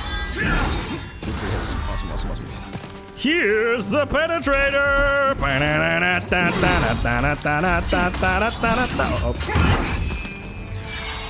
I don't want to get hit by that. Ah, fuck, I dodged too early. God, he's cool.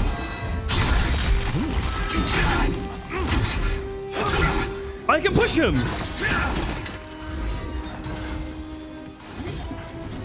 Oh, that changes things. Not a fan of Lohigate. Okay, that's okay. I think it's overrated. TBH. Oh, no. None of that. Uh-oh.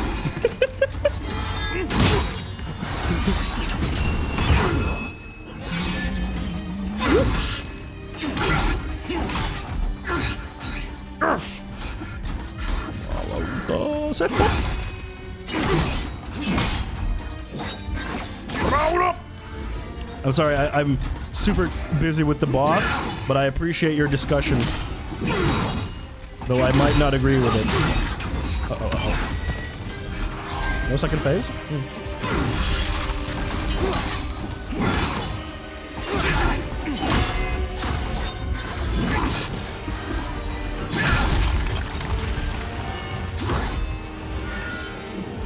The salmon's good. But salmon soup.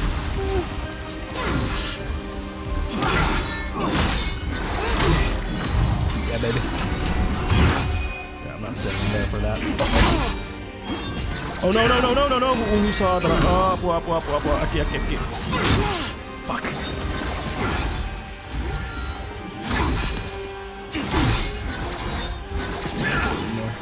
What's Lohigate? It's salmon soup. Northern Firefight. It is salmon soup. Is Stinky dying outside the room? Maybe. Why was Stinky there, though? I think it was Stinky, yeah. But why was he there? Hold on. I don't need you anymore, but I do want to equip the Stone of Ephemeral Eyes so I can get a little bit of more health. Not straight outside, but yeah, I think he was fighting there. I don't know why he went there, though. Weird. Peculiar. Oh, fucking camera. True, the camera is the biggest boss in the Souls games. I'm doing pretty well with the boss. I feel like he has a second form, though. It's a little bit too easy. Oh my god. That was dumb health loss there. Hey, how's it going?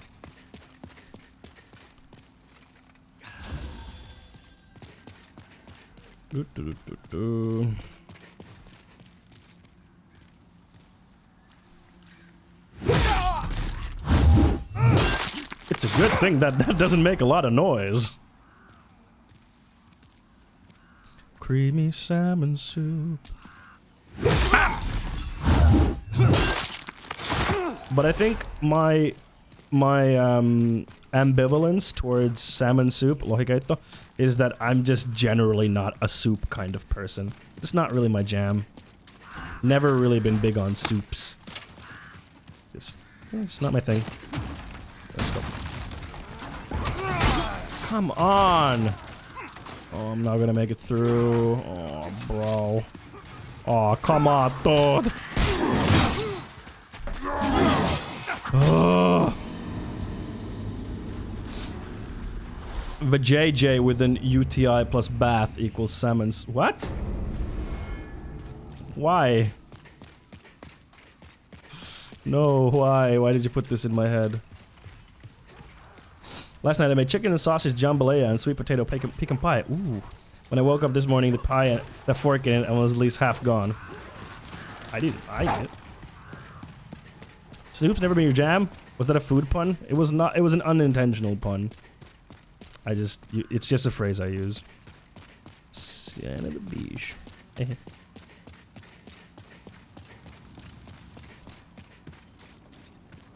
UTI on the JJ makes the fishy smell. Mm. Yeah, UTI ain't no fun.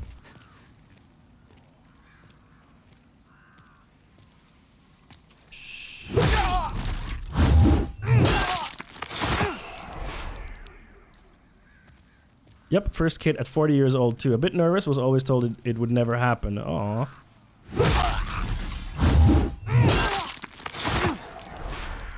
No, I don't think it's a UTI. Yeast infection, maybe? Thank you, Nelly, for weighing in on the conversation. Good. Oh, I hate this. Why is this so difficult? If it wasn't for these spear fucks. Yeah, okay.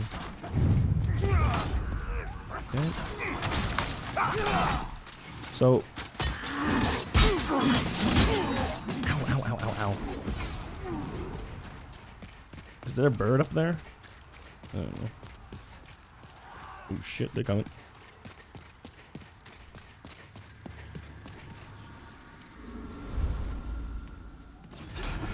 Do it! Oh shit, I unequipped my weapon by accident. Where's my weapon? There we go. This is very Bloodborne-esque. I like it. Duck and roll!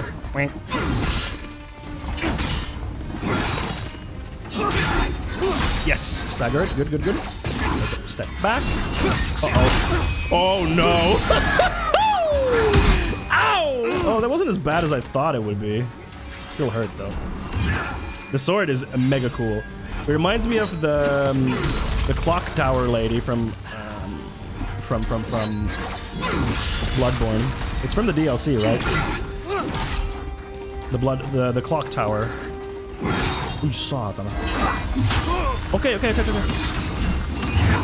Sorry. Oh, my nose is tickly.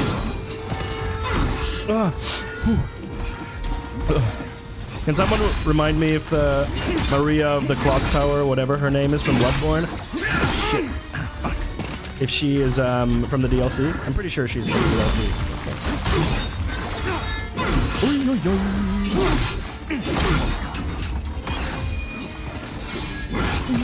Bingo gives you more patience and you're more accepting, I feel. Yeah, for sure. I feel like people should have kids later. Not having any of that. The Penetrator. Haha! You thought I would be... Second? No.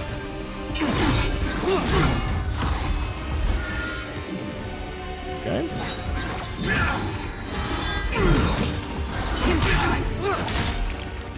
Blitz. Might have been DLC. I'm pretty sure Maria was DLC. Really good boss fight that. Oops. That did not do what I wanted it to do. Yeah, you do your pirouette, so I'm a heal.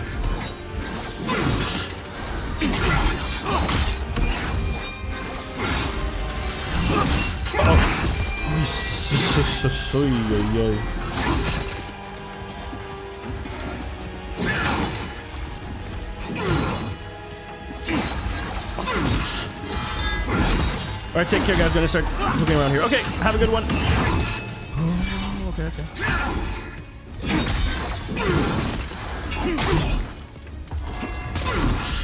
I think Stinky's fighting. Oh no, it's not the dudes outside here. It's just where Stinky's fighting in general. Ah, fuck, too late. Or too early of a dodge, I mean.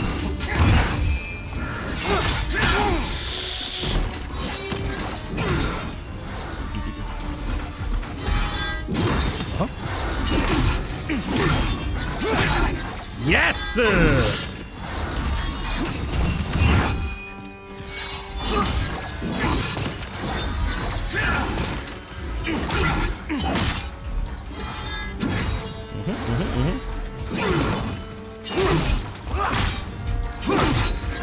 One more hit.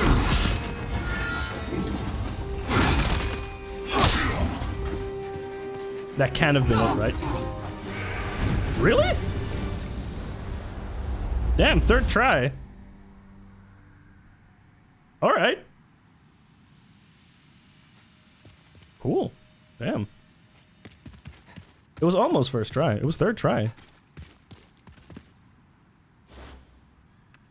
Oh, where's my... Oh.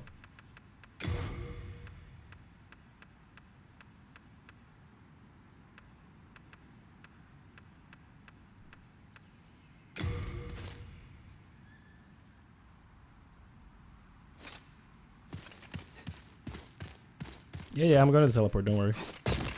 I'm not going back there to die. Don't worry. Silver Demon Soul. Wait, what the fuck? The King's Tower. Ooh. Penetrator demon. I am literally 5 years old. Bonus. Mega the Bennis joke. Mega the Bennis joke. Scared? You're like, please, Monk W, please. Thank you, dude, for appreciating my dumb joke of Bennis. I can forge weapons. I can forge weapons for you. Which I know. Oh yeah, I should get rid of the spiked shield. Anything interesting here? What's that? Restrict health recovery temporarily. Oh, what? Why would I want that? Oh, you mean for enemies? Is Stinky still here in the crypt? Yeah, he should be. You come back alive. Or not? Never mind, I was wrong. I was worried sick. I was worried sick. Alright, you cunt. We are indebted to you. Indebted to you.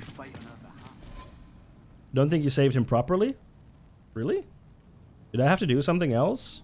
Because he was just like walking around there and just fighting dudes. I didn't think I had to do anything else. Yeah, he was still fighting, but I mean, I did save him. Shanna, Marvel. How's it going?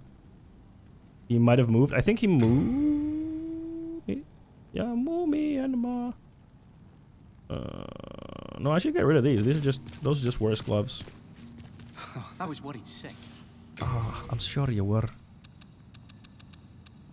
It's extra weight. We are indebted to you. We are indebted but you fight to on our you. behalf. Maybe there need to be enemy clear in Stinky's. I don't know, man. Thou seekest, then touch. Soul of the mind, key to life's ether. Get me some of that strength and endurance. So much power. I am finished, my lady. May thy strength. And I'm gonna go buy that stuff from here. I'm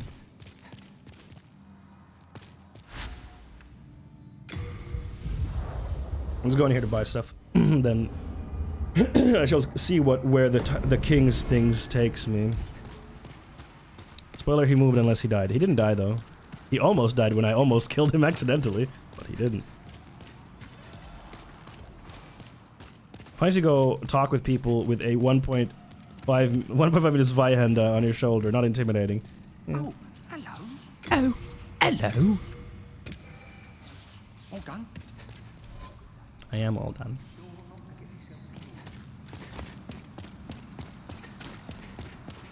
Just part of the job. By the way, I really liked it in The Witcher, the Netflix show, when Geralt had like his swords, he didn't have them like strapped them on his back because they're way too long to have strapped on your back to actually unsheath them like this. Like they're way too long. He just has like a little duffel bag that he carries with him, and the swords are there. I really liked that. It was a nice little detail. I really liked.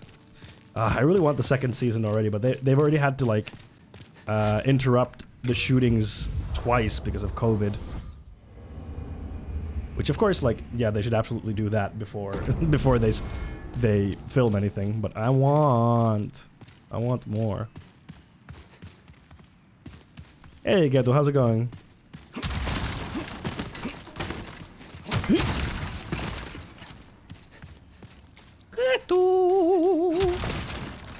Holy shit, the lights. Yeah, you like him?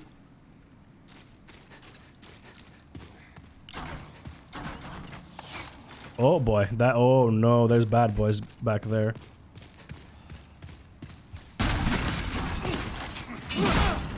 Hi. Dude. Hey, what? You didn't die? Let me get up there.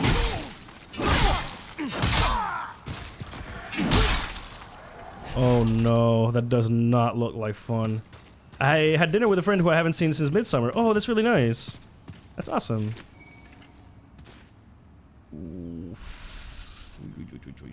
So did you think about doing Gears of War cosplay based on the pic I shared? Probably not, because I didn't do cosplay. But it was very me. That's true. Ah, no. Come on, can I pull like? Oh, no. He looks like a Reginald. Ay, ay, ay! Okay, okay. Come here.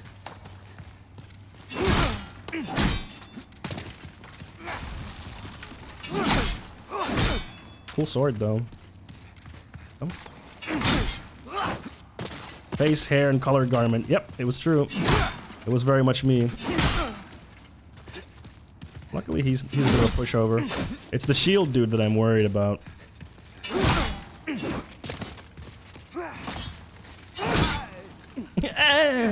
Oh, you.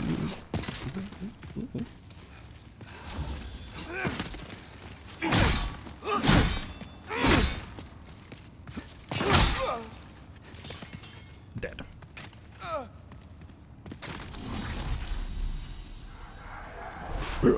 Oh shit, that's a lot of souls. Penetrating sword! Let me see it.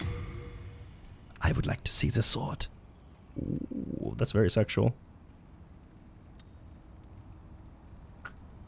Does a lot less damage though. Long straight sword, once wielded by the Penetrator, one of Boletaria's great heroes. Now you are the Penetrator. I want to... Wait, which stats don't I have? Oh, it probably needs more, finesse.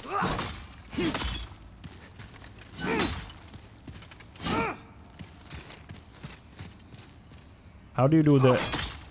Huh? Fun fact, these dudes are refer to the Penetrator, Tower Knight, and the first boss. Yeah, Tower Knight, Penetrator, but who's the one with the arrow? How do I do the penetration with this? I would like to penetrate. Ah, okay, you have to one hand wield it. Okay. But yeah, I shouldn't use it. It's not good for me. It's not good for me. Like, it's not good for my health, you know, my complexion. It's really not good for me. Oh, oh, right. Yeah, the javelin shield goop. Right. Gotcha. Oh, that's cool. Okay.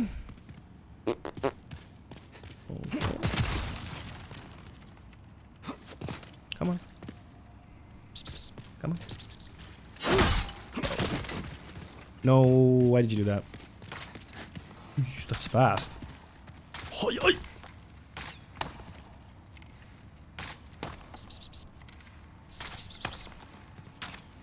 Come to me, shielded boy. Oh, he's not gonna be fun, is he?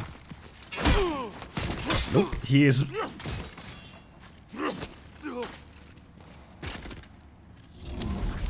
All right. Two-tap Andy. Dead. But I don't wanna be dead.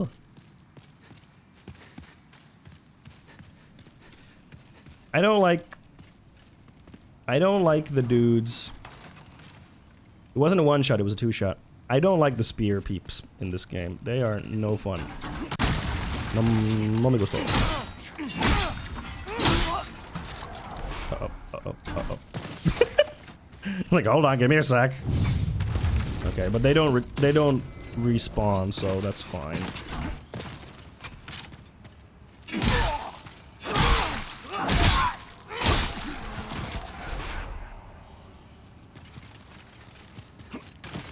I wanna get the masa. And in one VOD video I learned that when you kill the bosses, the last particle effect briefly shows the character models of those red dudes. Wait, where'd the shield dude go? You saw the... Ah! Dude, that hurt. I'm so afraid to attack because I know he has the fucking shield.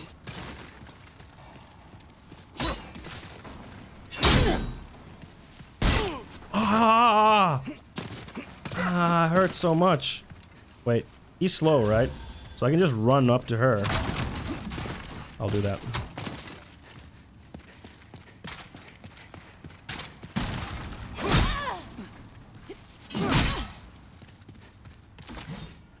Yes!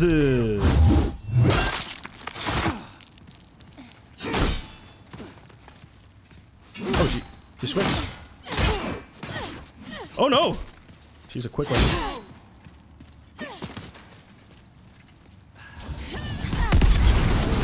Nani!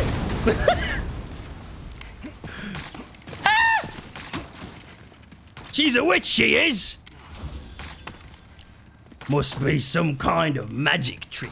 Where's the shield dude? How does the shield dude keep disappearing? He's the biggest one! How do I keep losing him? Ow! Oh, there he is. I see him now. He's stuck.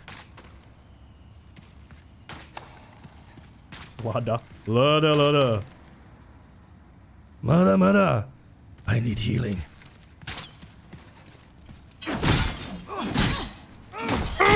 No! Come on. Oh! Yes! Get fucked. Woo! Oh my man. White bow. And kill, boys. Actually, I won't do it because I think we might end the stream soon-ish, so I don't want your points to go to waste. Let's do it next time.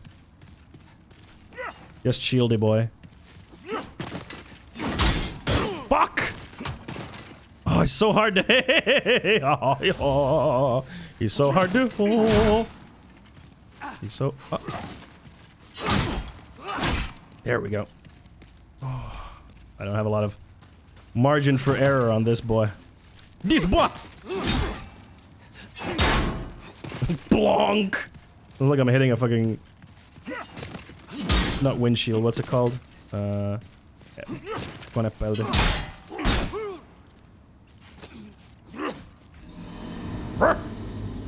He make a dog sound. Shieldy is no fun. I'm gonna be real. Nani the fuck? Yup. He do jump attack, me do die.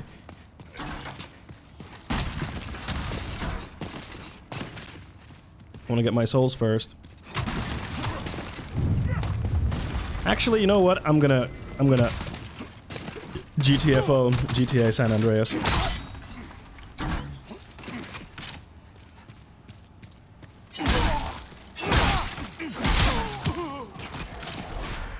Alright, fuck it, never mind. Time to learn to parry. Pfft, nope. Learn to parry. Good joke. The great teacher fucking Onizuka. Motherfucker, Onizuka. I'm in Gears 5? Oh, right, sorry. Yes, I'm in Gears 5. Sorry. A person that looks like me is in Gears 5. For some reason, I thought Guilty Gear, and I don't know why. I don't know why I thought Guilty Gear. Like, why would I... What? Why did I think Guilty Gear? I didn't even play Guilty Gear.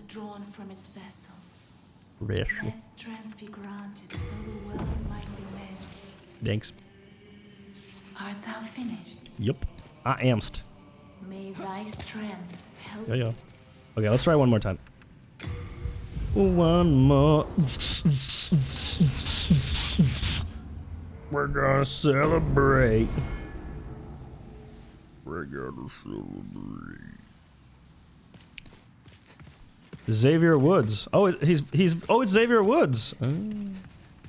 Guilty Gear Strive is coming soon, though. That's true. Yeah, Xavier Woods. He's like a wrestler, but also like he's a huge video gamer. He's a big video gamer, dude.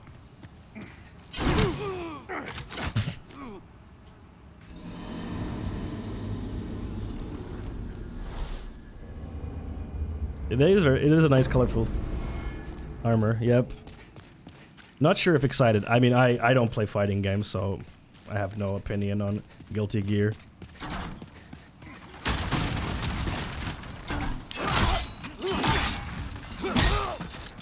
Alright. Don't do the thing.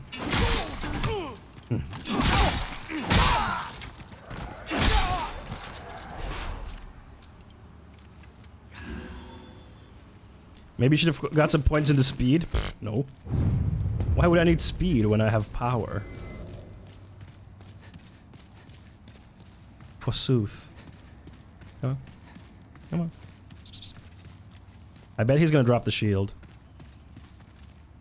Yes, you can enjoy the insanity of Guilty Gear, that's true. So you can move... I don't think speed makes me move faster. Oh, nice. I'll take it! I don't know why he just waited there.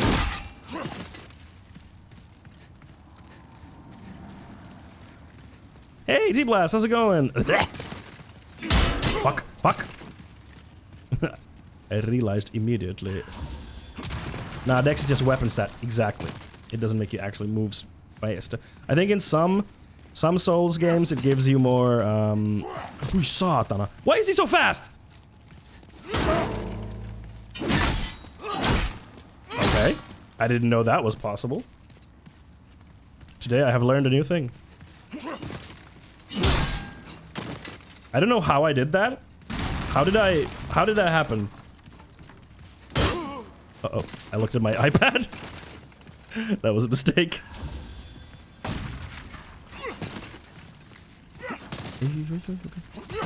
Could you? Anti-shield parry. I guess.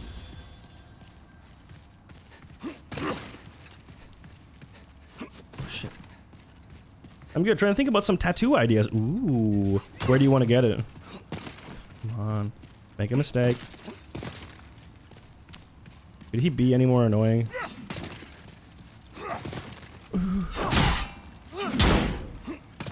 Okay, we got one. We got it. We got one hidden.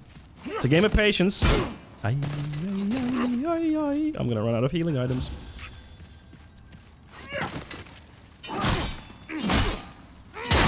Uh-oh.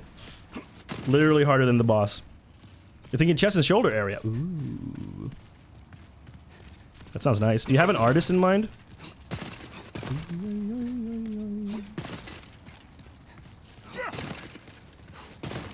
Come on. Do the jump so I can attack you. Just trying to bait him to do the jump attack. He just keeps doing that and doesn't give me enough time to attack him. Look how fast he snaps! Fuck! that was dumb of me. That was a dumb move. I can literally only take one hit from him, and then I'm dead. Ah, fuck! Why did I jump away? Ah! Why did that break his guard?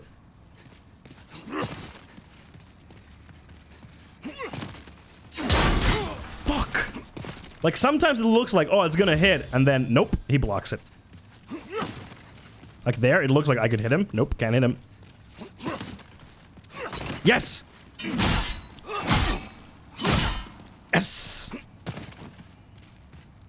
I have one close person in mind, but the tattoo style is not exactly sorry. I'm super concentrating on this. I'm trying to read that fast. I'm sorry. I did not mean to sound like I don't care. I'm just trying not to die because I don't want to die. Got one hidden. Why did I do that? That was really dumb. I don't know what I thought would happen. Ah, fuck, I dodged in the wrong direction. Yeah! Get him! Yes! First try. Easy. Can we get easy claps in chat? Can we get some easy claps? I see you. Nice try. Thank you, Mira. If you don't see anything there where it says easy and clap, they're supposed to be emojis. If you don't see them, you need to install BTTV, which is a free browser add-on that gives you access to extra emotes on twitch.tv. And I think I have a command for it. Yeah, but I don't have the thing. Yeah, if you write exclamation mark BTTV, it'll give you a link directly to the thing.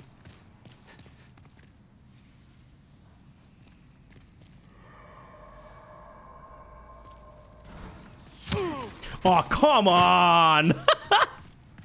Fucking video game. Video game did video game to me. Was it? You can't. Dankies! I love Dankies is all capitalized. It's completely capitalized. Dankies. Yeah, Dankies! I love Dankies. Wait, what the fuck were you? Where'd you come from? I love Dankies. Dankies is so cute.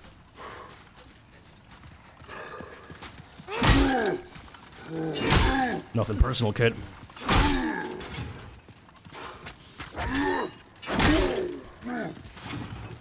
Yeah, some are all caps, some are... they're not standardized. Why does Neo Trad Snake sound like Neo Folk? Which I hear is all the rave. Full moon grass. Full moon grass. Up my ass. That's a full moon grass. Who shot me? Oh, someone up there. Hey, Pangles, thank you for the follow and welcome to Cuties. White people happy. It's white people happy. Why was there no notification? That's weird. But thank you for the follow, Pangles. Welcome to Cuties. I don't know why I didn't do the alert.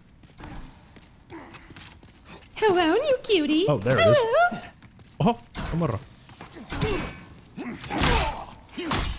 Hey, not you.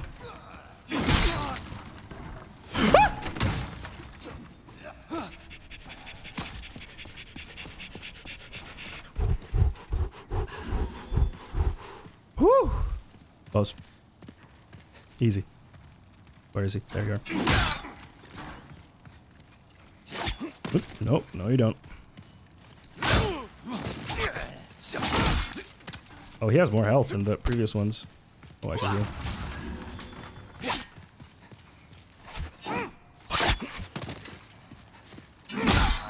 Got him. Oh, you want a tattoo? One day you will have a tattoo. My dearest Tilda, one day. You shall be. Oh, yeah, there you are.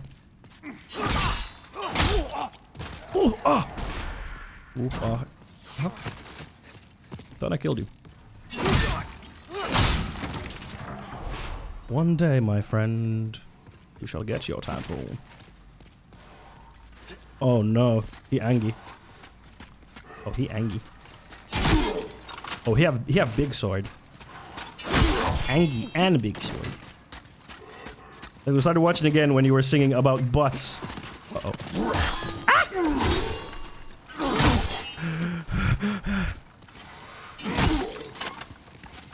I guess came in and I'm planning on getting a tattoo this year. Oh, hey, Galeric. Galeric, how's it going? What type of tattoo are you gonna get?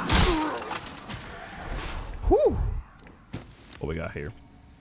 Full moon grass weighs so much. I think it's all the grass I have that's weighing me down. You're indecisive. Okay. I would like a tattoo someday, but I just haven't thought enough, like design, wear, you know, all the important things. Bum, bum, bum, bum, bum. Something mythologic based from Dark Souls. Ooh, that sounds really cool. Blue Eye Night Graves. Ooh, pantalones. This looks like it opens. Maybe it doesn't open from this side. Usually they say like, hey, don't open from this side. Now the grass is a limit you can carry per grass. Oh, right, okay. No, you're right. I was being a silly Billy. No secret. No super bonuses. Oh, come on. Really? What? Oh, right, the dragon. I totally forgot about the dragon. Like, right, there's... Oh, that's a different dragon. Oh, that's a different dragon. This is a different dragon. Oh, look at him. So cool. Oh, that wasn't nice. Wait. What? Like... Oh, dope. He kills that dude. Yeah, do it again. Get him. Get him. Get him.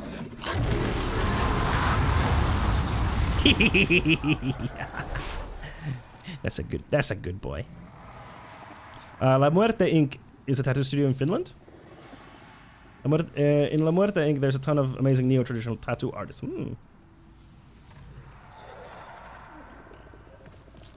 Okay, so what's the deal? I think I have to let him do that and then run. Hey. Yeah, how's it going, Thickums? Ay, ay, ay! Oh no, that was a lot of souls.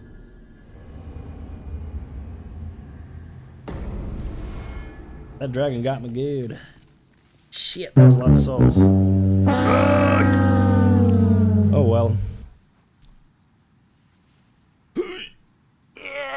No, you didn't bring your bad luck. I shouldn't have been so careless with all those souls. That was my own fault. I was way too careless with all those souls.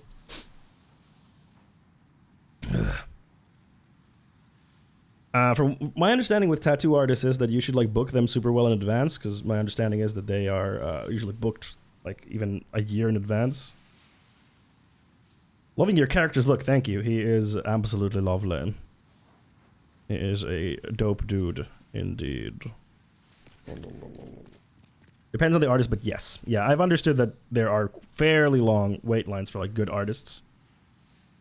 This is what I have understood. But hey, everyone, we're gonna end it here today, but don't go yet, because we're gonna do a raid, as you know, as is tradition. We shall do a raid. Let's see who's online. Who's online?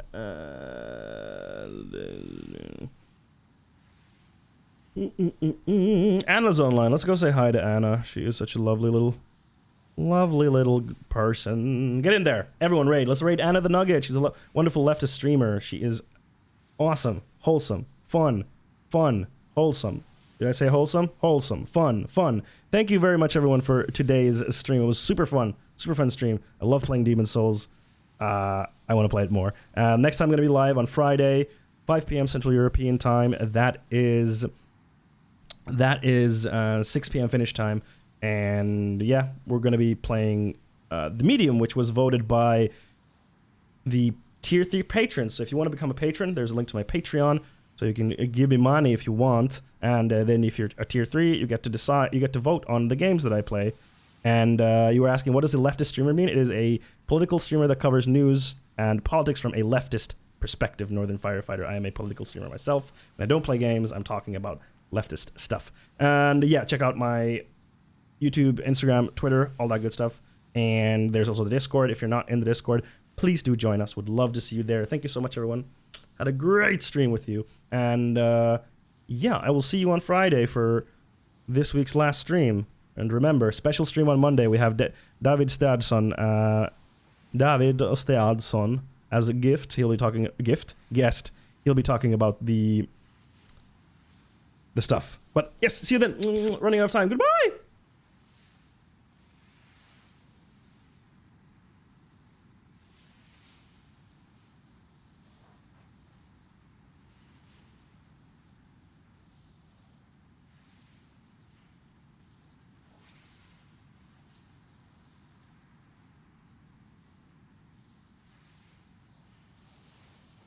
Wait, what can I hear? Presentation and oh, she showed up at the end of the presentation.